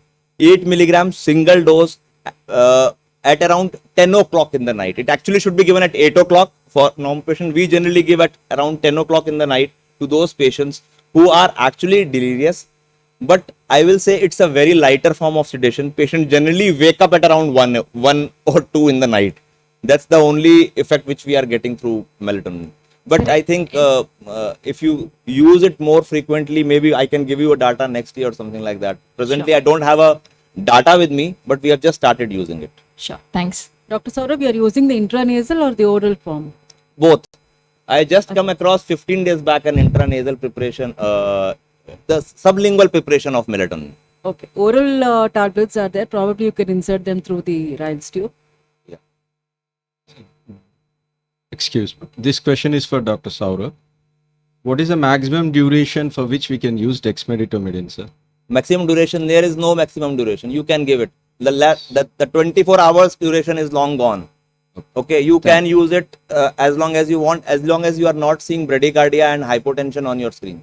Thank you. And you are using fentanyl only, you said? Not using Fentanyl with in a very selective cases. I will say sometimes in a spine patient who have lost lot of blood in the ICU, mechanically ventilated overnight, he is not hemodynamically stable. In those cases, I am combining ketamine also with fentanyl to keep the hemodynamic. ketamine and fentanyl, not midazolam. Okay. Dr. Shobna, this question is for Dr. Shobna. Thank you for the presentation. It was very lucid and very clear. I just wanted to ask you if this same recommendation holds for spine surgery, because a lot of elderly also come for spine surgery. So if you can give us some input on that. I was also thinking about that because I think there was a discussion in one of the previous panels regarding spine surgery and the use, and I think it should hold. This article did not specifically mention, but we do get a lot of spine patients, with an epidural hematoma or something like that coming in for urgent surgery, or maybe they have an abscess and they need an IND and they still come in. And I think the same thing would hold good. You should be able to reverse in an emergent situation, if not, wait it out and then take the patient up. So I think it'll hold, yeah. What is your practice on restarting, Dr. Shobna? Restarting, like I mentioned, is again 72 hours. As long as neurosurgery conditions are, they say everything is under control. Any other questions from the audience? Could somebody take the mic to Amna ma'am, please? This is a question for Dr. Shobna. In the event we don't have the reversal agent for NOACs, what is the role of PCC? Yes, that's a good question, and I should have covered it. In the event you don't have the reversal agents, you could use either 3 or preferably 4-factor PCC. It is effective, but not as effective or efficacious as the reversal agents, and probably cheaper also. So it's not a bad idea to have it around. A question to Saurav. Supposing my patient is on Dex and relaxant, then I want to wean it. Which do I wean first? Pardon, ma'am? If a patient is sent with dexmedetomidine, then when I want to wean him off, which one do I wean off first? Madam, relaxants nowadays have been out of ICUs. It has been used in very specific circumstances. If it has already been used and you are using it for example, in an ARDS patient or a patient who has got a traumatic brain injury with an ARDS, then you should wean off relaxant first. That's the dictum. You have to wean the relaxant as soon as off. How long will the dex med take to wear off? Pardon, ma'am? How long will it take the dex med to wear off? Dexmed is a long-acting drug, madam. It takes generally, I think, 16 to 18 hours. Natasha can answer that question much better, but 16 to 18 hours is the time that Dexmed can take to wear off. When I stop the relaxant, the dex med is still there. The patient will be fighting, won't he? Madam, then you need to add a sedative drug along with dexmet, because it's actually a weaker form of a sedation. We all know that. You need to add some kind of a sedation. If your patient is hemodynamically stable, you can add a fentanyl or a propofol with dexmet. It can cause a bradycardia, definitely. But if your patient is hemodynamically not stable, I will say ketamine is a good choice. You can add ketamine with dexmet as well. Thank you. We've had 3 talks on slightly. Yes, go ahead. Yeah. Can I ask you, when we begin to give dexmedetomidine, sometimes the patient has increased of blood pressure. Sometimes blood pressure is dropping down. For me, it looks like I can never predict what will be the patient reaction on dexmedetomidine. Is there any way to counteract these reactions of the patient? Yeah, dexmedetomidine has been known to be associated with bradycardia and hypertension and even hypotension. But if you give it in correct doses and titrated doses, and maybe if you avoid the loading dose in ICU, if you're asking in ICU, we don't need a loading dose, and that will itself avoid such hemodynamic. And a few studies have even mentioned about pre-medication with atropine, although I have not used the reversal agent for dexmed. No, you have any experience with the reversal agent? We are combining sometimes in some cases ketamine with dexmedetomidine in isolated cases, because ketamine acts like a hemo boost, okay, and it sometimes counter the effects of dexmedetomidine, but not very frequently. Then we can add ketamine with fentanyl, which we are more aware of, and gives. See, it depends on the subset of patients in which you are using. If it's a spine patient, I am more comfortable by using ketamine and fentanyl hemodynamically not stable, because I am giving a good pain relief to the patient as well in a post-operative spine patient who is hemodynamically not stable. If it's an intracranial patient, I will like to go with my time-tested propofol and fentanyl infusion rather than going to a dexmed infusion. It depends on a scenario, but if you just wanted to counteract the effect of dexmed and you are using a dexmed in a particular patient, you can use ketamine. Thank you very much. Yeah, we've had 3 talks today on slightly divergent topics, but it was interesting to see that these are transitioning times, Novax seemed to be nudging warfarin, the quintessential Queen Arrow practice, and dexmed seems to be usurping midazolam. So it's good to see change and evolution in our anesthetic practices. With this, we will come to this at the end of the session. We had already, I think, exceeded time. Thank you so much to all the speakers. We'll catch you in the lunch break for more questions. That's all. Thank you so much for being such a patient audience.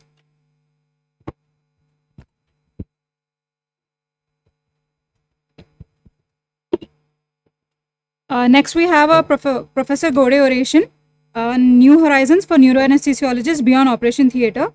For this, I'd like to invite the chairperson, Dr. Arvind Chaturvedi, Professor and Head, Department of Neuroanesthesiology and Critical Care, New Delhi.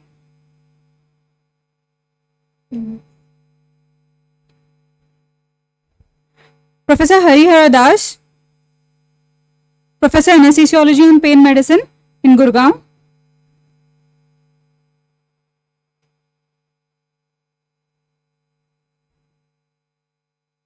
Professor Pramod Kumar Bittal, Head of Department Neuroanesthesia and Critical Care, AIMS, New Delhi. I request the chairpersons to invite the speaker for the session.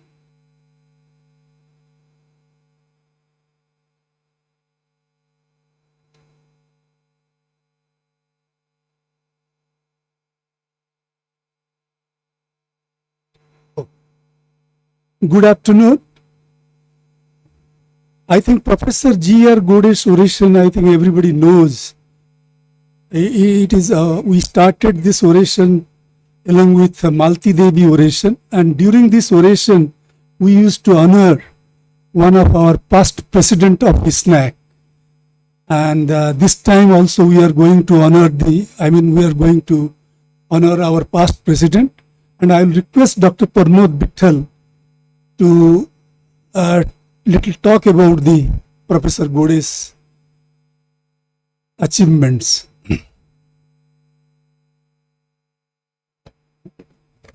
Good afternoon, everybody. Yeah, in memory of Professor G.R. Gode, this oration will be presented by Dr. Nidhi, the past president. Professor Gode, Ramchandra Gode, had graduated from Medical College Agra and joined AIG Hospital for his post-graduation training in anesthesiology. He later joined Liverpool Regional Hospital Board and completed his fellowship in anesthesiology under guidance and supervision of Professor Cecil Gray. This is inset of Dr. Cecil Gray, the famous author of anesthesia book of our residency days. He joined the faculty patient in AIMS in 1966 and was elevated to the post of associate professor and head of the Department of Anesthesiology and Critical Care in 1970. After superannuation of previous professor Dr. G.C. Tandon. Later, he was selected as professor of anesthesiology in 1975 despite intense competition from other qualified candidates. During his tenure, he organized first international conference of anesthesiology and intensive care in India at Delhi. That was the Asian Australasian Anesthesiology Conference in 1977. His work on intensive care of patients with rabies was appreciated and highly applauded world over following his famous publication in famous journal Lancet. He was promoted as emeritus scientist in ICMR fellowship after his superannuation. He was a towering figure in field of anesthesiology in India. He was very kind-hearted and sympathetic towards his colleagues, particularly postgraduate students. After his superannuation on 31st March 1988, after 32 years of distinguished services, 2 years after his retirement, he had massive MI and he breathed his last, which is considered by his student and his friends, relatives, as a godly death. He is no more with us, but he is guiding from the heaven as a shining star from the very far distance. Now I hand over the podium to Dr. Arvind. He will introduce the speaker. It's a great honor for me to chair the prestigious Dr. Gode's Oration of ISNACC 2023 with my teacher, Professor Dash and Professor Vittal. And I feel privileged to introduce today's speaker of Dr. Gode's Oration, Dr. Nidhi Vidyut Panda, who is working as Professor and Division Head of Neuroanesthesiology in Department of Anesthesia and Intensive Care at PGI Chandigarh. Dr. Nidhi did her MD in Anesthesia from PGI Chandigarh in 1993. After that, she is working as a faculty since last 24 years and professor since last 11 years. She has published more than 160 research papers in various national and international journals, including review articles in prestigious journals like ISNACC and one latest cohort study on ICP monitoring in Lancet Neurology. She has also written more than 6 chapters in various anesthesia books. She has supervised more than 60 theses as chief guide and co-guide for MD, DM, and PhD students in anesthesia and neuroanesthesia. She was invited as a guest faculty in many national and international conferences, presented research work in 12 international conferences. She is life member of many anesthesia, neuroanesthesia, and pain societies, including ISA and ISNACC. She has many awards and honors to her credit. She has received Best Paper Award in Annual Conference of Indian Society of Study of Pain, ISPC Con in 2005. Got Certificate of Appreciation for Research Work in 3rd Annual Research Day in PGI Chandigarh in 2014. She also got Best Paper Award for her collaborative research in ISNACC 2011, ISNACC 2014, 2019, IAPA 2014, Neurovascon 2020, and ISNACC 2021. All of us know that she is also past president of our ISNACC Society from 2020 to 2022. She has received honors for Exemplary Seva Society by Director General of Punjab Police in May 2020. And she has recently awarded Guest of Honor by Organizing Committee of Acute Neurocare in AIMS Bhatinda in December 2022. And also she has received award winner from the ISNACC USA in June 22, that is Women in Neurophysiology and Neuroscience Education and Research. So now I would like to invite Dr. Nidhi for her oration speech on expanding horizons for neuroanesthesiologists beyond operation theaters. Dr. Nidhi.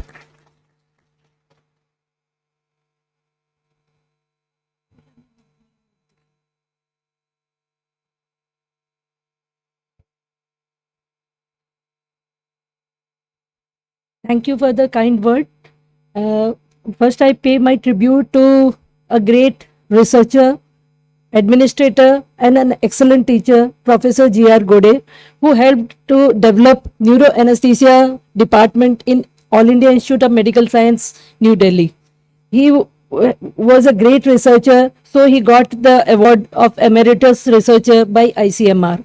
And as sir has already described, that his work in intensive care in rabies therapy was appreciated by the whole world and was published in Lancet in the year 1976.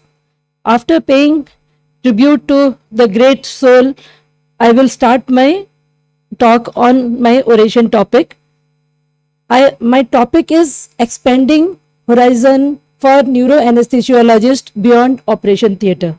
I have chosen this topic because I want to enlighten that neuroanesthetists are not only required in the operation theatre, but they are required in many more places. As there are many very serious topics in academic topics are discussed, so I thought this will enlighten all the budding neuroanesthesiologists that they can opt for different areas which are covered by neuroanesthesiologists.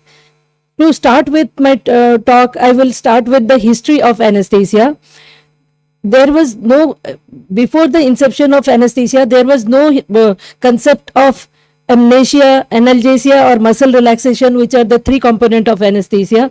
And anesthesiologist and the act of anesthesia used to be depicted in a very vague way. So after that, when surgery started, there was, as I said, there was no concept of amnesia or analgesia. So patient has to be tied to the chair or the bed, or was restricted by the patient around the around for the surgery. So it used to be a very horrific event. So operation rooms were called as operation theatres. Then came the era of ether anesthesia, and as we all know, the first public demonstration of ether anesthesia was done on 16th October 1846 in Massachusetts General Hospital, Boston, where William Morton has anesthetized Gilbert Abbott for a removal of a lump below the jaw, and the surgeon was Gilbert Abbott. So from that era, ether era, to the modern anesthesia, we have walked a long distance. Now we are using high sophisticated anesthesia workstation, a very sophisticated monitoring system, very advanced anesthesia drug and anesthesia delivery system. So we have walked a long distance. Not only that, the modern anesthesia has grown by changing the practice of specialty anesthesia to subspecialty anesthesia. In after the development of subspecialty anesthesia, patient outcome has improved a lot, and the patient outcome has improved and patient care has improved. And as we all know, the neurons are very delicate and hyperactive. And there are in neurosurgical and neurological cases, there are multiple life-threatening emergencies, and the neurosurgical process and neurointervention process are very critical. That started the demand of development of a rigorous training in neuroanesthesia. Thus, the concept of neuroanesthesia started. So, dawn of neuroanesthesia. Neuroanesthesia was first appeared in the literature in Anesthesiology Journal in 1963 by Rosemoff. After that, many of the anesthesiologists start working on the neuroanesthesia, but John Mischenfelder has popularized the term neuroanesthesia, so he used to be called as father of modern neuroanesthesia. Neuroanesthesia was established in USA as Neurosurgical Anesthesia Society in 1973, and after few modification in 1986, the Society of Neuroscience Anesthesia and Critical Care was established. India was not far behind. Neuroanesthesia was established in India as Indian Society of Neuroanesthesia and Critical Care in 1999. There are the co-founder of this society are few, and they are still contributing a lot to the development of our society. I should mention that Professor H.S. Das, Dr. Bittal, Dr. Uma Maheshwar Rao, Madam Mary Abraham, they were given their effort to start this society, and still they are continuing and giving lot of their time to development of our society. So after a rigorous training in neuroanesthesia and after voracious reading of the neuroscience center, neuroanesthesiologist comes, and who is the ideal neuroanesthesiologist? A trained neuroanesthesiologist is a trained clinician as a key member of neuroscience team who is well versed with neuroanatomy, cerebral physiology, pathophysiology of the disease, effect of anesthetic agent on normal and diseased brain, knowledge of basic and advanced neuromonitoring, expert in early detection of complication, resuscitation and neuroprotection. So because of all these effort, so neuroanesthesiologists are required in many more places, and the scope of neuroanesthesia has grown enormously. So earlier in the past, what was the goal of neuroanesthesia? There was only one goal, that relax brain. The neuroanesthesiologist has to provide relaxed brain for the facilitation of the surgery by neuroanesthesiologist. But with the growth of neuroscience, with the growth of neurosurgery, neuroradiology, neurointervention, neuroanesthesia has also grown enormously. The domain of modern neuroanesthesia is not limited to the four walls of the neurosurgery OT, and its scope has extended much beyond the operation theatre. So most important is neuroanesthesiologist's role in neurocritical areas. These neurocritical areas are called in different names in different institutes. Somewhere it is called as neurosurgery ICU, neurology ICU, stroke ICU, or neurotrauma critical care, PACU or HDU. Here I want to emphasize that the neurocritical care, the neurointensivist, most of them are neuroanesthesiologists. After completing the course in neuroanesthesia, either as DM or DNB or as fellowship course, they join some degree in neurocritical care, or they do directly go into neurocritical care areas and give their spend their time in neurocritical care area. Like here I want to mention Dr. Ponia, Dr. Saurabh.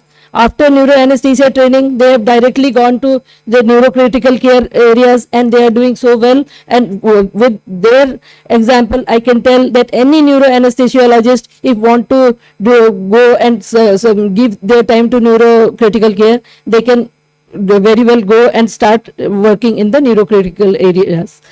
Neuroanesthesiologists in neurocritical area, they are well suited to be in neurocritical area because they know very well that time is brain.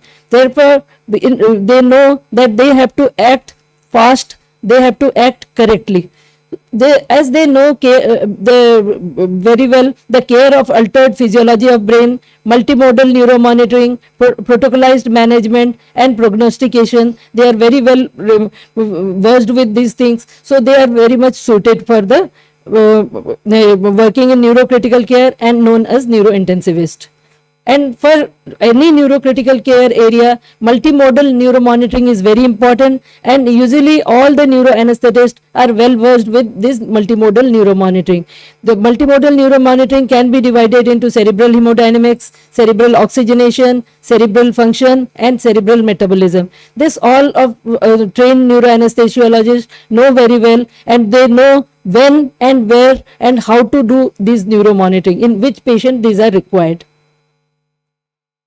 I already said that neurocritical care are named differently in different area. In some medical centers, there is neurology ICU. In neurology ICU, Guillain-Barré syndrome, myasthenia gravis, motor neuron disease, all neurological conditions, those patients are admitted. And as the neuroanesthesiologist is well versed with neuroprotection, airway care, ventilatory management, ICU care, usually the neuroanesthesiologists are called to manage these patients. Neuroanesthesiologist is also a very good have a very good coordinated teamwork with neurologist, nursing officer, and physiotherapist. So again, I say the neurologist have a very good chance in working in neurology ICU.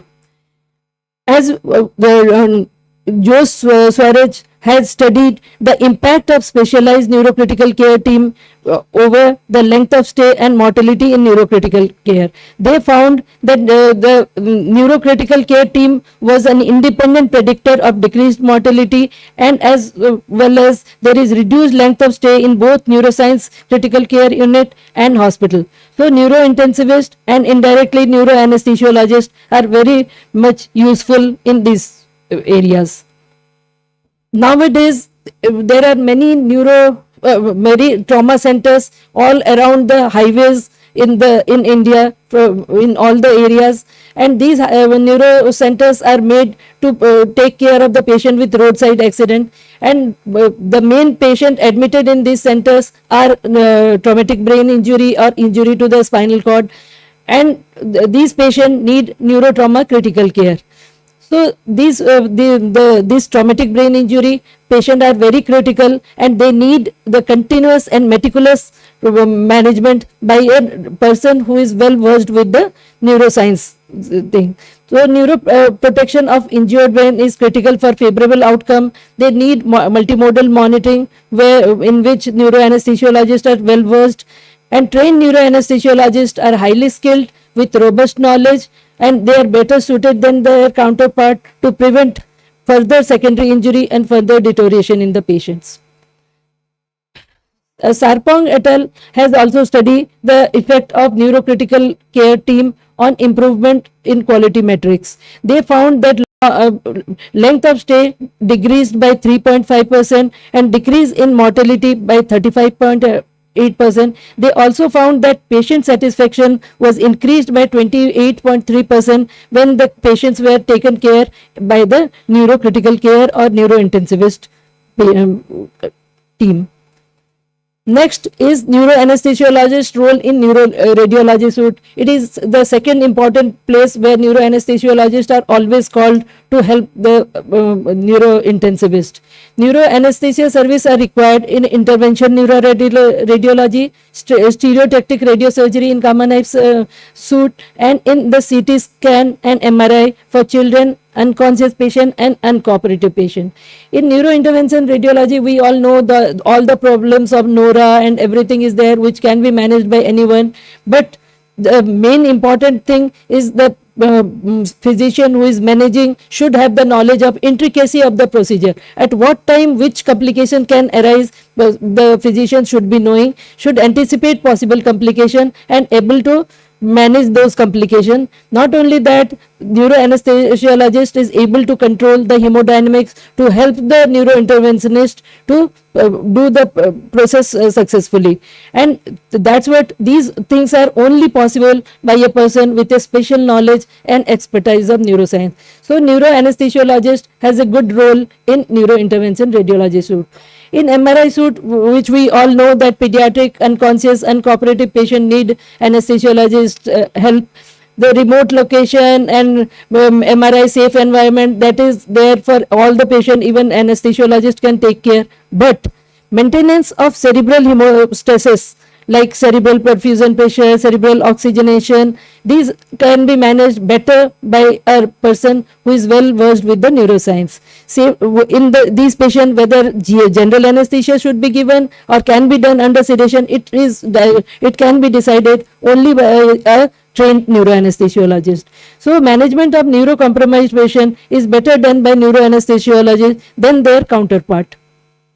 In gamma knife suite, also cases are done under general anesthesia or deep sedation. So the problem faced are a bulky head frame, make access to the airway difficult, transportation. The important thing is that these anesthetized patients or deeply sedated patients are transported in different areas. They are transported to MRI suite, they are transported to the gamma knife suite, and the shifting the brain compromised patient anesthetized to different areas are very critical, and it require and it needs a neuroanesthesiologist to take care of the main cerebral homeostasis. And as we all know that pediatric patient and cooperative adult patient need experienced neuroanesthetist. Next role is very important role is that the neuroanesthesiologist in emergency department and triage area. These neuroanesthesiologists can provide acute neuro care. They can resuscitate the brain injured patient, assess the patient condition rapidly, accurately, early and appropriate investigation, early diagnosis, initial management, and referring to treating unit. This can only be done by the neuroanesthesiologists who are well trained in acute neuro care or ENLS, the emergency neuro life support. So in our curriculum, usually our residents, they are trained in acute neuro care, so they can take good care of the patient in emergency department, and in the presence of neuroanesthesiologist in emergency department improves the patient care and hopefully the patient outcome. As a pain physician, pain is an integral part of neuroanesthesia course, and during the course they are trained for management of acute and chronic neuropathic pain, management of primary or secondary headache, trigeminal neuralgia, chronic back pain. Neuroanesthesiologists working in pain clinic should be well acquainted with nerve block, radiofrequency ablation, neuromodulation. Here I want to emphasize that one of our founder member of ISNACC Society, Madam Mary Abraham, she has worked for so many years in the neuroanesthesia, and later on she has changed her and she has become a pain physician. Thus pain is a lucrative branch for the neuroanesthesiologist. Next comes the palliative care or rehabilitation centers. There are many palliative care and rehabilitation centers to improve the quality of life for patient with chronic and end-stage neurological and neurosurgical patient. They have symptom burden, variable disease course, and poor prognosis. They need airway management, pain relief, and management of anxiety and depression, and many times they cannot be taken care at home. So they can be taken care in only in palliative care or rehabilitation center. So neuroanesthetist who is well experienced with neurocritical care can plan the care and train the caregivers in the rehabilitation center. Next is role of neuroanesthesiologist in pre-habilitation clinic.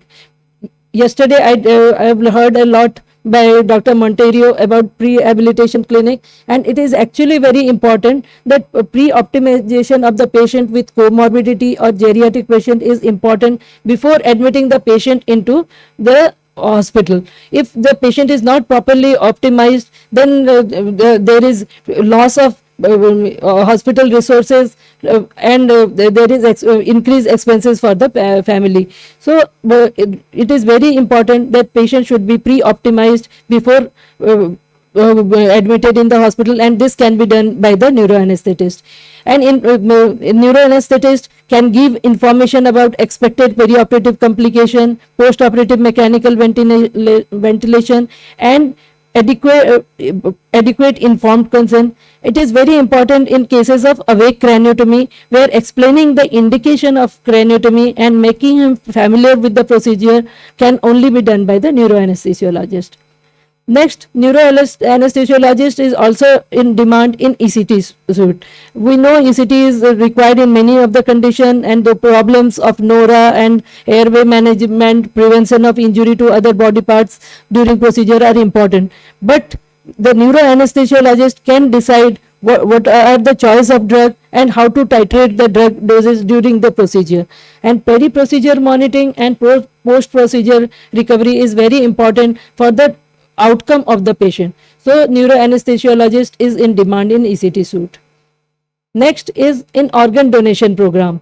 Nowadays neuroanesthesiologist can help in this program in two ways. First, by as a member of the board of medical expert to diagnose and confirm brainstem death, and it can be done by transcranial Doppler, which is a supplementary diagnostic test for confirmation of brainstem death. And second is maintaining optimum organ perfusion, oxygenation in pre-harvesting stage, and management of autonomic and hormonal changes. So neuroanesthesiologist is fit to help in organ donation program. And very important is role of neuroanesthetist in neuroscience research. Nowadays, high quality research is done by neuroanesthesiologists both in basic and clinical neuroscience. It is done in the field of mechanism of brain injury at cellular level, effect of anesthetic agent on brain cell on molecular level, mechanism of and methods of cerebral protection, pharmacogenomics, neurological biomarkers, and prognostication marker. I am very happy to announce that Dr. Hemant is doing basic neuroscience studies in our institute to know the what is the mechanism of brain injury at cellular level. Next and very upcoming thing is that neuroanesthesiologist as a translational scientist. Translational science is the specialty where scientific discoveries are transformed into the therapies. A translational scientist must be a rigorous researcher, subject expert, team player, skilled communicator, and innovator. And all the neuroanesthesiologists, active neuroanesthesiologists, are good in all these things. So we all neuroanesthesiologists, we incorporate our research finding into routine clinical practice. Like we have done so many studies about, and one of our study that we started using tranexamic acid in meningioma since last 10 years, and we have done a study in a large population, and we found that hemoglobin less than 10 is detrimental in cases of aneurysmal SH. All these things we have already included in our practice. So neuroanesthesiologists are a good translational scientist. This idea has come from a article which was published in Journal of Neurosurgical Anesthesiology in 2022, where the Griffith et al. Has found that all the anesthesiologists are a good translational scientist. Next, in simulation lab. In simulation lab, the role of neuroanesthetist is very important, as we know, to reduce the margin of safety during management of emergency, and there are development of simulation module. Especially in neurological and neurosurgical emergency, there is very less time to act. So it is very important to act fast and act accurate. So advances in simulation training has already proved that the significant decrease in neurosurgical morbidity and mortality. So neuroanesthesiologist can act as a trainer in simulation lab. Next is role in teaching and training program. After so many rigorous training and voracious reading of neuroscience books, all the neuroanesthesiologists can become a very good teacher. They can become a trainer in simulation lab. They can participate in e-education program where students cannot act physical classes, and they can become a mentor for research in topic of neuroanesthesia and neurocritical care. The other important thing is that a neuroanesthesiologist can be an innovator in biomedical hub. In biomedical hub is an interdisciplinary platform for the development of innovative idea in the field of biomedical science, where both engineering and medical scientists work together. Simple innovation like simple innovation in this biomedical hub can improve the patient care at very low cost, and it can come under that Made in India initiation. And I am happy to inform that PGI has a very good biomedical hub where our anesthesiologists, they used to go and start working and start to develop some innovating things. One of our neuroanesthesia faculty, Dr. Rajiv, who has developed automatic ambu bag operating device, which is very helpful for the traumatic brain injury patient who needs ventilation, but because of the rush, they don't get ventilator. But this device can help them in a very low cost. Similarly, few of our faculties have developed pupillometer and few other innovations. Thus, neuroanesthesiologist as an innovator in biomedical devices and instrumental hub. And last but not the least, that anesthesiologist can be a healthcare leader. In an article by Conroy et al., they found why should hospital leaders be physicians. In this research, they found that hospital quality scores are 25% higher in physician-run hospital than those run by the managers, usually MBA students. So, and why are anesthesiologists particularly suited to this role? They found that anesthesiologists are natural multitaskers, natural communicators and active listeners, highly observant to changing circumstances, naturally collaborators, consensus builder and understand system and are in level thinking. All these qualities help them to become the healthcare leader, but they need some more training to become healthcare leader. So neuroanesthesiologist can very well become healthcare leader in a neurocritical care center or neuroscience center. Thus, I just want to conclude that involvement of neuroanesthesiologists beyond operating rooms are the places are neurocritical care, neuroradiology suite, emergency department and triage area, pain clinic, palliative care, rehabilitation clinic, ECT suite, organ donation program, research centers, translational scientist, simulation lab in teaching and training programs, as an innovator in biomedical hub, as a healthcare leader. So there are many places. Here I have discussed only about 14. I think there may be some more areas. So neuroanesthesiologists, if they want to work beyond operating rooms, they can work in all these areas. And to conclude, I want to conclude that future of neuroanesthesiologists, there are two possible outcomes. If based only in operating room, they may resemble a bloated octopus with all its tentacle amputated. But if it expands its tentacle to other areas, it will remain, all the neuroanesthetists will remain active and prosperous. Thank you. I bring greetings from PGI Chandigarh and the city beautiful Chandigarh, and this is our happy family of neuroanesthetists in PGI. We have 9 faculty and 12 residents.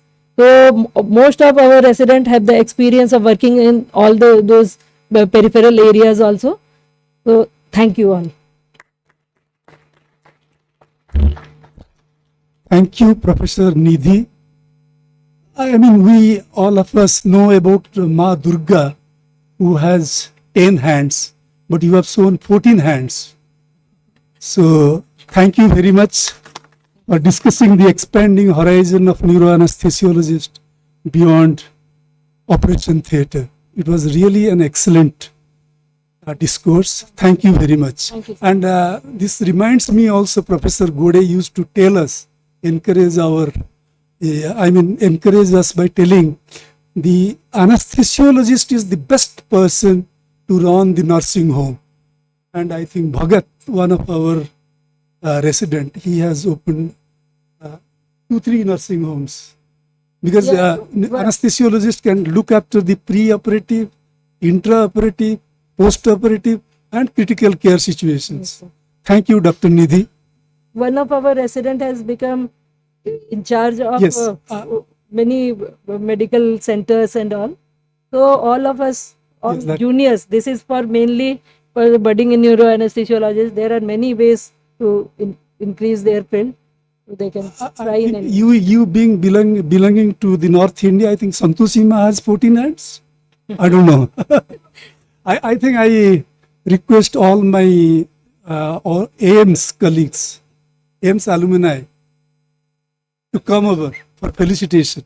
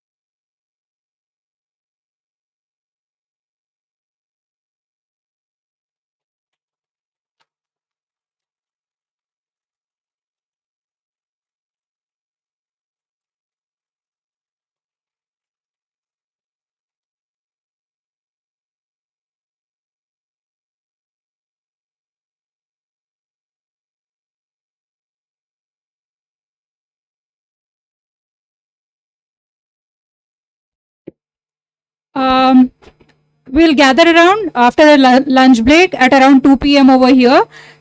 At 2 p.m. over here, and the food is also served in the 5th floor faculty lounge. The quiz finals will also be conducted from 2 p.m. onwards.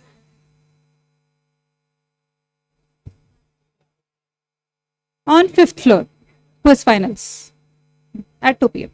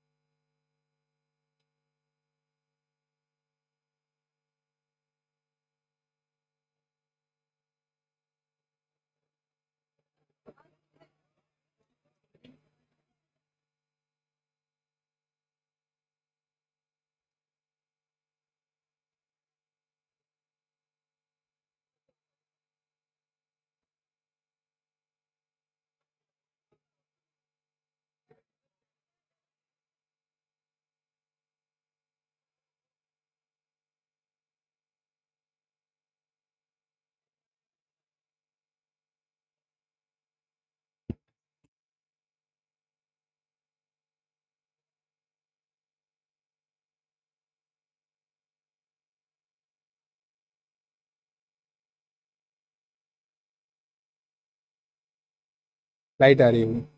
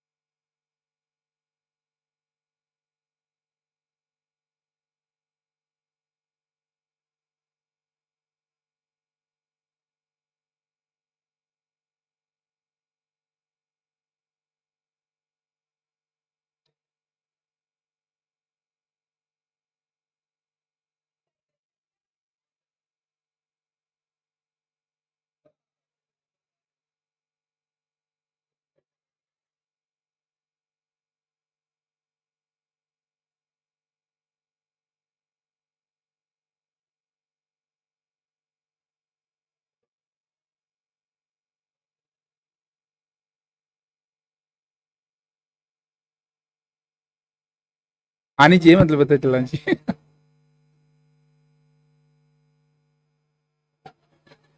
कल है तो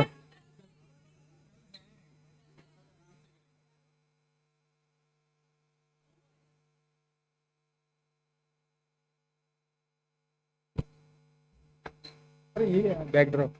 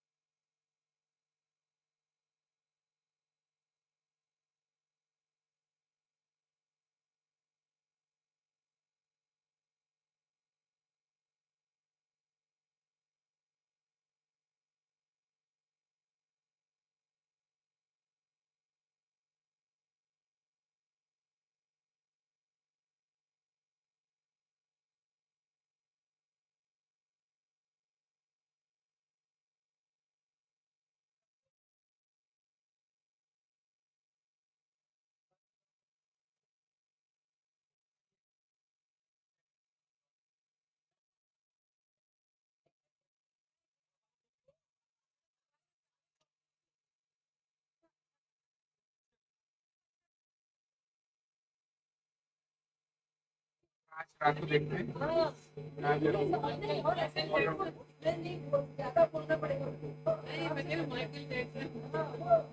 आज देखना पड़ेगा, आज देखते हैं।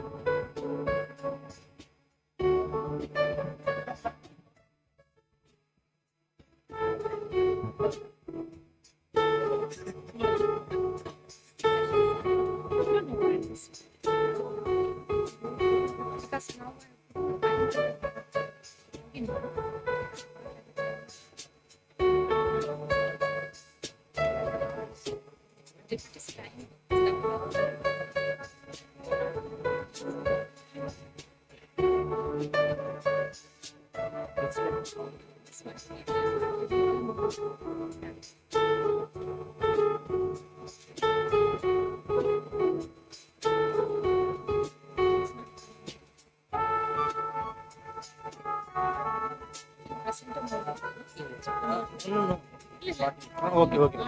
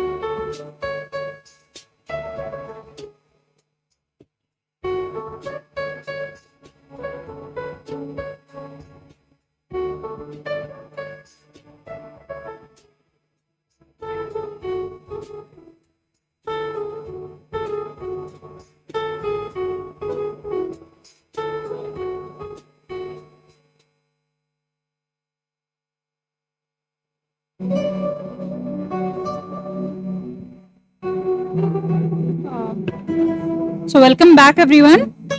So post session, post lunch, the last session of the day, session 5, lasting effects of anesthesia beyond awakening. So for this, I'd like to invite the chairperson, Dr. G.S. Umamaheshwar Rao, Senior Professor of Neuroanesthesia and Neurocritical Care in NIMHANS.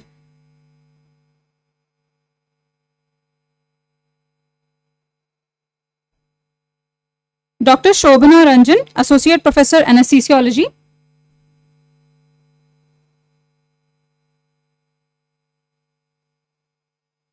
And Dr. Pragati Ganju, Director Professor, Department of Anesthesiology and Intensive Care, Head of Neuroanesthesia Unit.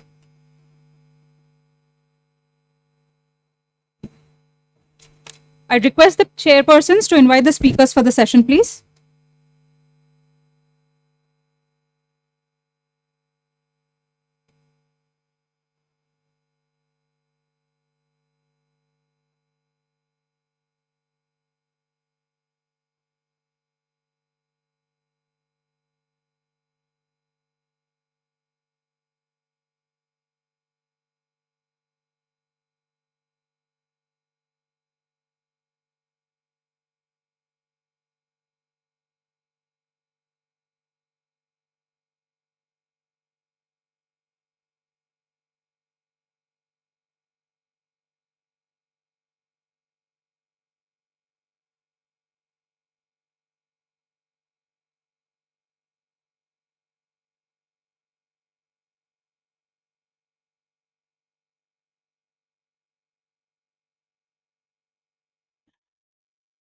Good afternoon, ladies and gentlemen.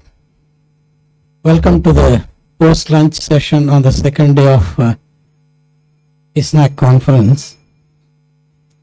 We have 3 lectures in this session. The first lecture will be given by Dr. Sean Granbaum from Mayo Clinic, and he has many distinguished I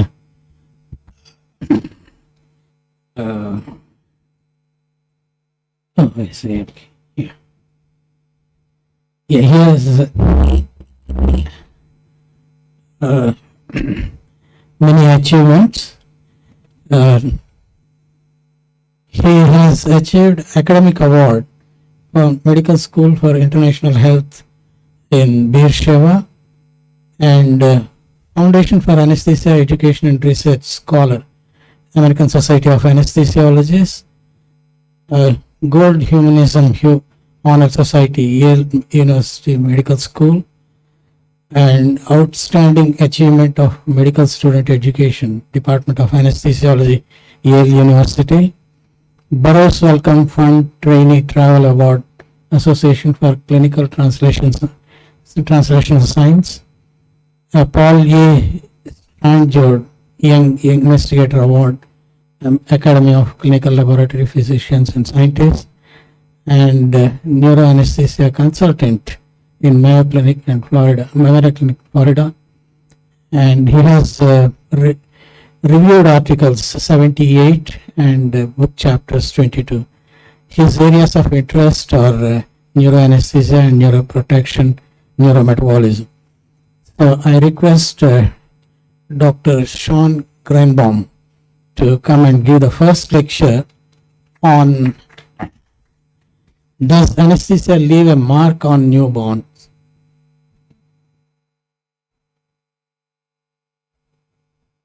Hi, good afternoon. Thank you for that wonderful introduction. I just want to start by thanking the conference organizers for inviting me to speak here at ISNACC. This is my first time in India, and I'm delighted to be a guest in your country. As you mentioned, I'm from the Mayo Clinic in Florida. You can see here our beautiful campus in Jacksonville, Florida. And I'll be speaking on does anesthesia leave a mark in the newborn brain? I have no conflicts of interest to disclose. I do receive honorarium from Walters Kluwer for a chapter in Up to Date, but nothing related to what I'll be discussing. So what will we be discussing? I'll talk a little bit about the background in this area, why this is something that should be of great interest, not just to the people in this room, to anesthesiologists, but also to other clinicians, to patients and their families and parents. We'll discuss a little bit about the 2016 warning from the FDA related to this topic. I'll briefly talk about some of the proposed mechanisms of anesthesia neurotoxicity, and then I'll discuss a little bit of the research. It's a wide topic in a very short period of time, so we'll just kind of highlight some of the important papers in rodents, non-human primates, and in humans, and then we'll discuss a few of the more practical considerations and then draw some conclusions. So for anybody that doesn't know where Florida is, it's about 15,000 kilometers from here. So in the last couple of days, I spent a lot of time on an airplane, so I thought it would be appropriate to first kind of discuss a 30,000-foot view, kind of a brief summary of what the literature suggests, and then we'll kind of break things down a little bit. So the animal studies do suggest that anesthetic drugs cause neuronal damage to the developing brain, and this manifests by several different behavioral and cognitive deficits, both acute and long-lasting. The human studies are a little bit more controversial. It shows a possible association between early surgery and neurodevelopmental deficits, and I specifically mentioned surgery, not anesthesia, because the causation with anesthesia has not been firmly established to date, and there's a lot of anesthetic and patient factors that currently remain unclear. But I should say that any degree of anesthesia neurotoxicity can have very significant implications. And in the United States alone, up to 6 million children less than the age of 5 years undergo surgery every year. In 2016, the United States Food and Drug Administration came out with a warning, and this is a direct quote. It says, repeated or lengthy use of general anesthesia and sedation drugs during surgeries or procedures in children less than 3 years or in pregnant women during the third trimester may affect the development of children's brains. And this was based on dozens of preclinical papers that had been done to that point. And of course, the popular media picked up on this immediately, and then the general population also picked up on it. And this was something that was very controversial, something that got a lot of press, a lot of attention, and many experts started to question, is this something that we should be discussing with patients, and what really is the risk for the developing child? I'll briefly talk just to highlight a couple of the mechanisms. There's been several mechanisms that have been described, one of which it directly impacts and damages mitochondria, resulting in calcium release into neurons. This results in a number of different reactions that results in apoptosis of the neurons. The capsase 3 and 9 are some of the more important ones, and important only because you can actually stain the caspases with various types of stains, so you can look for markers of apoptosis in some of the preclinical studies. It also affects lysosomes, endoplasmic reticulum, that activates autophagocytes, which results also in apoptosis. Several other mechanisms have been described: abnormalities in NMDA GABA receptor expression, activity, and signaling, effects of neuroinflammation, dysregulation of growth and survival pathways, and disrupted synaptogenesis, neurogenesis, and dendritic branching. So a number of different things that have been looked at. This was one of the earlier studies from 2003 from the Journal of Neuroscience that looked at this question, and they took 7-day-old rats and exposed them to a 6-hour triple cocktail anesthetic of midazolam, nitrous oxide, and sevoflurane, compared that with control. And these pictures on the left with a triple cocktail, you can see that all those black dots indicate, those are two different types of stains that indicate caspase activity, indicating neuronal apoptosis. And this, to the right of it, is a picture of a neuron that's undergoing apoptosis via electron microscopy.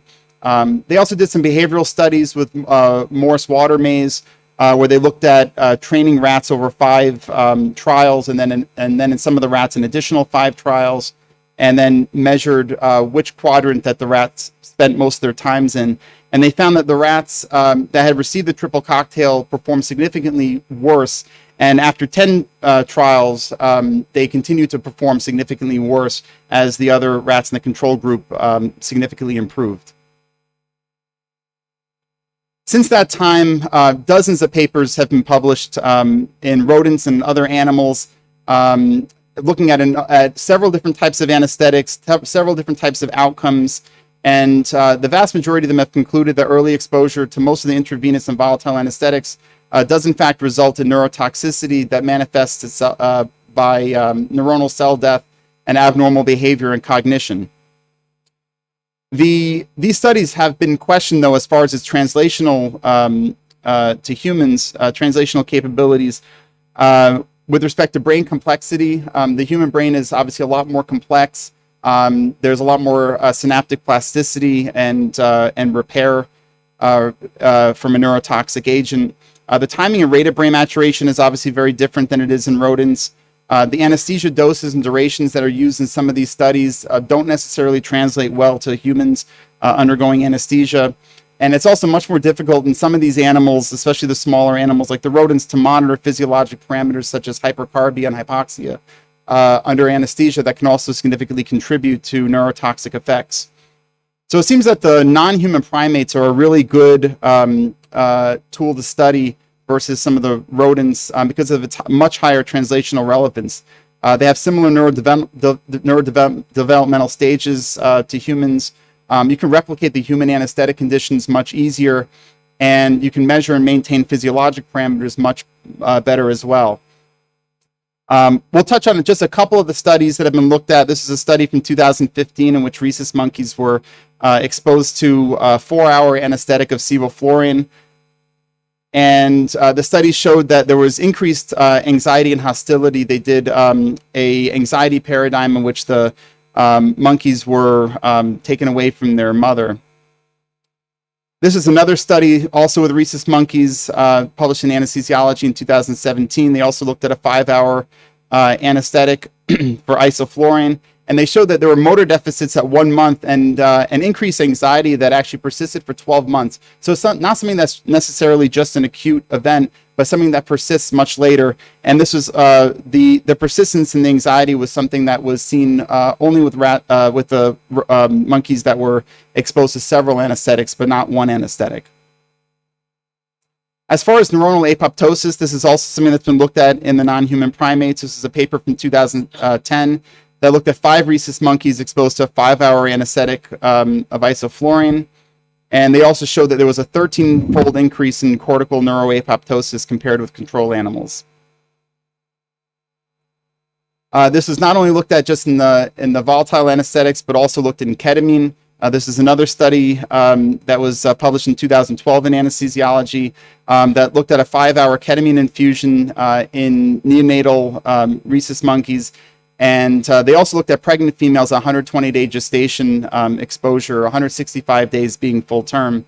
And they also found increase in neuronal apoptosis, both the fetal and the neonatal rhesus monkeys compared with control monkeys. And then this was another very similar study that was done in looking at propofol infusion, and they also found very similar results. Both increased neuronal apoptosis in the fetal and the neonatal monkeys. So if you take all this research together with the non-human primates, it does again appear very similar to what you see with the rodents, that prolonged exposure to isoflurane, ketamine, or propofol in the fetal and neonatal brains is in fact neurotoxic. And manifests itself as neuronal apoptosis again and abnormal behavior. But when you take a look at the non-human primate studies, there's also some significant limitations as far as its translational abilities. Again, some complexity of higher order cognitive function in children that are higher than what you would see in the non-human primates. There's some confounding indications for surgery and anesthesia exposure. This is something that's very interesting and very important. You know, a lot of these studies, they look at effects of anesthesia, but they don't necessarily account for effects of the surgery that children, or the reasons why the children have surgeries to begin with. Again, some of the studies have looked at anesthetic infusions that range between 5 hours and 24 hours, much longer than what you'd see in children. The typical anesthetic in children under 5 is typically an hour or less on average. And histological assessment is something that you can do in animals. It's not something that's possible to do in the human studies. So what about the human studies? There's certainly some ethical considerations and concerns about randomizing patients to either receive a general anesthetic versus non-general anesthesia. Most of the children that undergo these procedures do in fact require general anesthesia in order to safely undergo the procedure. The best phenotype has been questioned as well to reflect neuronal apoptosis and neurotoxicity. It's much more difficult to study in humans, and a lot of the studies look at a number of different outcomes measures that we'll discuss briefly in a moment. But what the best phenotype is still debatable. Again, you know, separating anesthetic versus other surgical factors, much more difficult to do in humans compared with the animal studies. The timing of anesthetic exposure, also, again, something that becomes very important when discussing the humans. The brain development is something that starts in the embryonic period and then extends throughout adolescence. So when is the time when the brain is most vulnerable is a questionable thing. As far as the dose and type of anesthetic, again, a lot of the different studies in humans are highly variable, a lot of heterogeneity. And most of the studies are limited to one geographical area. So again, you know, generalizing these results to other areas can be challenging as well. When you look at the observational studies, a lot of conflicting results, and some of the studies show an association with general anesthesia and some outcomes with only a single exposure. Some studies show that there's an association if you look at only multiple exposures, but not single exposure. And then other studies show that there's no association at all with any neurodevelopmental deficits. And like I said, a lot of heterogeneity between the clinical studies with respect to outcomes, patient populations, the surgical procedures involved, and the age of exposure. Some of the different outcomes that have been looked at in the human studies include academic performance and teacher evaluations. One of the most common one. Studies have looked at learning disabilities, developmental and psychiatric disorders, and then other behavioral abnormalities. And again, we'll touch on just a couple of these studies, and we'll summarize some of the findings. This is a large study that was from JAMA in 2017, a cohort study over 30,000 children with at least one surgery before the age of 4, versus compared to the more than 100,000 matched unexposed children. They looked at IQ testing at age 16 and 18, and they found a very small association with later academic and cognitive performance. And if you look at most of the studies that look at academic achievement and teacher evaluation, most of them have reported either no difference or a very marginal decrease compared to the unexposed children. And of all the studies that have been done, the ones looking at IQ and cognitive performance, really it seems that this is the thing that is least affected, potentially by anesthesia and surgery. With respect to learning disability, this is another study from anesthesiology, a cohort study in nearly 600 children with at least one exposure to anesthesia before the age of 4, compared with nearly 5,000 unexposed children. They looked at the development of reading, writing, and math, and any kind of learning disabilities related to those areas. And they found that exposure to anesthesia was a significant risk factor in children receiving multiple, but not single anesthetic exposures. And again, looking at some of the other studies and kind of taking everything together, it does look like the development of learning disability is associated with has some association with exposure to anesthesia and surgery, and it seems to be an effect of multiple anesthetics more so than a single anesthetic. With respect to developmental and psychiatric disorders, this is again one of the studies that was looked at, the British Journal of Anesthesia from 2021. This is nearly 50,000 children with at least one anesthesia exposure before the age of 5, compared with nearly 140,000 children who were not exposed. And they looked at the patients that had developed ADHD within a follow-up of a 7-year period. And they looked at hazard ratio for developing ADHD. And again, they found that anesthesia exposure was associated with an increased risk of developing ADHD, and the effect was stronger with multiple exposures compared with a single exposure. So again, taking some of these studies into consideration and combining them, exposure to surgery and anesthesia at a young age seems to be associated with an increased risk of psychiatric and developmental disorders. And again, this seems to be something that has a bigger impact with multiple exposures versus a single exposure. And then behavioral outcomes. Again, this is one of the bigger studies, the MASK study, that looked at a number of different things. They found no differences in intelligence, no effect of a single exposure, but they found that multiple exposures was associated with a decrease in processing speed, fine motor coordination, and difficulty with reading and writing. And again, this also seems to be consistent with some of the other studies. If you look at there's 2 systematic reviews that have been published in the last 2 years. This was the first one from BJA that showed no differences in IQ, but they found that patient-reported behavioral scores were worse in the exposed children.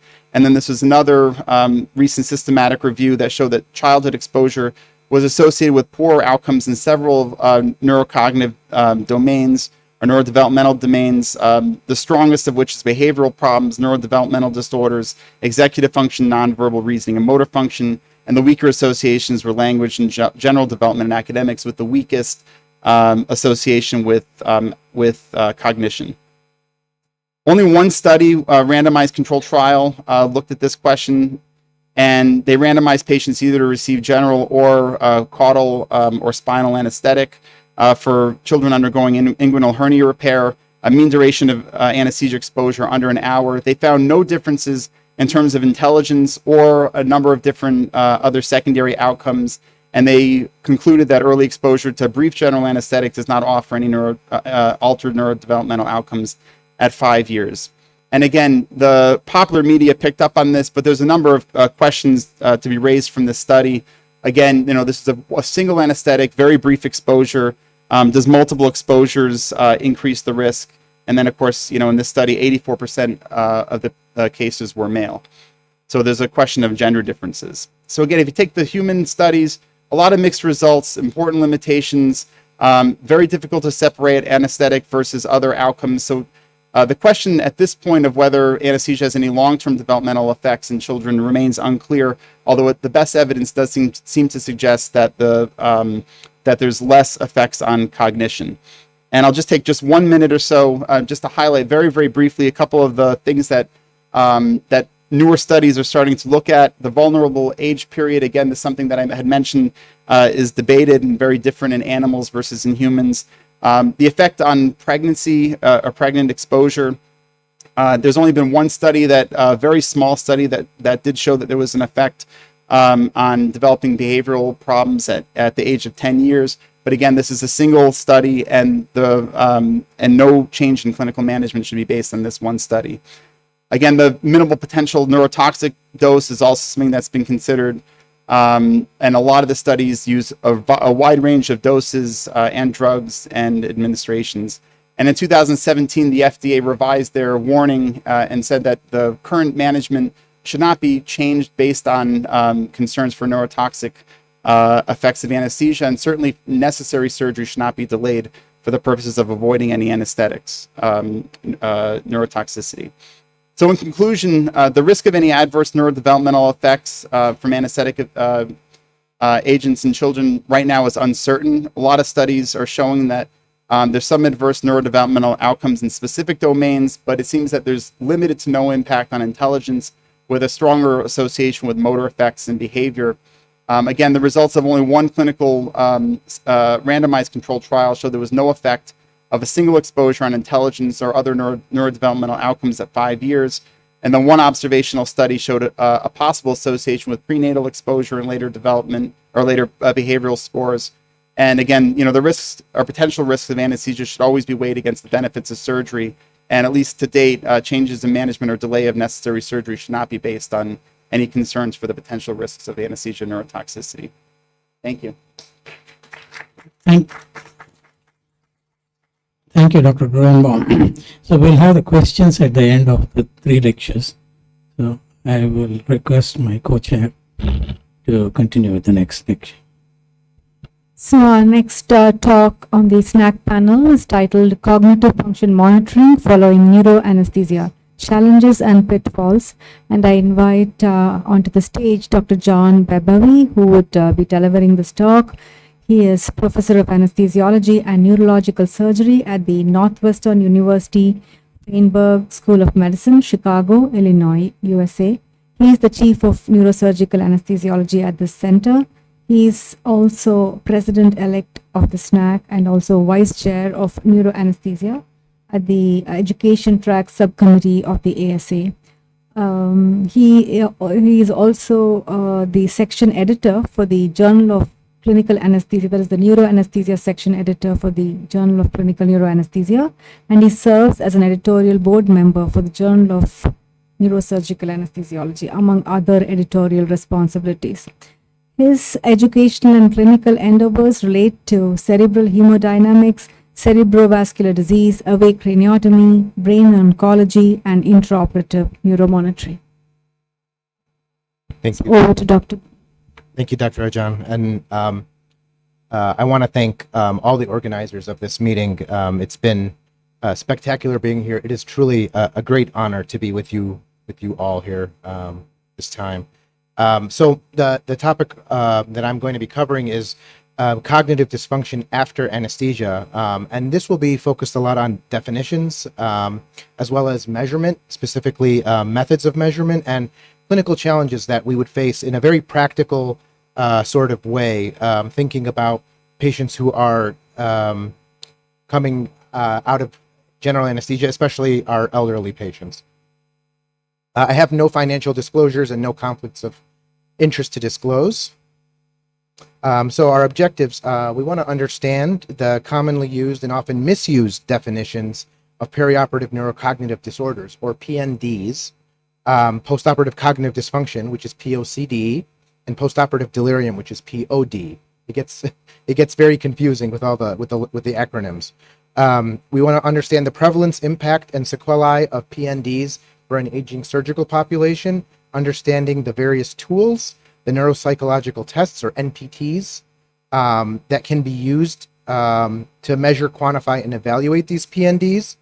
And then lastly, to touch upon just a little bit, discussing some real-world application of perioperative clinical treatment of these PNDs, or perioperative neurocognitive disorders. So let's start with definitions. What are PNDs, POCD, POD, and how do they relate to each other? Well, this definition changed very recently in 2018. So we used to talk about POCD for any of our patients who woke up with any kind of cognitive or executive dysfunction after surgery. We talked about them as having POCD, but that definition changed in 2018. So perioperative neurocognitive disorders, or PNDs, they encompass all disorders of cognition in the perioperative period. And as I said, this is a newly established diagnosis, if you will, in 2018 to replace the older term of POCD. Now, PNDs now include both POCD, which is postoperative cognitive dysfunction, and POD, which is postoperative delirium. And a lot of this talk is going to be focused on differentiating between POCD and POD. So let's talk first about POCD. POCD, or postoperative cognitive dysfunction, was the previous overarching definition, but now is more refined to describe only a typically reversible cognitive impairment after anesthesia and surgery, including impairment of memory, executive function, language, direction, emotion, or visual space structural ability. POCD tends to be a reversible, but not always reversible, mild cognitive impairment. It usually appears for 1 week after surgery, and could last for several months, and in some rare cases even forever.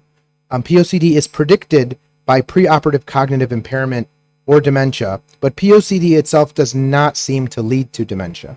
And this is an important consideration because when we talk about POD, well, it's a little bit different. But one of the important things I want to stress here is that POCD, it's actually very difficult to diagnose POCD in the immediate postoperative period.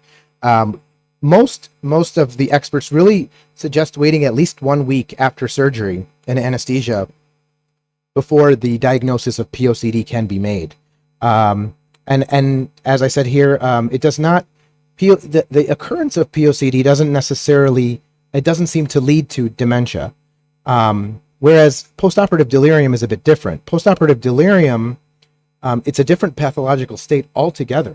It's an acute and severe cognitive impairment occurring 1 to 3 days after surgery. So this usually has an onset that's sudden. It's immediately after the surgery and the anesthesia. It has a specific diagnostic criteria in the DSM-5, whereas POCD does not. So POD, postoperative delirium, is a subset of true psychiatric delirium, and it is defined as such. POCD does not fit within the DSM criteria, DSM-5 criteria. Very importantly, postoperative delirium can predict a decline in cognitive function and future dementia, whereas POCD does not. So in those patients that we have that have a postoperative delirium after surgery and anesthesia, we should be concerned about the potential for development of a long-lasting, of a true dementia after surgery and anesthesia. So just to touch a little bit on the epidemiology of both postoperative delirium and POCD, surgery, particularly in older age, and the anesthesia are risk factors. Although we have no idea what types of anesthesia, what types of anesthetic agents are more culpable in as risk factors for development of both postoperative delirium or postoperative cognitive dysfunction. POCD describes a decline in cognitive test performance that, as I said, can be detected about 1 week after surgery and can last weeks to years. At 3 to 6 months, and this is a kind of an alarming statistic, at 3 to 6 months, POCD can be detected in around 10 to 25% of elderly patients. POCD can delay recovery from anesthesia, prolong the length of hospital stay, and increase mortality. POD is, on the other hand, is characterized by an agitation or apathy. So there is both a postoperative delirium that is kind of an agitated state, but there's also a postoperative delirium that is characterized more by an apathy. And so and that affects around 19 to 28% of elderly patients during the first 3 days after surgery. The common risk factors for both POCD and POD include age, the level of education, and a preoperative diminished cognitive reserve is probably the most important risk factor for development of either of these conditions. So this table kind of goes through some of the features that we've already discussed, but it's good to go through a little more closely. Postoperative delirium, you can see it's a disturbance in attention and awareness, and POCD is a decline in cognitive executive function. Postoperative delirium, the diagnostic tool that we use to diagnose postoperative delirium is called the CAM score, or the CAM ICU score, more specifically. Whereas with POCD, it's a whole battery of neurocognitive tests that I'm going to talk about in the next slides.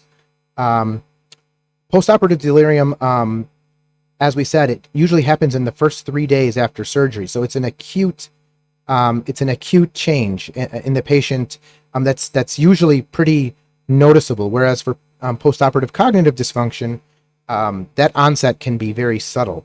It may be something that family member comes back weeks after their surgery, or maybe even a month after the surgery, and tells the surgeon, my family member just isn't the same. They're just not thinking as sharply, as clearly as they used to. It may be more subtle. The symptoms are relatively clear in postoperative delirium, except for those hypoactive cases, of course, where it may just seem like they're very sedate and catatonic. Whereas in POCD, the symptoms can be unclear, and it really does require very sensitive neuropsychological testing, a battery of neuropsychological testing to really understand it, to really define it. Postoperative delirium can take days to weeks, but usually completely resolves, whereas POCD can take weeks to months and sometimes can last forever. The risk factors are something that they do share in common. Age being a very important, if not the most important, risk factor. But as we also said, baseline dementia, or what some authors call baseline cognitive reserve, is very important as a risk factor.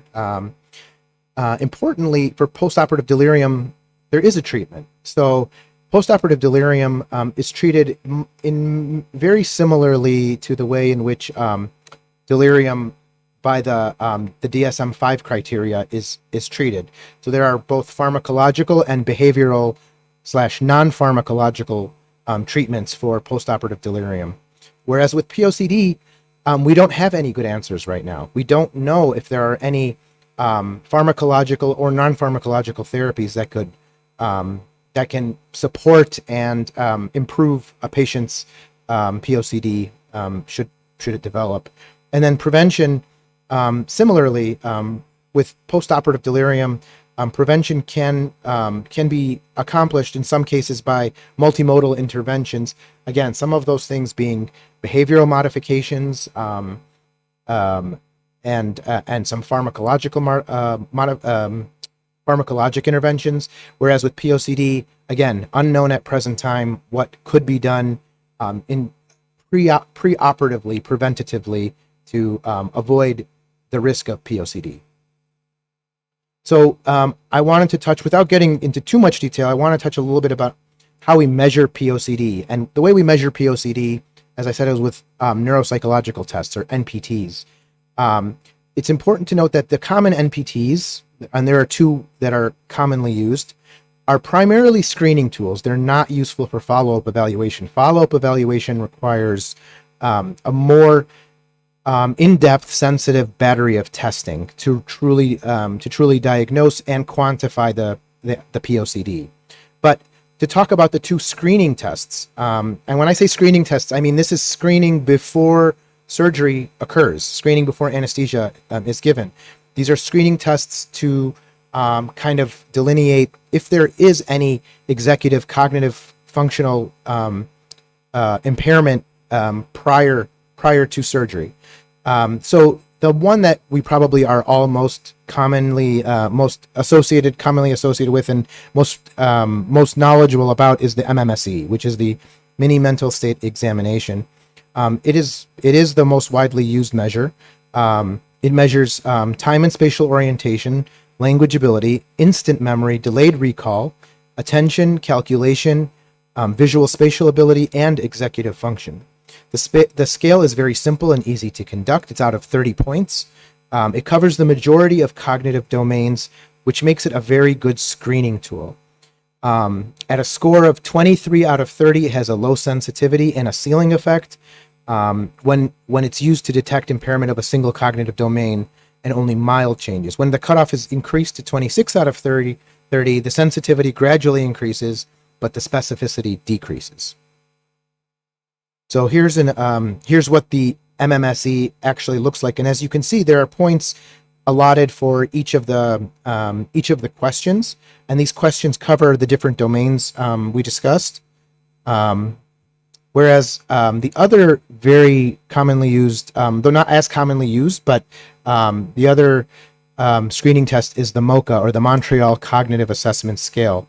The MoCA is actually has some advantages over the MMSE in a few ways we'll get to. But MoCA assesses mild cognitive dysfunction. It measures visual, spatial, executive functioning, naming, memory, attention, language, abstraction, and orientation.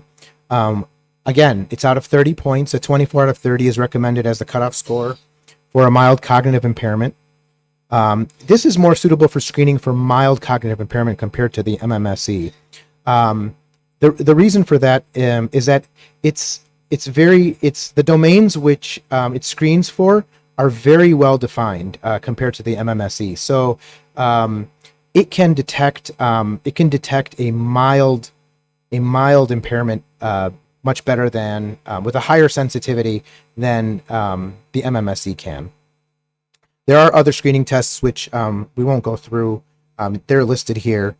These are other less commonly used screening tests to assess for cognitive and executive function preoperatively. This is what the MoCA looks like. And as you can see, it's broken down very clearly into which domains, whether it's naming, memory, attention, etc., to give you to kind of delineate exactly which executive functions are being potentially affected.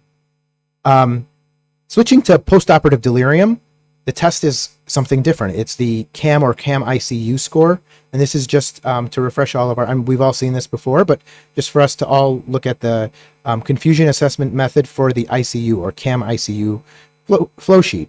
And again, this is looking at attention and not only attention but agitation, and so this is the test that we use to detect delirium in the ICU. As I said, however, for POCD, there are tests that go well beyond just screening, and the screening, like I said, is only beneficial really prior to the exposure. But there is the National Institutes of Health, the NIH Examiner, and this tests specifically for executive function, and even more robust tool exists, which is the NIH Toolbox Cognitive Battery. And this has 7 constructs, 5 of which detect fluid cognition and 2 crystallized cognition. These are very in-depth, detailed tests for POCD that can be done weeks to months to years later after exposure to surgery and anesthesia, and require the testing is not something that can be done as a screen, but requires kind of a lot of time and people who are specialized in conducting these tests. So talking about the timing of diagnosis of POCD, evaluative tools are at the core of diagnosing POCD. The timing of testing is important. As we said, if it's done less than a week, baseline testing is usually carried out 1 week before operation, and postoperative testing 7 days after operation. Medium and long-term postoperative testing often takes place at 3 and 12 months. So this is kind of the last slide to talk about some real world practical application of some of these things we've just discussed. So talking about both POCD and POD, is there treatment? And what is that treatment? So the trajectory of cognitive function can change, i.e. it can worsen with both POCD and POD. In other words, a patient's cognitive reserve is at a certain level prior to their anesthesia and their surgery, and they're on a certain trajectory, and that trajectory can change with their exposure to both surgery and anesthesia. But as we said earlier, only postoperative delirium can predict a dementia in some cases. Postoperative cognitive dysfunction doesn't usually predict that dementia will later occur. Preoperative screening is useful for prognostication. It is not useful for detection of POCD after the surgery. This brings up the issue of informed consent. Should patients who are at a high risk for one of these conditions, either POCD or POD, be told prior to their surgery, especially if it's an elective surgery, and they are at high risk, should they be told that this is a real possibility, that they or their loved one could be at risk for a worsening cognitive ability after surgery? So that's becomes an ethical question. As we said before, there's no known medical treatment for POCD, whereas things like antipsychotics or haloperidol, behavioral modification, similar to traditional delirium, being in the ICU where lights are on during the day, turned off at night, circadian rhythm is normalized, and those things that help normal delirium also do tend to help with postoperative delirium, both preventatively and for treatment.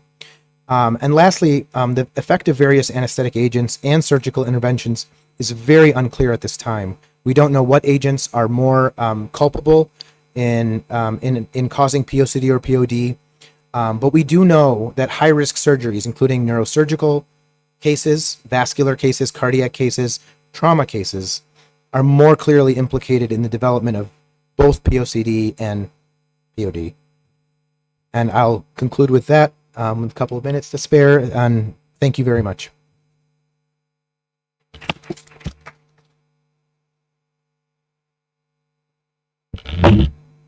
We'll take the questions later. Thank you so much. It's my pleasure to invite the third and the last speaker for this session, Professor Tumul Chaudhary. He's no stranger to ISNACC. We all know him very well. He's been closely associated with ISNACC activities. He's been a active participant over the years. At present, he's the chair of neuroanesthesia section of the Canadian Anesthesiologists Society and program director of neuroanesthesia program at Toronto Western Hospital. He is also very, very closely associated with ISNACC because he's part of many committees of ISNACC, like the Clinical Affair Committee, the Trainee Committee, and he is also the board of director of ISNACC, and also serves as director of membership and global outreach committee of ISNACC. And also we know him as the editor-in-chief of the newsletter, which is periodically brought out by ISNACC.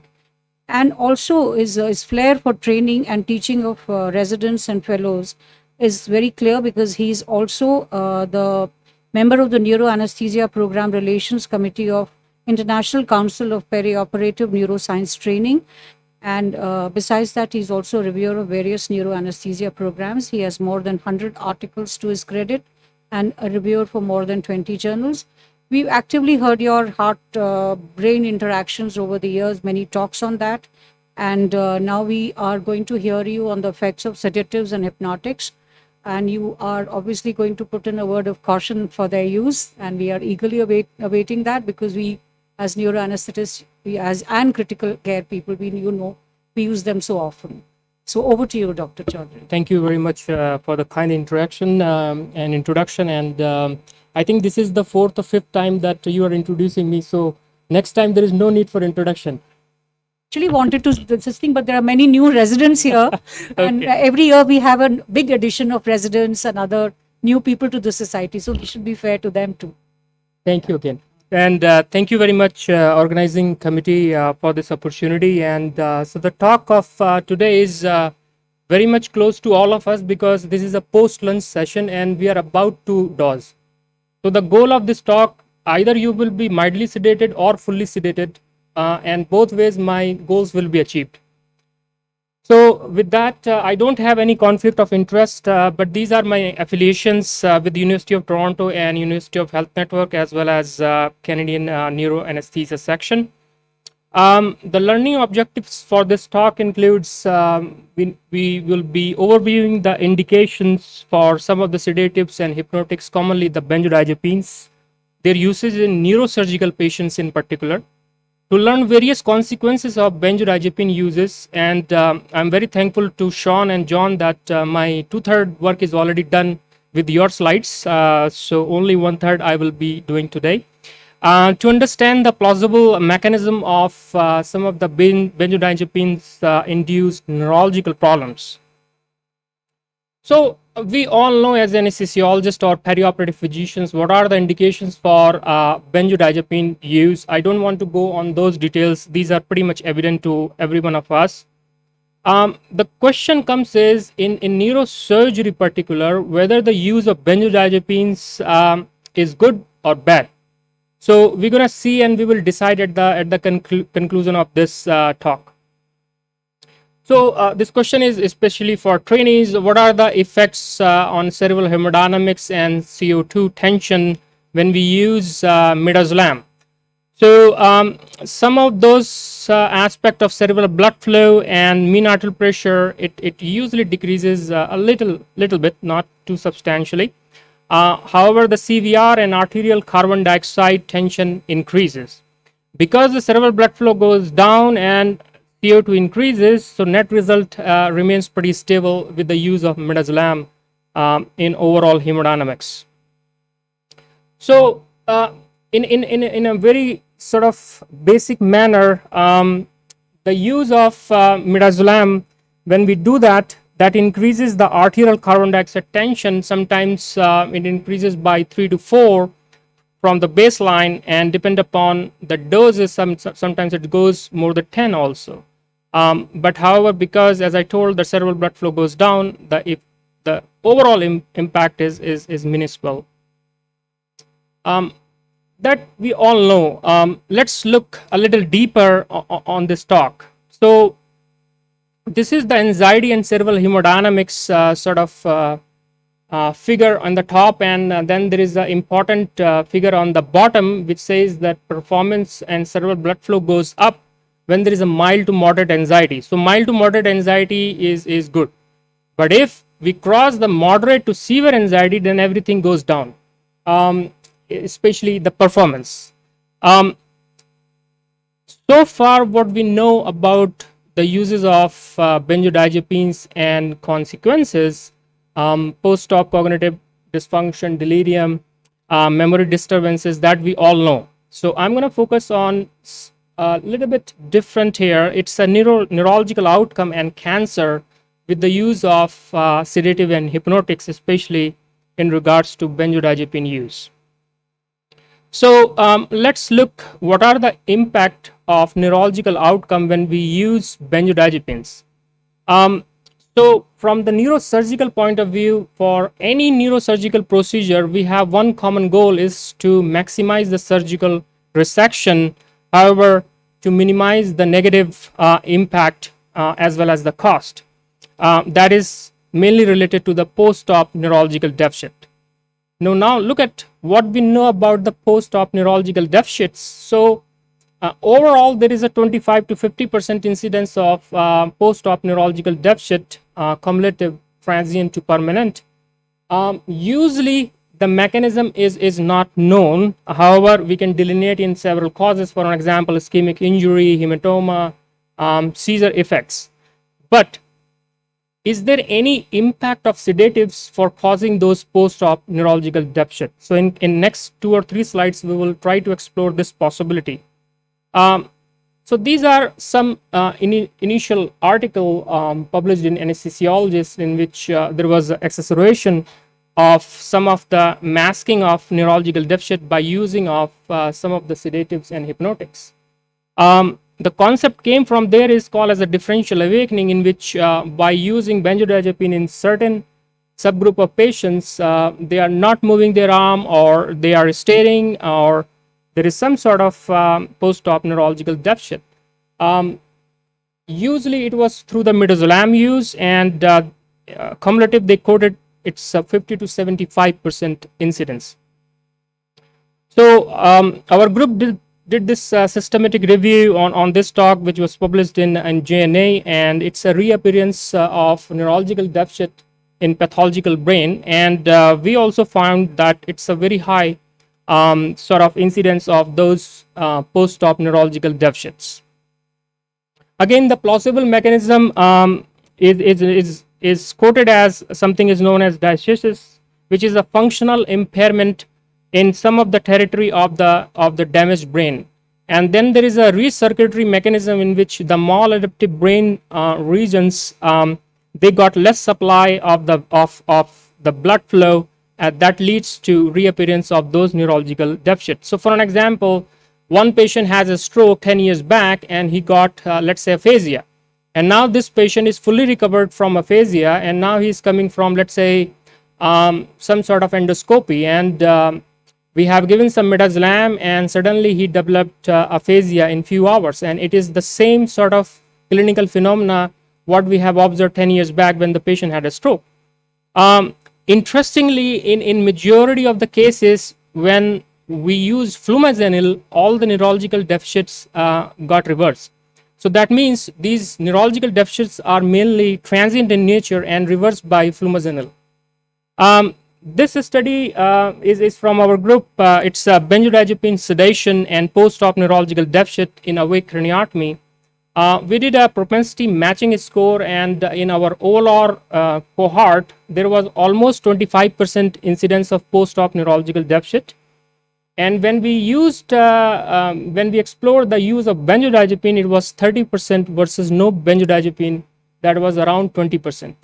And on the logistic regression, the odds ratio was around 2, the association between use of midazolam and neurological deficit. We also look in those patients who have the pre-existing neurological deficit and uses of benzodiazepines on those groups, and those come out to be a bit surprising for us. They exhibit actually more neurological deficit as compared to non-benzodiazepine group. So this is something we need to understand a little bit deeply, and unfortunately there are not so many studies available as of now. So obviously there is a knowledge gap when we use midazolam and we encounter this neurological deficit because majority of the studies are not randomized controlled trial. There is no placebo there, and the post-operative assessment is a little bit sometimes dicey, depending upon how stringent the post-op neurological assessment were done. So those are still not there, and whether these are long-term consequences or short-term consequences, it still needs to be explored further. Is it tumor specific, or is it certain vascular specific lesions which can cause to these sort of associations? It's largely unknown. That's why we quote it as a pathological brain. Which type of neurological deficit? So is it certain related to some territory of the vessels, for example, aphasia or hemiplegia or hemiparesis? Of course, there are some cognitive effects of that as well. Whether there is a differential effects of general anesthesia to awake craniotomy in this context is largely unknown.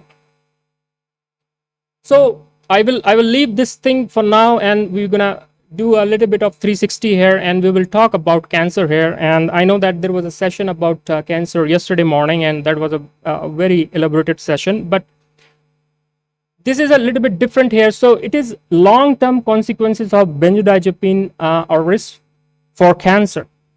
So this is a quite exhaustive sort of data-based summary, and this was published, I think, 2015. So you look into that some of the common benzodiazepine, they quoted as safe benzodiazepine and unsafe benzodiazepine. And if you look into the cases, almost there is a odds ratio of 1.3.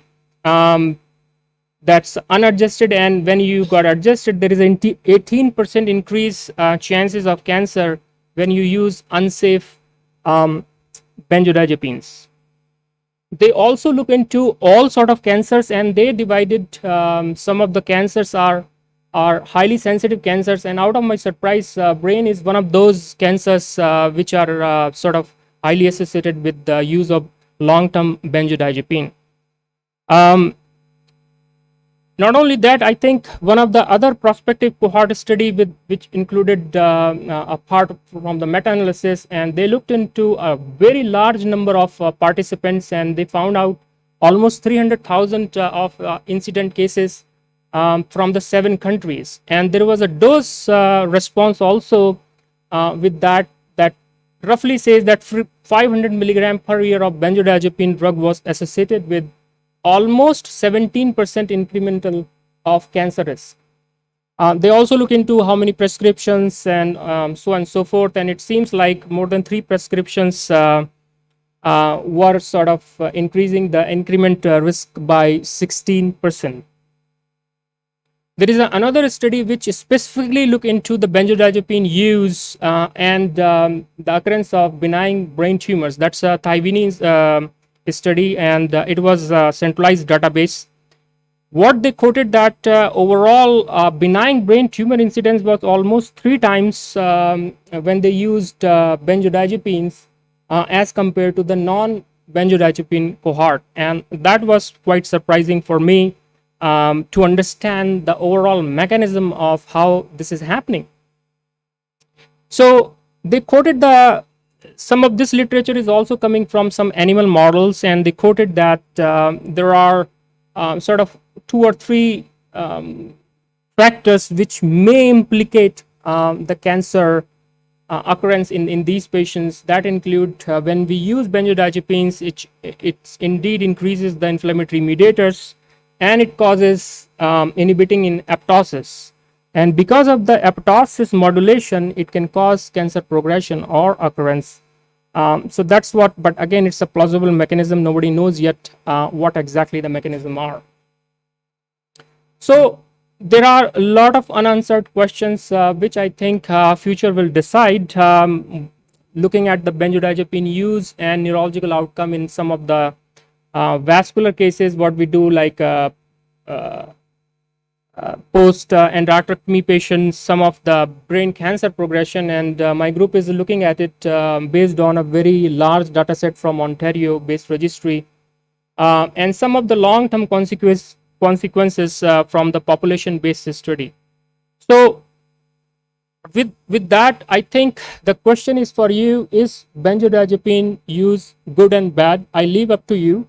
And I invite all of you for these 2 important conference. ISNACC will be happening in September 8 and 10 in Alexandria, Virginia, and the Canadian Anesthesia Society meeting at Quebec, it will be in June. So book 2 tickets, first for June and second for September. Thank you very much, and I hope that you are mildly to moderate sedated at this time, and I have achieved my goal. Thank you. Thank you, Dr. Chaudhary. Now all the 3 papers are open for discussion.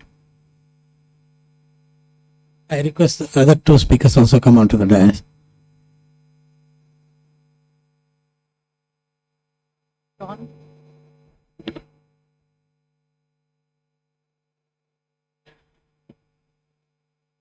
Any questions from the audience? Yes.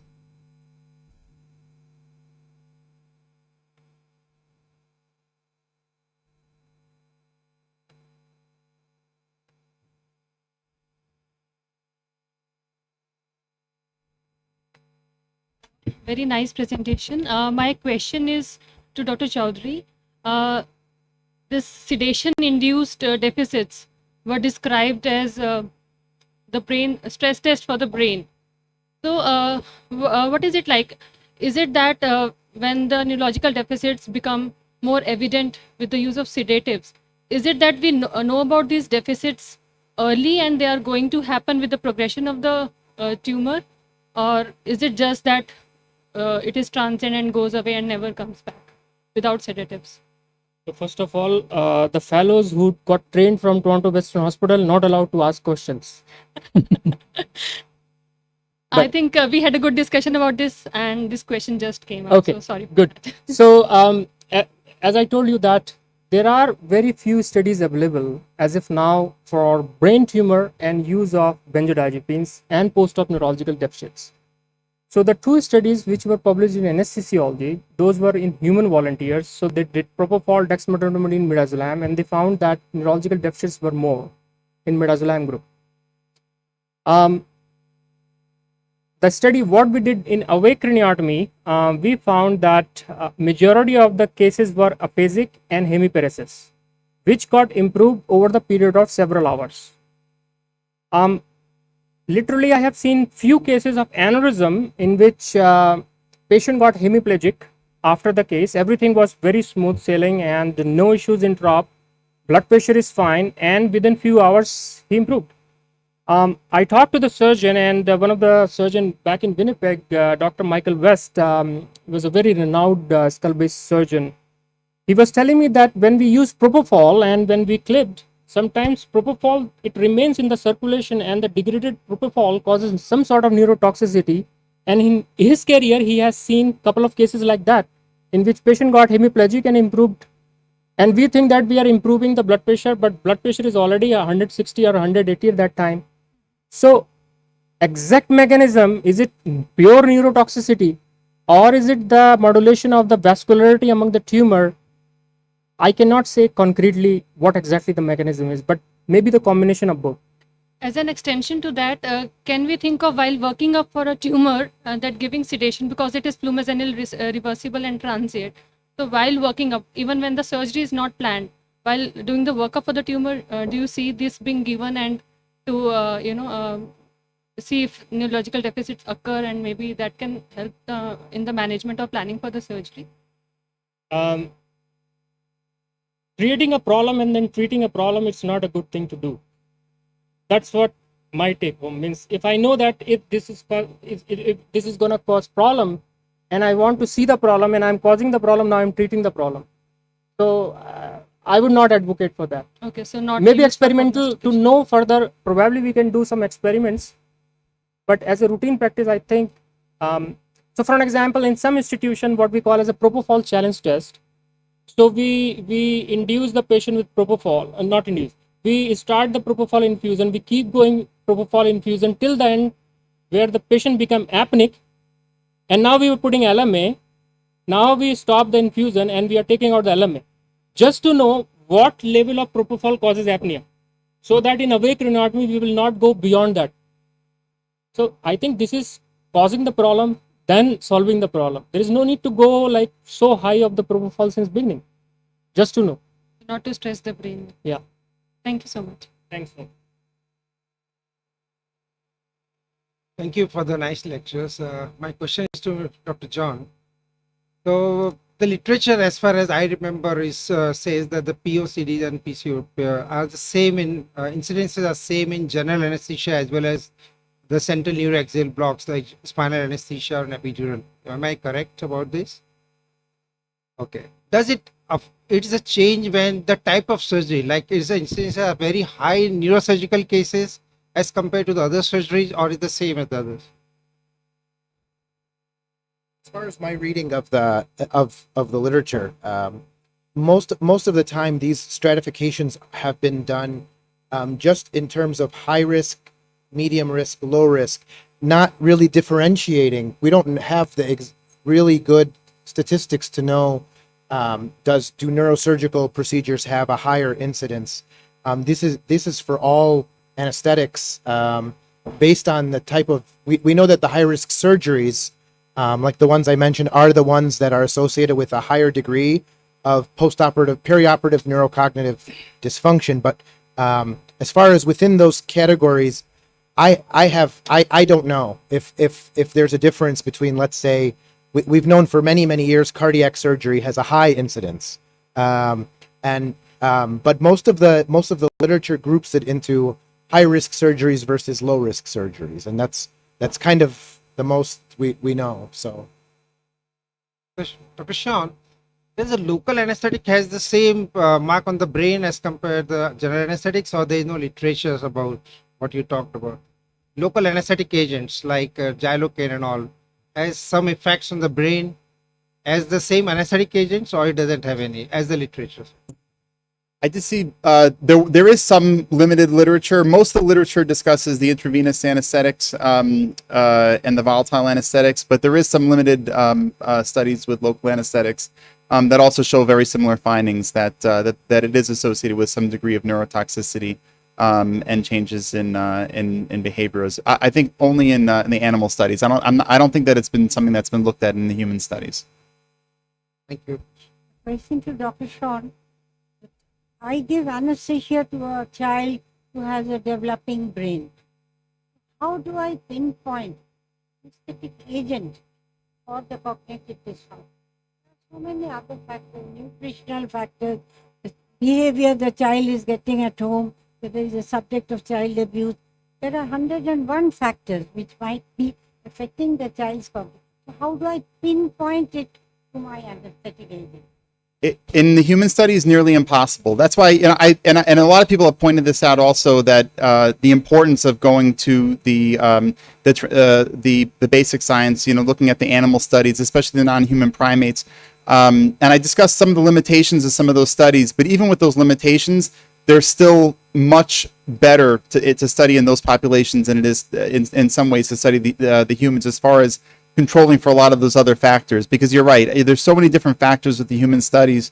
And one of the things I mentioned was even just the phenotype that might reflect neurotoxicity is very difficult to determine in humans, because as you pointed out, there's so many different factors at play. And even just separating, why do the children need surgeries in the first place, especially for the multiple anesthetic exposures. A lot of times they need surgeries for a variety of reasons, and they have worsened neurological outcomes that have nothing to do with the anesthetic itself. But teasing out some of those factors becomes nearly impossible with the human studies, because as you pointed out, there's just so many different variables at play. 100%. So it always becomes a question, what do we tell patients? And I think at this point, the only thing that we can tell patients and their families is the results that we see from the animal studies and the limited studies that from the human studies to at least show, some of the negative outcome data. I think can tell you a lot more than some of the positive outcome data, because it's hard to know exactly what you can attribute it, the effects to,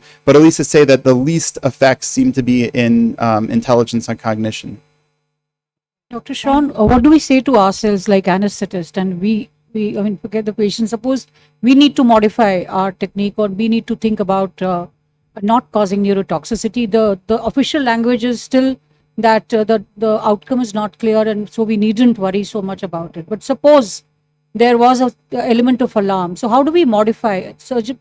Children would come for surgery. We have to give anesthesia. So what are the take-home message for us as neuroanesthetists? Because we do go for multiple anesthesia. The children go for multiple anesthesia exposures, as you know, for the in the growing brain. Yeah, I agree 100%. So that's where a lot of the alarm came from, the 2016 FDA warning, because a lot of people had raised concerns over exactly that question. A lot of these, nobody's coming for elective surgery under the age of 5 or under the age of 4. So these are all necessary surgeries. The question is, can you possibly delay the surgery? For most surgeries in that context, you cannot. So again, when the 2016 FDA warning came out, the American College of Obstetrics and Gynecology and the Pediatric Society of Anesthesia immediately came out with statements of their own to say, slow down. There's not enough data at this point to suggest delaying necessary surgery, especially for the purposes of avoiding neurotoxicity, which has not been firmly established in the human studies anyways. So I think, those are the recommendations that we can give, at least to this point. I think things might change in the future. Again, with the clinical studies, it's so hard to really pinpoint, exactly who might be the most vulnerable, which anesthetics, under which circumstances, which types of surgeries. But hopefully, there'll be more information that'll come out in the future. But again, at this point, delaying necessary surgery is not something that should be advised. Thank you so much. One question to Dr. John. Dr. John, is there any relationship between presence of comorbidities like hypertension, diabetes, and development of POD, PCD? Relation between hypertension? Any comorbidity, I mean hypertension, diabetes, or coronary artery disease, or any other disease, it's as the age advances, the incidence of POCD and POD, post-operative, increase the incidence. Yeah. Is there any relation between these comorbidity and development of these deficits of delirium? Not, I don't think directly. To my knowledge, I don't think I haven't seen anything like that described. But we do know that patients who have maybe history of previous CVA or vascular, mild degrees of vascular dementia or mild degrees of vascular insufficiency that could be due to cardiac comorbidities or hypertension or whatnot. Those patients, all I've seen is sort of the most important thing is what their baseline cognitive function is going into the surgery is the greatest predictor of their postoperative cognitive function. So, as far as I don't know of any specific cardiac comorbidities or vascular comorbidities that go directly, that correlate directly. I'm sure there's association, but I don't know. I wouldn't be able to quote it. Okay. One question to Dr. Tumal. Tumal, you spoke about the benzodiazepines. What is your take on like other sedatives like dexmedetomidine? Is there any reappearance of deficit after dex? To my knowledge, not. But interestingly, there was a animal experiment on dexmedetomidine midazolam published in Anesthesiology couple of years, and it suggested the cancer progression was more in dexmedetomidine as compared to midazolam. So I'm doing some sort of studies to delineate that possibility, but neurological deficit was not I encountered with dexmedetomidine so far. Maybe I missed some literature, but that's what I know. Sri Ganesh. Yeah. Yeah.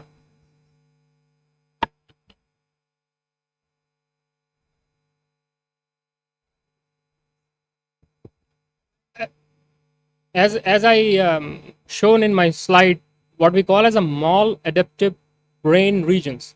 So when there is a tumor, certain area around the tumor, it readjusted with the vasculature. And when we give the midazolam, probably the blood flow and the CO2 tensions, they got altered and the vascularity is differentially distributed. And that causes some sort of neurological deficit in some sort of areas of the brain, which leads to apparent clinical manifestations. Again, these are plausible mechanism. Nobody knows the exact mechanism. I have a question for Dr. Weber. Sorry. This is regarding, it does look like the risk factors and anesthetic interventions for POD and POCD are pretty similar. Is it that they both are the same diseases but different spectra of the same disease? Is the pathophysiology, the underlying physiology and pathophysiology similar, or are they different? That's an interesting question, because you don't read a lot about the pathophysiology because it's very unclear what the pathophysiology of both are. Most of the time when you read about POCD and POD, it's about epidemiology and it's about risk factors, but the pathophysiology is very unknown. It's very unknown, but the thinking right now, I think by most experts, is that these are two. They can appear similar symptomatically and clinically, but they're two distinct. They are distinct pathophysiologies. But beyond that, no one, as far as I can find, no one can explain it any more than that. But the thinking now is, we used to call it all POCD, and now we're treating POD as a type of subtype of delirium, and POCD as as something that's different. I'm sure there's some cross reactivity with the underlying mechanisms, but I don't know enough to tell you that what those pathophysiologies are. I haven't never really found a good explanation for what's the underlying pathophysiology for either of them, but most people group them as two separate pathologies. So, okay, I have a couple of comments and then two queries to Dr. John. The first comment is that the terminology of POCD is no longer used. The DSM-5, it is POD and then delayed neurocognitive recovery and then move on to neurocognitive disorders. And the second one is that Dr. Parag had mentioned about are patients who undergo intracranial surgeries more vulnerable than other surgeries such as spine. And in our study, we did observe that patients who undergo intracranial neurosurgeries have an increased risk as compared to those undergoing spine surgeries. The probable reasons could be that patients with brain pathologies have altered neuroinflammation, which increases their predisposition to development of postoperative cognitive disorders or delirium. And second is direct handling of the brain itself releases several neurochemical substances which can alter this problem. My two queries to you are, you mentioned that the tests that are used for assessment of cognitive changes in the postoperative period should be different than that is used for screening in the preoperative period. How do we then quantify the change and determine it to be post-operative differences when we use two different tests for assessments? That is the first question. And the second one is, since we know that neurosurgical patients, those who undergo intracranial surgeries are at increased risk, are there any specific interventions that you would suggest to minimize the occurrence of postoperative cognitive changes? Thank you. okay, so to answer the first question, the in practical application, the MMSE or the MOCA, they are used post-operatively. They are used, so you do have a baseline preoperative and post-operatively, but they're not, but they truly are designed to be screening tests. So their function or their sensitivity afterwards is not, is diminished. But people do use them in a practical sense, in an everyday sense. People do use them usually when you have a patient who comes after surgery with presumed postoperative cognitive dysfunction. They use the same test, and you have a baseline to compare to.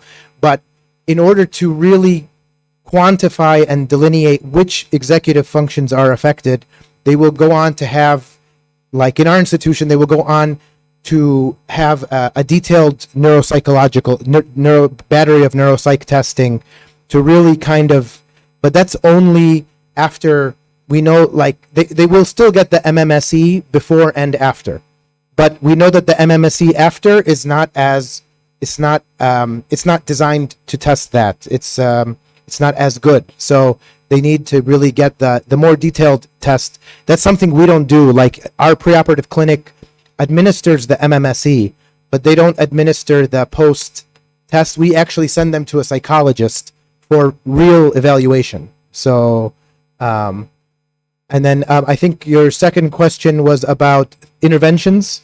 Is that right? Interventions. You know, there's not a whole lot that I'm aware of that we do. You know, they say like routines are good. So having the patient in their routine environment and you know, optimizing all of their other medical comorbidities. Those are the things that we can do, and keeping them cognitively engaged with various exercises. Cognitive exercises is good, but I don't know. There's no. It's not like POD where we know there's treatment. You know. So.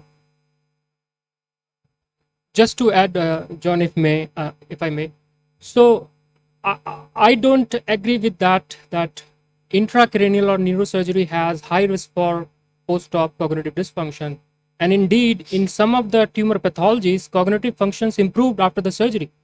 So I think it's a common notion that, oh, neurosurgical patient has higher risk of post-op cognitive dysfunction. No, it depends upon the pathology. For example, a patient coming with a malignant IZP, altered sensorium, everything, cognitive. You do the drain or you put the EVD, cognitive functions improve. Same with the some of the glioblastoma multiforme. So we need to be a bit more selective when we say a broader terminology for post-op cognitive dysfunctions or for that matter POD. Yeah. So this is just a comment to what Dr. Sri Ganesh asked. Why the cognitive test in the preoperative and the post-op, they should be different. So there are some researchers and the psychologists who have brought out this point that once you do a preoperative test and then follow up in the post-operative, say the first post-op, second, then there comes what is known as a practice effect. So with all they are exposed to those tests, so they became very habitual, and then when you expose them to a second test, they do it very fast. So because of that practice first, it is recommended that the first test and the second test, they should be different to identify those cognitive domains. This just was an addition to what. That's true. That's correct. It's a brilliant lectures. I'm a neurosurgeon, but I mean my observation in a few of the patients where we do AVM surgeries, especially in those eloquent areas, and they do improve very well after we excise the AVM, probably because the surrounding areas of AVM were they were having hypoperfusion. And in the lighter sense, and after listening to all three lectures, I was thinking that patients are becoming bad because of my surgery, but now I realize that I can blame Professor Padmaja for all that. Thank you very much. One small question from me. At some time we give alprazolam, which is a short-acting benzodiazepine for anxiolysis in a patients who are very anxious, spine surgery cases or weak craniotomy like that. Whether after listening your talk and all, is it advisable to give alprazolam or we should not? I think you should do the study and find out. But your experience is good. No, we don't give alprazolam, so I don't know. In the previous evening, usually we plan. to Yeah, give I know. The patient who are very anxious and cases. See, for my entire 12 years in Canada, I never used benzodiazepine for any cases. So you don't give anything. No, for I don't give. anxiolysis? No, Anxiolysis? I just talk to the patient, and my talk make them calm. So that. Yeah. This is Go ahead. this is regarding during awake craniotomies. When we do, actually we keep assessing them during surgery. We put them off propofol, dexmed, and we'll just keep assessing them. There is absolutely no neurological deficit will be there. And then when we restart propofol and dexmed, you see the deficit will actually recur, and after 2 hours, if you observe, the deficit will disappear. Actually, this is my personal observation. If I continue propofol, that happens. But when I continue dexmed, that new deficit don't occur. And there is very good articles. Since I'm doing the next session, I'm not able to recollect. Anesthetic actually mask the actually worsen the neurological deficit. And there is very good article and different mechanisms. I think it's analgesia or anesthesiology. I don't remember, but recently it has come, and there are various mechanisms of to cause why the worsening of neurological deficit is happening. Is it a breach of blood-brain barrier? That's why drug diffuses, and lot of things are discussed there. Since we're running short of time now, we have to close this excellent session. It was a great discussion around the table. Thank you to the speakers and thank you for all the questions.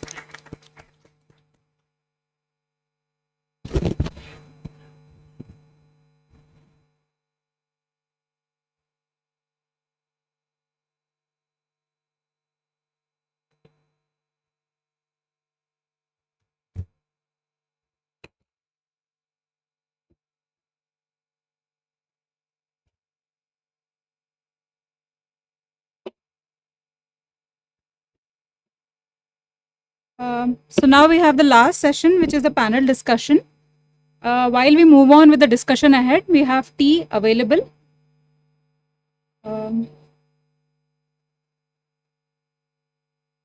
We are running short of time.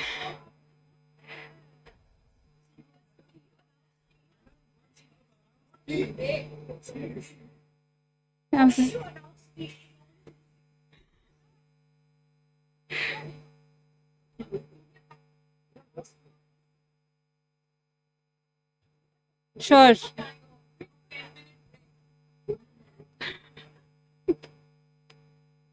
sure, ma'am. Like 10 minutes here.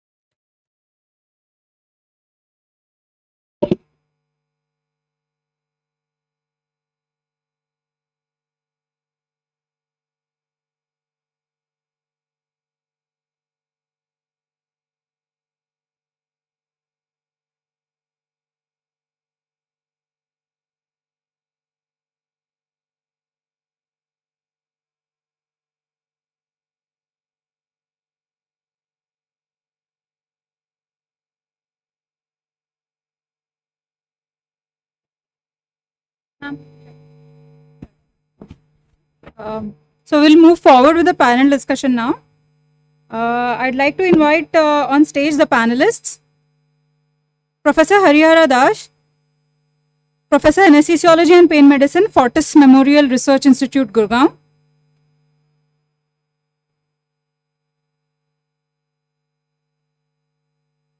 All right. Professor Bibhu Kalyani Das, Director Academics, HOD Anesthesia, Critical Care and Pain Clinic, Institute of Neurosciences, Kolkata.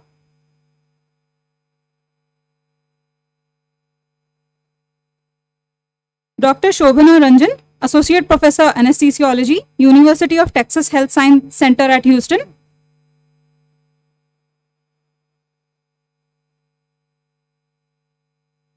Dr. Sri Ganesh Kamath, Professor and Head Neuroanesthesia and Neurocritical Care, NIMHANS.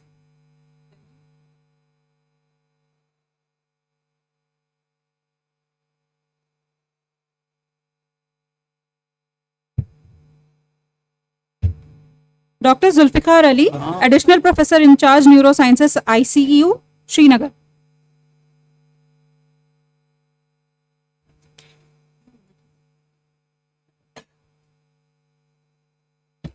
Now I'd like to invite the moderator for the session, Dr. Ramamani Mariappan, Professor, Christian Medical College, Vellore.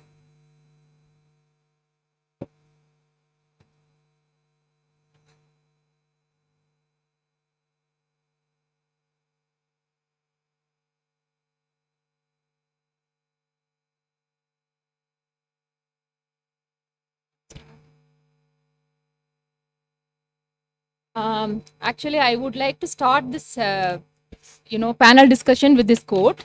With the number comes experience. With commitment comes quality. With dedication comes excellence. Okay, so I would like to dedicate this quote to all the residents and the junior faculty.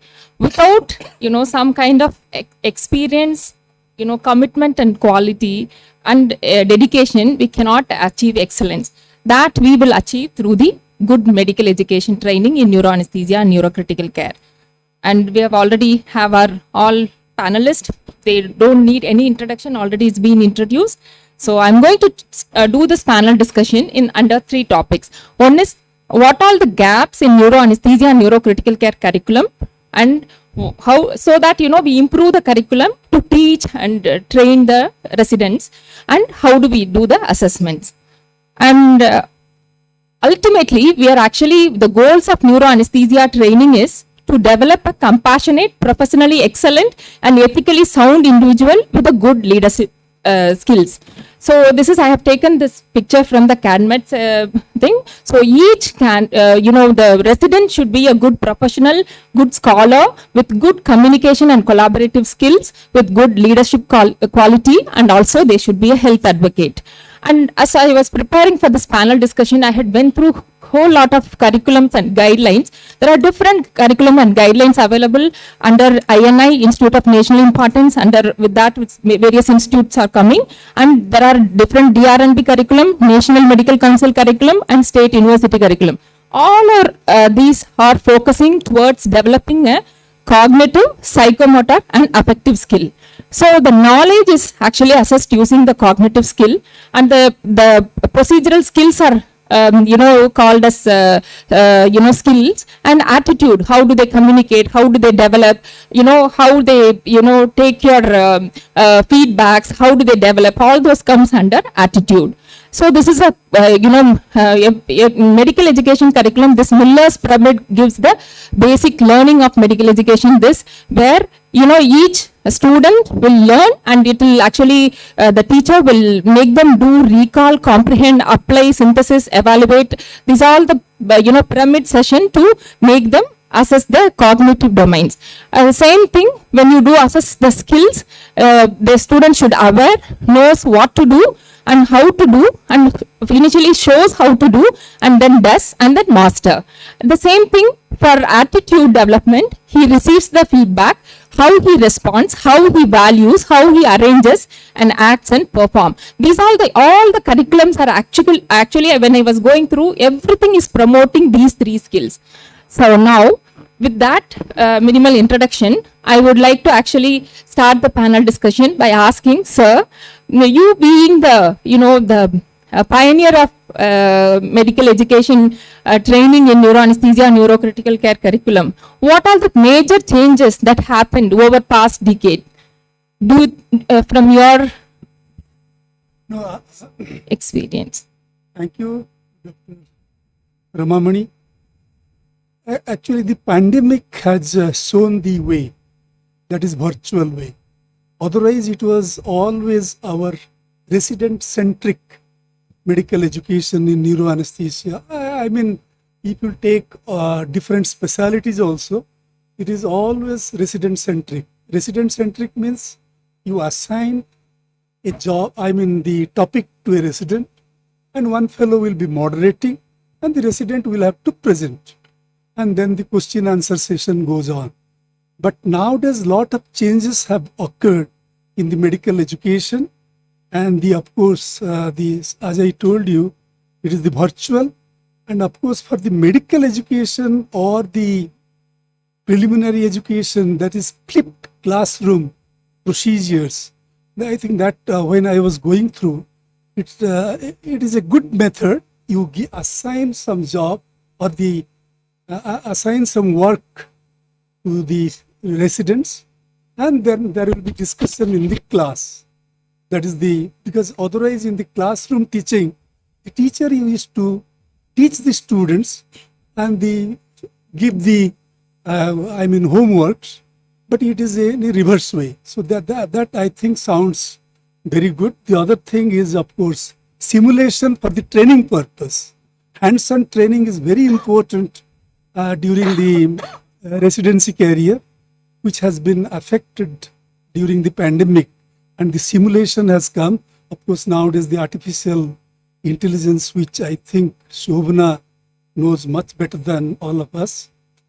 And as regards the topics are concerned, we are really, as you told initially, it is nowadays our science is a dynamic science, and a lot of technology have been incorporated in the clinical practice. So we must have, the students must be taught about the technologies. Medical ethics is very important, which we have ignored for a long time. And of course, health economics, which is also we'll have to look into. And most important thing is the communication and empathy.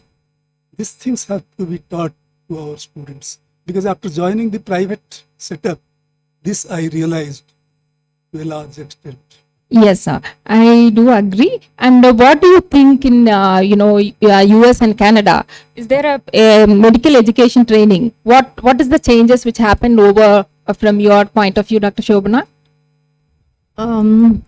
Again, I also want to thank you for inviting me for this panel. I think this is a really important topic that we should all be discussing, because our future of our specialty is dependent upon what kind of education we're going to offer to the residents in training. I was someone who did my residency in India many years ago at PGI Chandigarh, and I practiced in India, and then I moved to the United States, did another residency, and currently practicing there. So I think I have dual exposure with respect to education in both places. And Dr. Dash already mentioned all the current trends in education that are happening in India, and I think we are seeing similar things going on in the United States as well. Some of the biggest differences that I personally found was the fact that there's a lot of focus in the US and possibly Canada with respect to milestone-based and competency-based assessments for residents. There's also a lot of focus on resident wellness, work-life balance, burnout, and diversity and inclusion, and also financial stability, and how can residents invest for their financial future. Besides that, there are a number of workshops for faculty, like the theme is how to teach the teachers to teach. And we are taught not just about how to deliver lectures or flip classroom models, etc., but we're also taught how to deal with, say, a difficult resident or underperforming resident, and things like that. And I think, like you said, the biggest changes have come after COVID. And, I call this shock, scramble, and switch, because we were all shocked when COVID came in, and then we all scrambled for safe methodologies for education and training, and we switched to online and virtual mode. And currently we call it the high flex mode, that is, it's of education, but it's also flexible.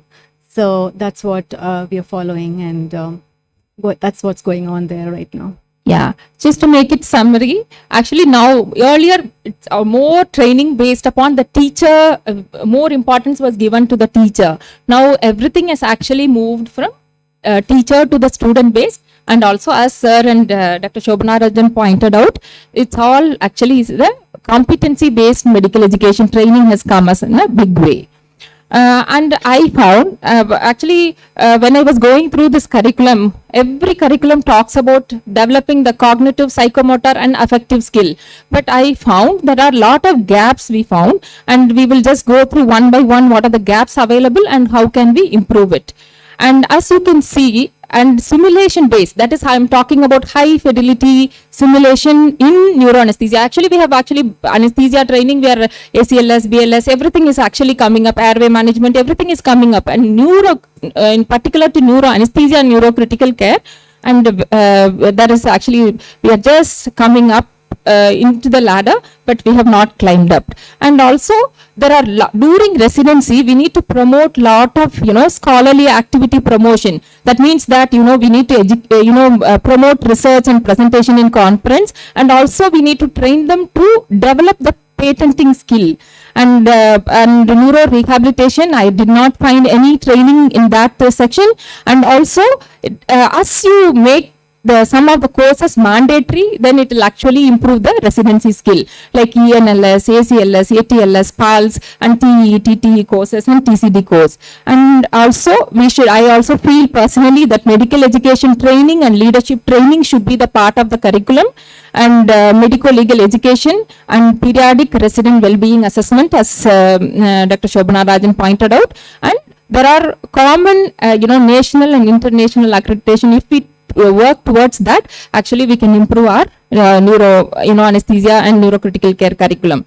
And move on to these gaps I pointed out. I would like to know, I want to address this question to Dr. Sri Ganesh.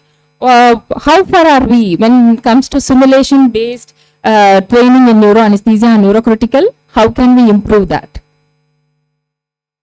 Good afternoon, everyone. Simulation based training in neuroanesthesia currently, at least in my center, there is not much happening.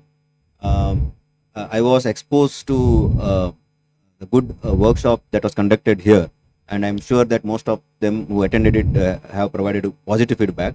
And maybe that's the beginning that we have made, at least in ISNACC at the conference level, and can be replicated at the institute level, at the department level as well.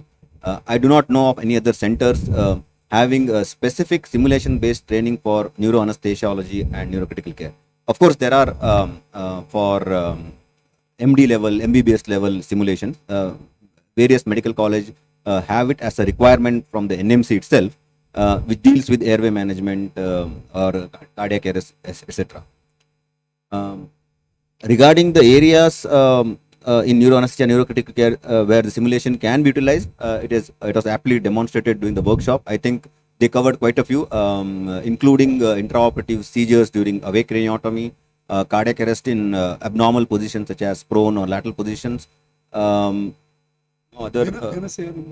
venous air embolism, and there could be more in anesthesia as well, which I have noted down. Maybe approach on hypotension in a child. And in intensive care, I think that was not probably covered. There are a lot of areas where simulation can benefit in learning and teaching in neurocritical care, and these could be management of approach to vasospasm and prevention of delayed cerebral ischemia, approach to raised intracranial pressure, then airway management in cervical spine injury, approach to acute ischemic injury, ischemia, and likewise complications in interventional neuroradiological suite, and also some common things which we don't take very seriously, like in-hospital patient transfer. these do not get reflected in majority of the conferences or in our day-to-day practice. Other areas where simulation might benefit in neurocritical care is breaking the bad news, especially in neurocritical patients, and how to approach family and the regulatory authorities for organ harvesting in a brain dead patient.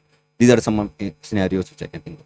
Yeah, as Dr. Sriganesh pointed out, it's actually we are not training them to do how counseling for a sick patients and how to break the bad news. All those things have to be involved in the neuro anesthesia and neurocritical care curriculum, so that when we at the end of it we train a individual who has a all the qualities of the role play. They have to do it what I have mentioned it earlier.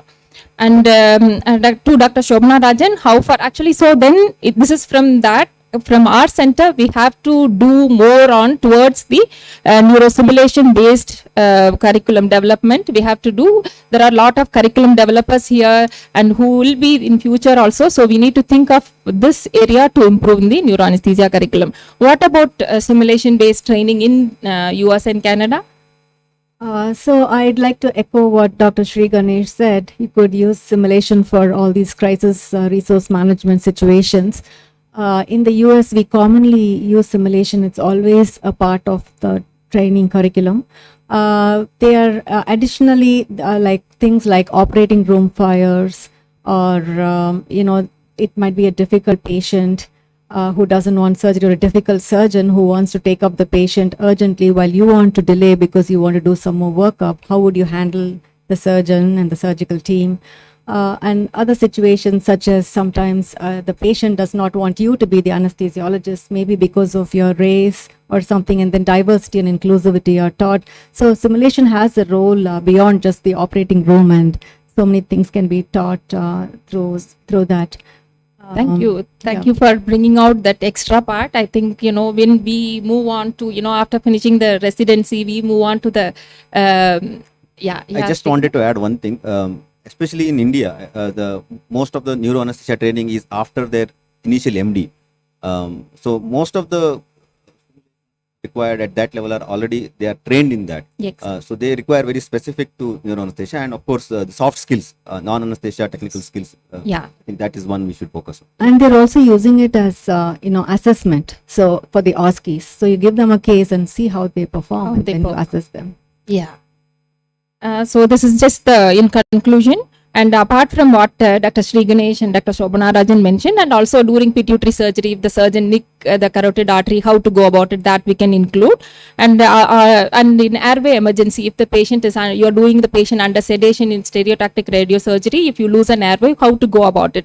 That, quick reflexes has to come. For that, in a very, in a scenario where, they have to act quickly. So for that, we have to have a simulation in these areas, and this is already we have discussed. So now I would like to ask ma'am, Bibu ma'am, do you I'll first ask about medical legal education to Dr. Zulfikar Ali. Then ma'am is actually more neuro rehabilitation. Ma'am is so much interested, so I will just come to ma'am later.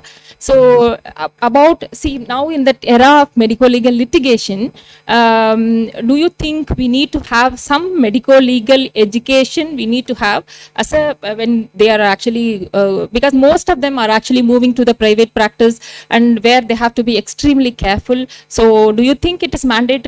And what are the advantages, do you think? Basically, this is one of the areas which is unfortunately not covered in our adequately in India during our graduate and postgraduate days, and even during once we do the super specialty in a particular subspecialty. So this is one of the areas which unfortunately needs it's not covered, and it needs a lot of attention, particularly in the field of neuroanesthesia and neurocritical care. Once we are dealing with patients of neurotrauma, most of these are medical legal cases, and they have a medical legal background attached with them. There are some things which we need to keep in mind. In many hospitals, it's a routine in India that we take a blanket consent at the start of a surgical procedure or once a patient is admitted to the hospital. And later on, if the patient develops any complication and we have done some specific procedure and we have not explained it, this blanket consent, it's not valid at that point of the time. And also at the same time, if we see the neuroanesthesia neurocritical care practice, many of the patients who may be operated, they come in a state of unconsciousness and they may not be able to give the consent themselves. And in such a situation, we have to keep in account that we have to take the consent of a caretaker who is looking after such patient. And one of the things that we can have if we are operating a patient who is having awake craniotomy, any intracranial tumor, he can develop a fresh operative neurodeficit. And as in the previous discussion, we saw one of our colleagues from the surgery department, he became more aware that midazolam may be responsible. So we have to be very cautious about these situations which may arise in the coming days. So in such a situation, we have to be able to defend our take vis-a-vis an academic point of view and as from a point of time from the legal point of view. This good part about this is in India now we have the Institute of Law and Medical Management. They are offering some short courses for all the medical students and doctors. So it is better that we get also acquainted with this so that we are able to deal with this situation in a more effective way. Thank you. I really like that comment, because as a part of the curriculum, maybe we need to have a half a day session on when to do. And so by doing that, what is the main advantages? So every resident know when to be careful, how to document, what to not document, and how to communicate. And now this lot of video consent has come. Despite of you explaining get a consent, and people can say that, oh, you have not explained to me, I wouldn't have taken, given a consent if you wouldn't have. So all those video consent has come in a big way, especially in neurosurgical practice. They are already practicing in our hospital. So we also have to move on to that so that, when some crisis happens, we know how to respond it. So maybe in future, in ISNACC, we can actually half a day training session or something on this medical legal education where we need to do it. Okay, now we'll move on to ma'am. I think most important thing in medical legal is the documentation. Yes, sir. Never compromise on that. Yes, Documentation and your signature and writing in bold letters. Yes, sir. And actually the residents, I don't know how many of the participants here, but it's very important documentation. And what you are actually, that is the only area where we can actually, especially in head injury cases, medical legal cases, that is the only one which stands for us. So we have to, documentation is extremely important. Okay, now actually when we talk about everything, neuro rehabilitation. So when we work in ICU, when the patient's GCS is just about 9 and 10, we don't know how to just, tell how to go about it. How do you, so if we have a neuro rehabilitation training, just maybe short 1 week training, so that we can actually guide our patients how to develop. Ma'am, do you think is what we can do? And do you think we have to include this like a 1 week of neuro rehabilitation training as a part of a neuroanesthesia curriculum? Thank you, Ramamani, for that question.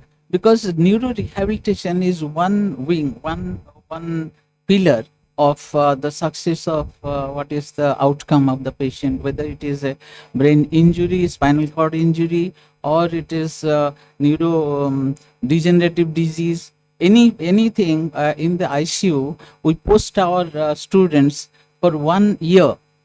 Every Dr. NB student, the course curriculum is that.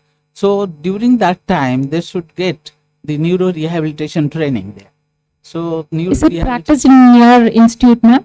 We did have they a go very- for the neuro rehabilitation We have area? a very good neuro rehab department, and we run courses also in that department. The occupational therapy, the physical therapy, and all Everything. this. And they are also in cases of coma patients.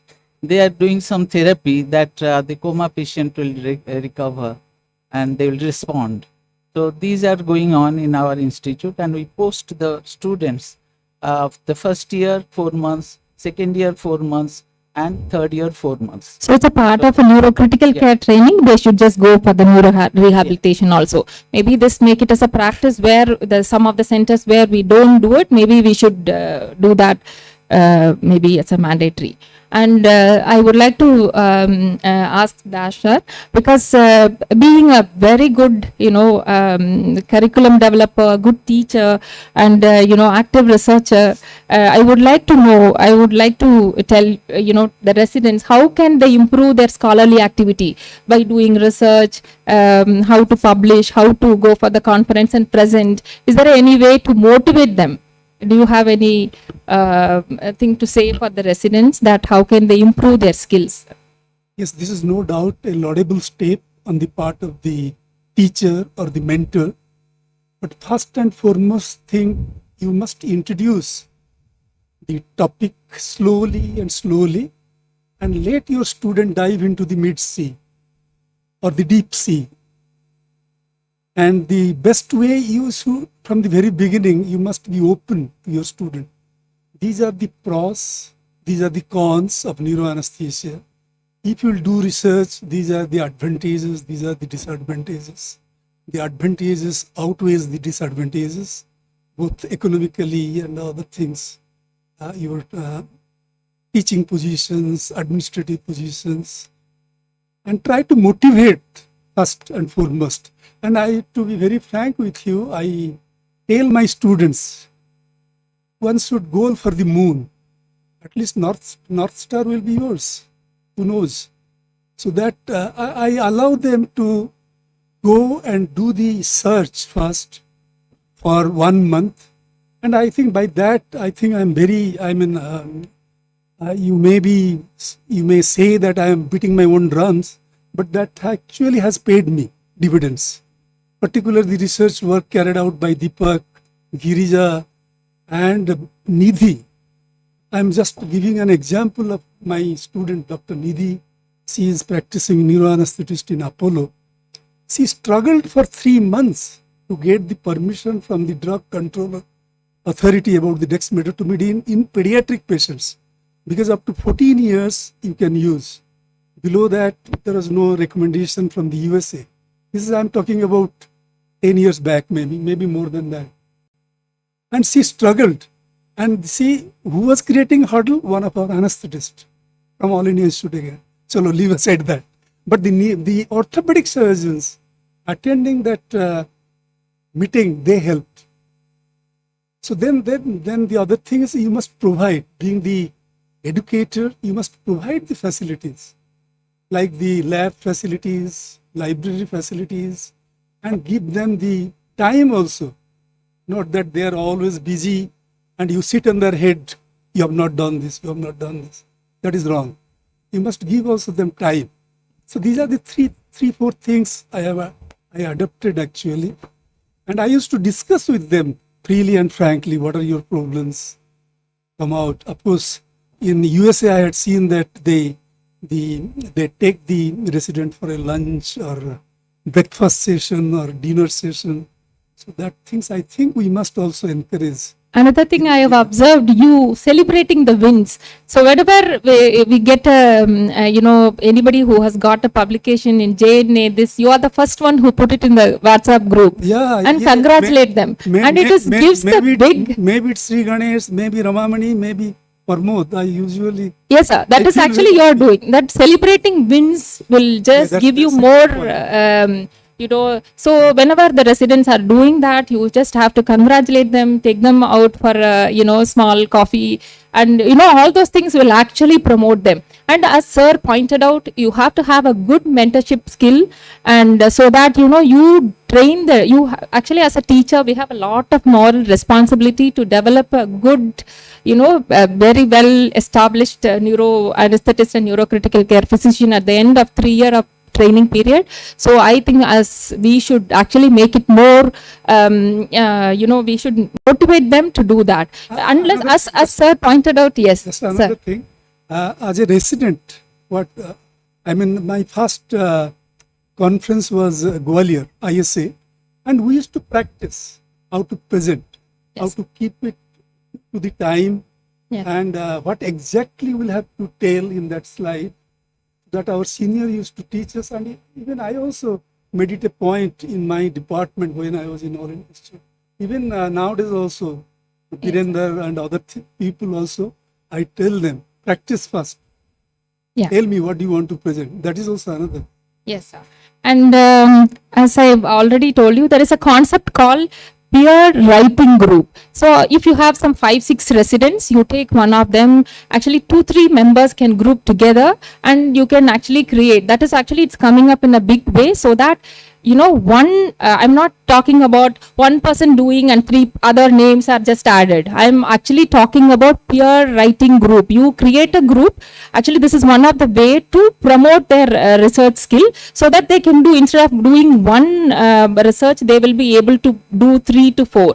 So, and it is all about their self motivation. So this is coming up and also we need to actually put them, I think I saw it when I was going through in Sri Chitra curriculum, this 1 week of biomedical engineering, that posting is there. So when we expose them to that, because they have not exposed, after MD anesthesia they have come to this, so when you expose them, they know how to how to patent one of those, and small things we can actually make it mandatory, because it is not universal in every centers. So maybe we should make that, and if your center does not have, maybe we should send them in 1 week training to some other center where they will develop the skill. And also it is extremely important to make them create a portfolio. If they make it every 6 months once portfolio, by looking at it, okay, 6 months I have achieved that, that is itself actually, it's like a publication is an addiction. Once you get one publication, you want to do second, third, fourth, like that. You create a portfolio. Okay, I have done in 6 months this much, so I have to do more. So that is also one of the way of promoting their scholarly activity. Thank you, sir, for that. If you want to read through, there is a lot of articles you can go through. And okay, see, now under NMC, there are basic course in basic biomedical research course has been made mandatory to have. And do you think these medical education, actually for the junior faculty, for the promotion, it is mandatory, sir, now.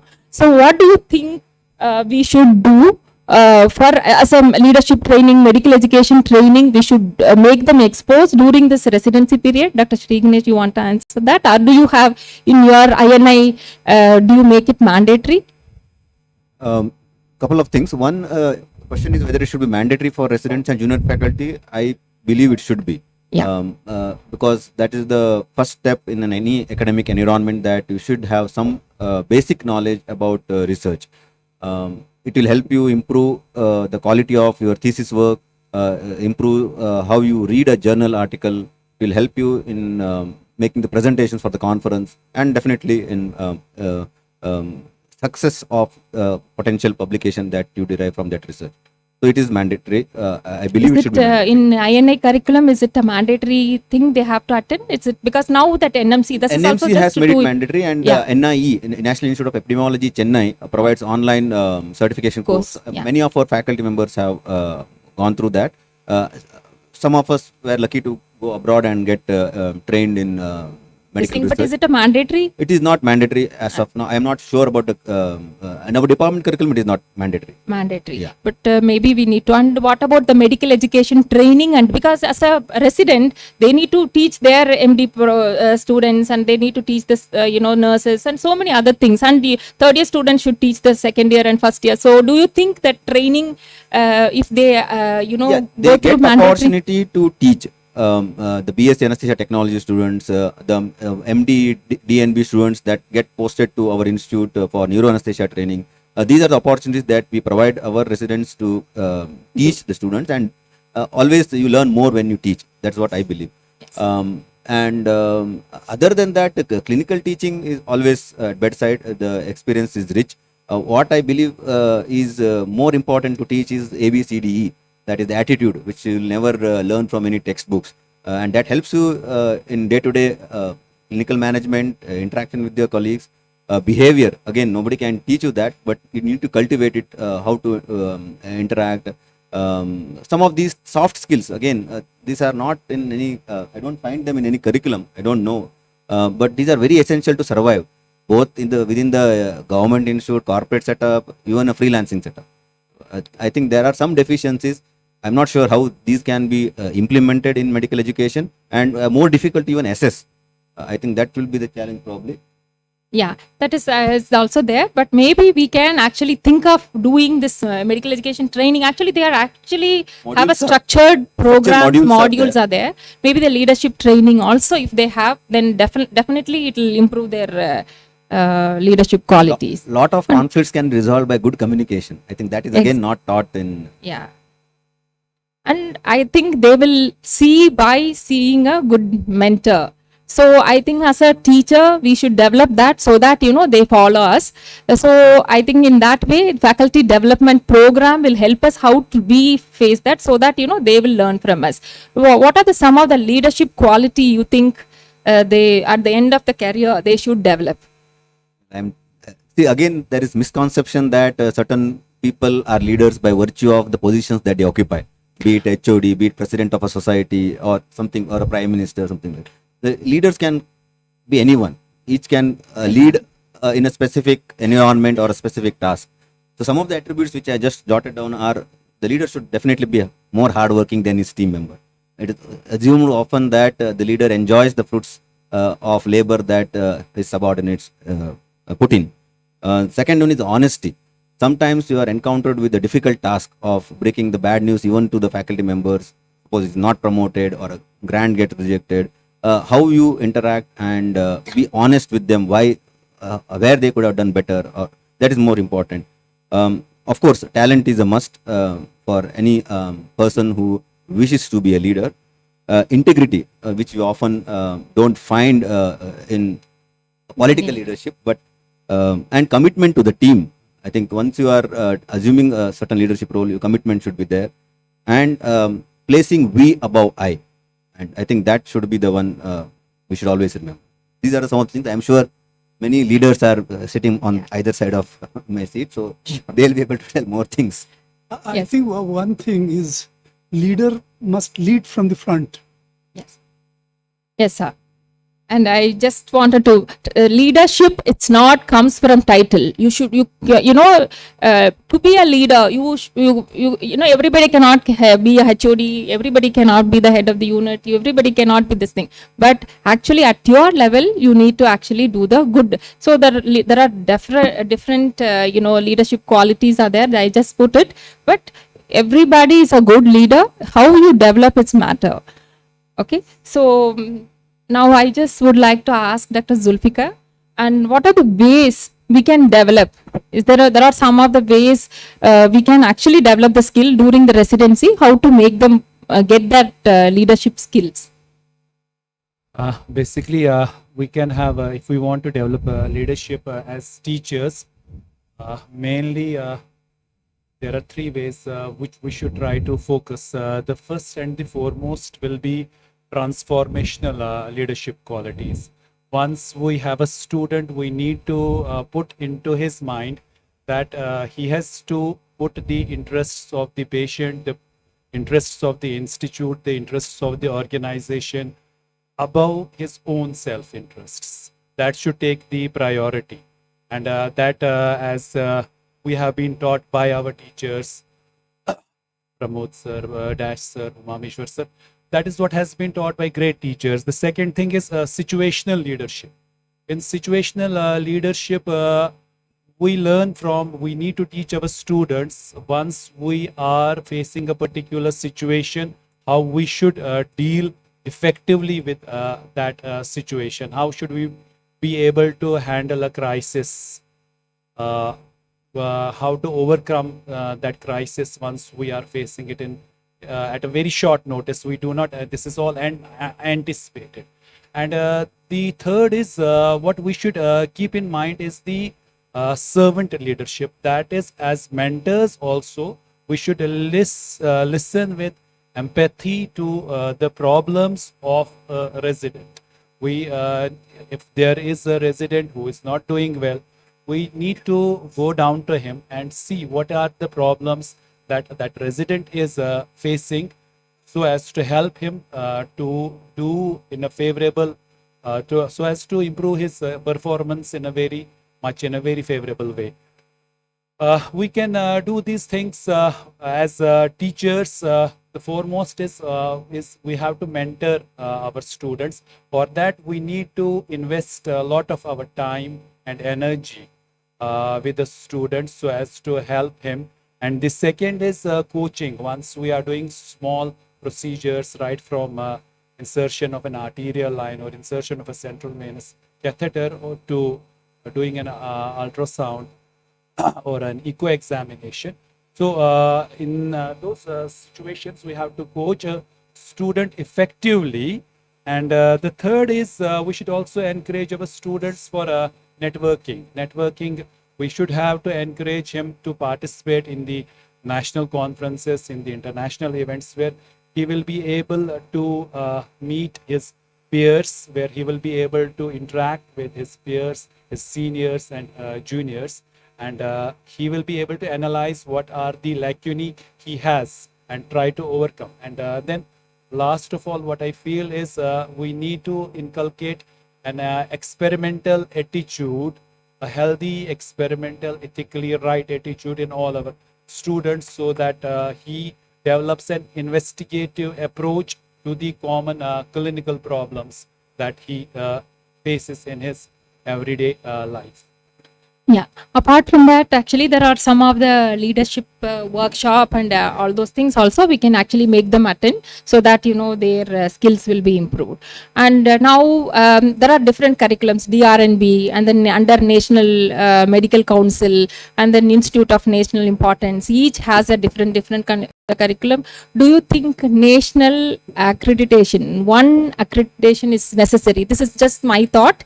What do you think, sir, Dash sir and ma'am?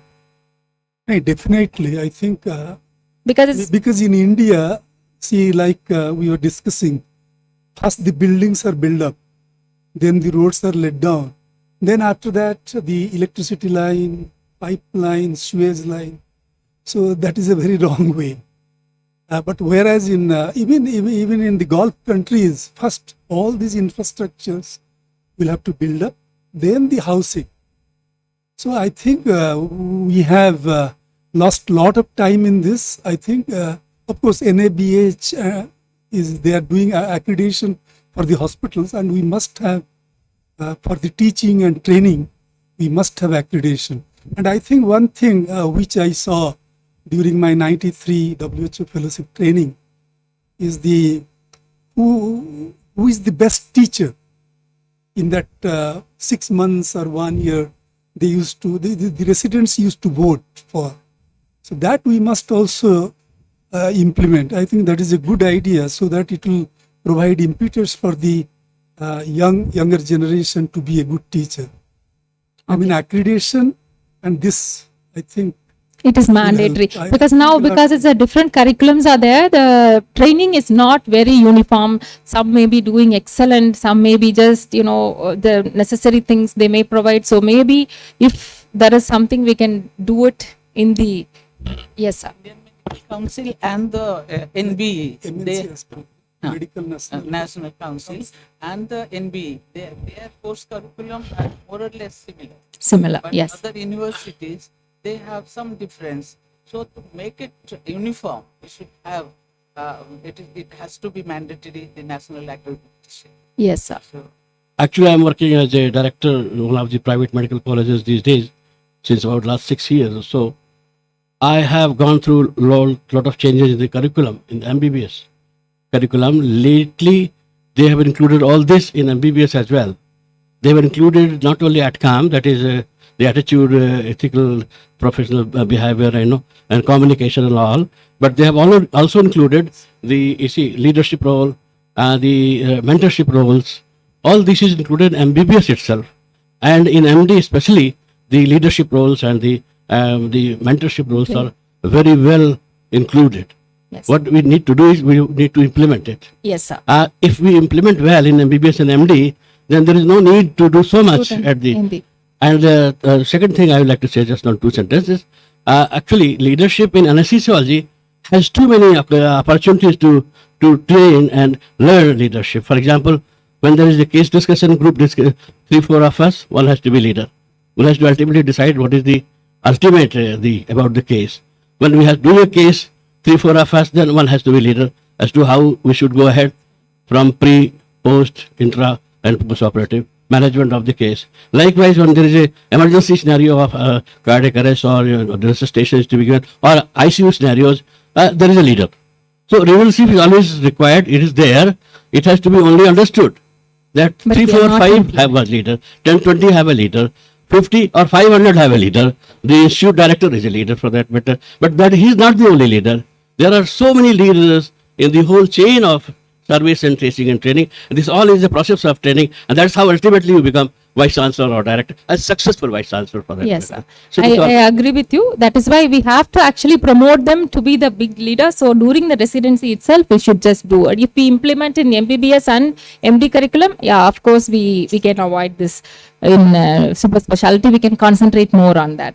And what do you, there is International Council of Perioperative Neuroscience Accreditation is there. How to go about it? What are the advantages when you do that? In Dr. Shobana Rajan, you can just get that. Can we also apply for it, and how to go about it, and what are the advantages? That's a great question, actually. And all of us, I feel I want to invite all of you to think, what is the legacy that we want to leave behind as neuroanesthesiologists? Where do we want to take this subspecialty in the future? I do think that a number of gaps that we discussed today are all covered under the umbrella of the International Council of Accreditation. Right now, this organization is aligned with the ISNACC in the USA. The vision of the ISNACC is international. It's an international society, and in order to promote international collaboration and networking, this council was developed. Currently, we have 30 programs or fellowship programs accredited all over the world, and we are wanting to accredit more, because if we have more programs, then we can all grow together globally and collaborate. There are a number of additional values, and I think we might be running short of time. But I really invite you to look at this website, www.icpnt.org, and everyone are welcome to apply for this accreditation. Thank you. As we are running short of time, we need to finish this session in another 10 minutes. I will just like to just keep only some. We are actually, specialty has moved to subspecialty. Now we are actually moving on to nano specialty. What is your take on it? Is it good or bad? Dr. Zulfikar, you want to just say a few words on that? Is it good or bad? Or is it going to improve your standard of care, further? Or is it bad? What I feel personally, Maybe we can actually, they are asking us to finish in so that we can go on to that. So whatever your take on it. yeah, I'll just briefly, because of paucity Yeah. of time, I feel there is a lot of work done by Ramses Ghali in this regard. So basically, to sum it up, if we get exposed repeatedly to a particular case scenario, the margin of errors decreases. So if we develop a subspecialty, training will definitely be best for the teacher as well as the student as well as for the patients. The number of errors gets reduced and the patient safety increases considerably. So you are for nanospecialty. I also feel that as you do one spine case, the next the same day you will do the same and again and again. No, I'm not saying it is in the initial period. Maybe after some time, if you develop an interest in one area, I think you can actually do more research and this, so that not definitely not during the residency, not 5 years after the residency. Maybe we can actually think of this is my each person can actually different in their opinion. Okay, then we'll move on to the part 2. I will just, there are different teaching and learning curriculum and assessment curriculums are there, and whatever now I have told you, now the teachers based has moved to student based.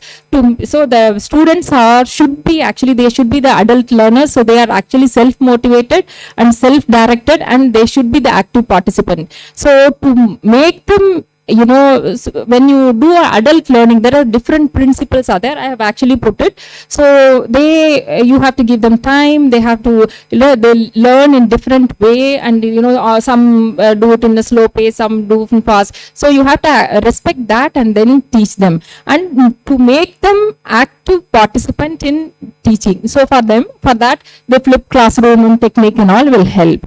And sir, I would like to ask you, being the successful educator, what is the quality of successful educator? Because each resident has to be the successful educator at the end of the 3-year period. So, yeah, role model. Dissipate knowledge to students. You must be a good teacher. Then you must have patience, listen to your students. You must be impartial to your students. Good 5 points, I think. Yes, sir. Yeah. So you have to be role model, facilitator, and also you should be an assessor, you should be the curriculum developer, and also you should be the resource material creator. And ma'am, being you are the successful teacher, is there any way you follow in teaching the students? It's what sir has said, that you become a friend.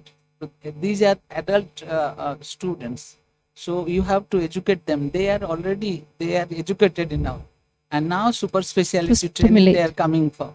So you have to be like friendly, and they must be very friendly, so they can open up what are the problems they are having, because they are the students who are also married and they have their family, they should be in the workplace also more overworked, they are burned out. So all these things you have to educate them, and you have to be a role model to the students. We are like parents to the students, so we must look into what are the problems with them. They will open up and they will say, and we have to just resolve these problems and just discuss with them, and they will be leaders like that. If you want to make them leaders and excellent in their teaching and training, so you have to be very open up to them, and they will then contribute. They'll take them to some. So they have to actually appreciate what they have done, and that is the most important thing. So they have to be the active participant. There are, apart from that, ma'am's point, there are a lot of other ways also. Teach. In my institute, we don't have postgraduates like, so they are teaching to their juniors fellows, and also the technicians, the neuro nurses, all these teaching courses are going on. Yeah. Okay. So they have to be the active participant of the teaching. So there are other models. What they know and what do they want to learn, and at the end of it, what did they learn new? So that is the strategy you have to teach when you want to be the best teacher. The same thing when you do an didactic lectures, you have to warm them up, give them some introduction, then you present, then make at the end of it you make little bit of evaluation, so and you make them apply there. So these are small teaching strategies, they can actually improve. So when you do that, and obviously they will also do that. This is to Dr. Sri Ganesh. What are the current teaching methods you are following to improve the teaching methods you follow there in your institute, and what are the gaps you think you feel, and is there any way to improve that? Currently, the very conventional teaching methods are only in practice in our center, which includes lectures, case discussions, problem-based learning, seminars, journal clubs, bedside teaching and assessments. So these are the, I think most of the centers will be adopting this. So newer methods include in the recent post-COVID scenarios, some of them. Otherwise, it is the conventional methods. Conventional. Do you think it's to implement them? It's a lot of time, and it's needed especially when you have overwhelmed with so much of clinical cases. You don't get to do you have to do it only once a day, once a week, like that. Then it will become little problematic. So, as Dr. Sriganesh already said, these are all the current methods of teaching. There are lot of modern methods of teaching has come, that is peer assisted learning. Make the student teach, and they will be the leaders and they will be teaching their peers, and then team based make them as a different team. And actually then by doing that, actually you are actually, this is all about motivating them to do. And then the workplace based teaching, that is what they are recommending. Okay, you are doing a pituitary case, make them just read about the optic nerve course, and when you are doing that, you can actually cognitive domains, you can assess what they did. And then when you are doing that procedure, if it needs lumbar drain insertion, then you are actually making them do the DOPS, that is directly observed procedural skills. So you are assessing that, and also the complications. So by then you will also make them learn and how they are explaining, how they are getting consent, all those things will assess their attitude. So that is actually coming up in a big way, workplace based learning and simulation based. Obviously we have discussed like that. Now after the COVID, there are a lot of webinars, social media, web based learning and all has come up, and actually ISNACC also is doing a lot of work on this. So we are already actually going Nowadays, towards that. Learning has moved from vertical learning to horizontal learning. That is lateral. Everyone learns. Whatever we are discussing now, people will be questioning there by looking at the Google or do whatever assessment and see whether whatever we are teaching is correct or not. 5 minutes. Yes. Okay, because we don't have so much of time, there are a lot of app-based learning, and so I just wanted to just give an idea about what are the peer-assisted learning and team-assisted, and what are the advantages. There are a lot of article about this, and if anybody wants to go back and read, that is about medical education and training. There is a separate journal. It is actually, as a leader, as a teacher, we need to learn how to do that. So if you want to just read through it, you can do. Now we'll just move on to the assessment. There are various ways of, that's all, 3 minutes. There are various ways of assessment, and this is assessment learns driving, and also it has a positive steering effect. So there are various formative assessment is there, norm-based, criterion-based is there, and what are the current way of, only 3 questions I will just ask and then stop. What are the current way of assessing the students, and what are the gaps you want to, Dr. Zulfikar, you want to answer?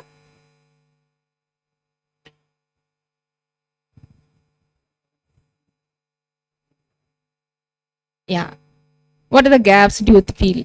Is it the same formative, summative, and norm-based criterion? That is the thing you are following, or is it anything else new? We are having a little bit different type of examination pattern in DRNB neuroanesthesia. Basically, there are examinations, periodic assessments every 6 months.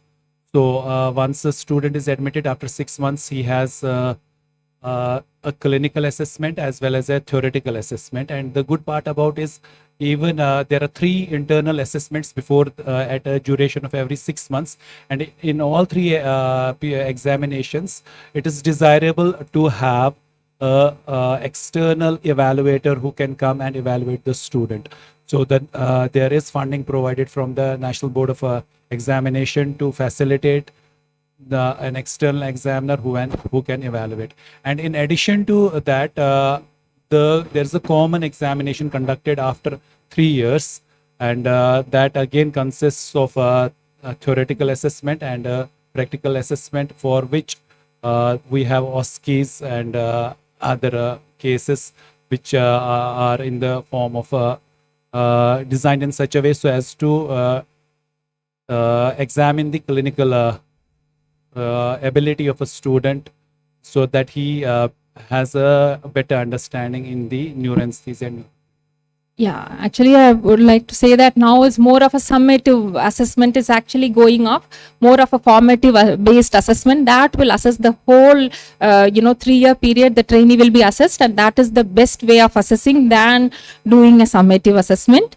And obviously, we need to have some summative assessment so that they will, when you make them, push them, and then only they will also read. So that is also what are, they are the actually the already we have discussed problem based learning, directly observed, procedural skill, DOPS, mini clinical examination, multi-source feedback, portfolio, and 360-degree evaluation. All those things are some of the internal assessment methods that needs to be utilized in the medical education training.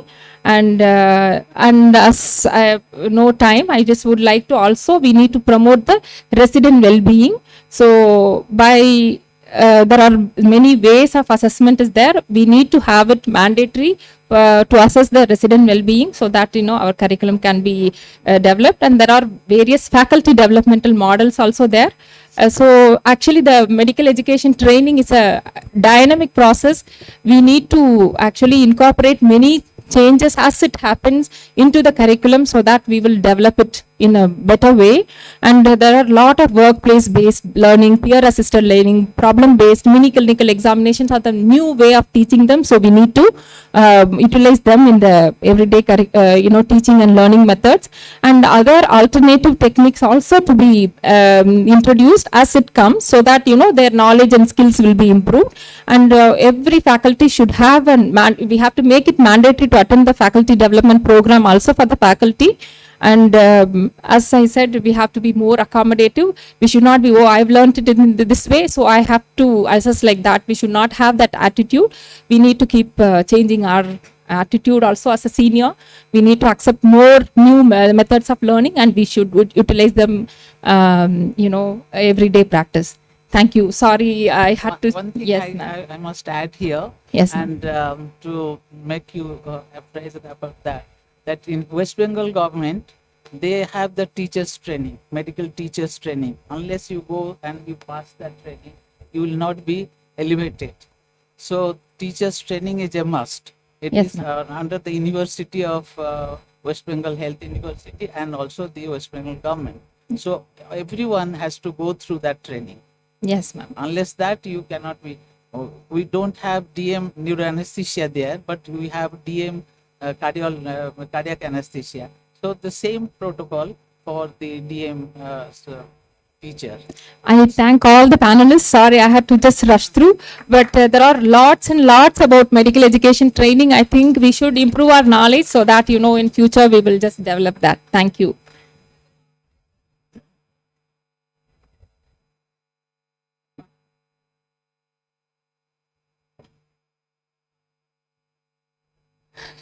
Thank you, ma'am.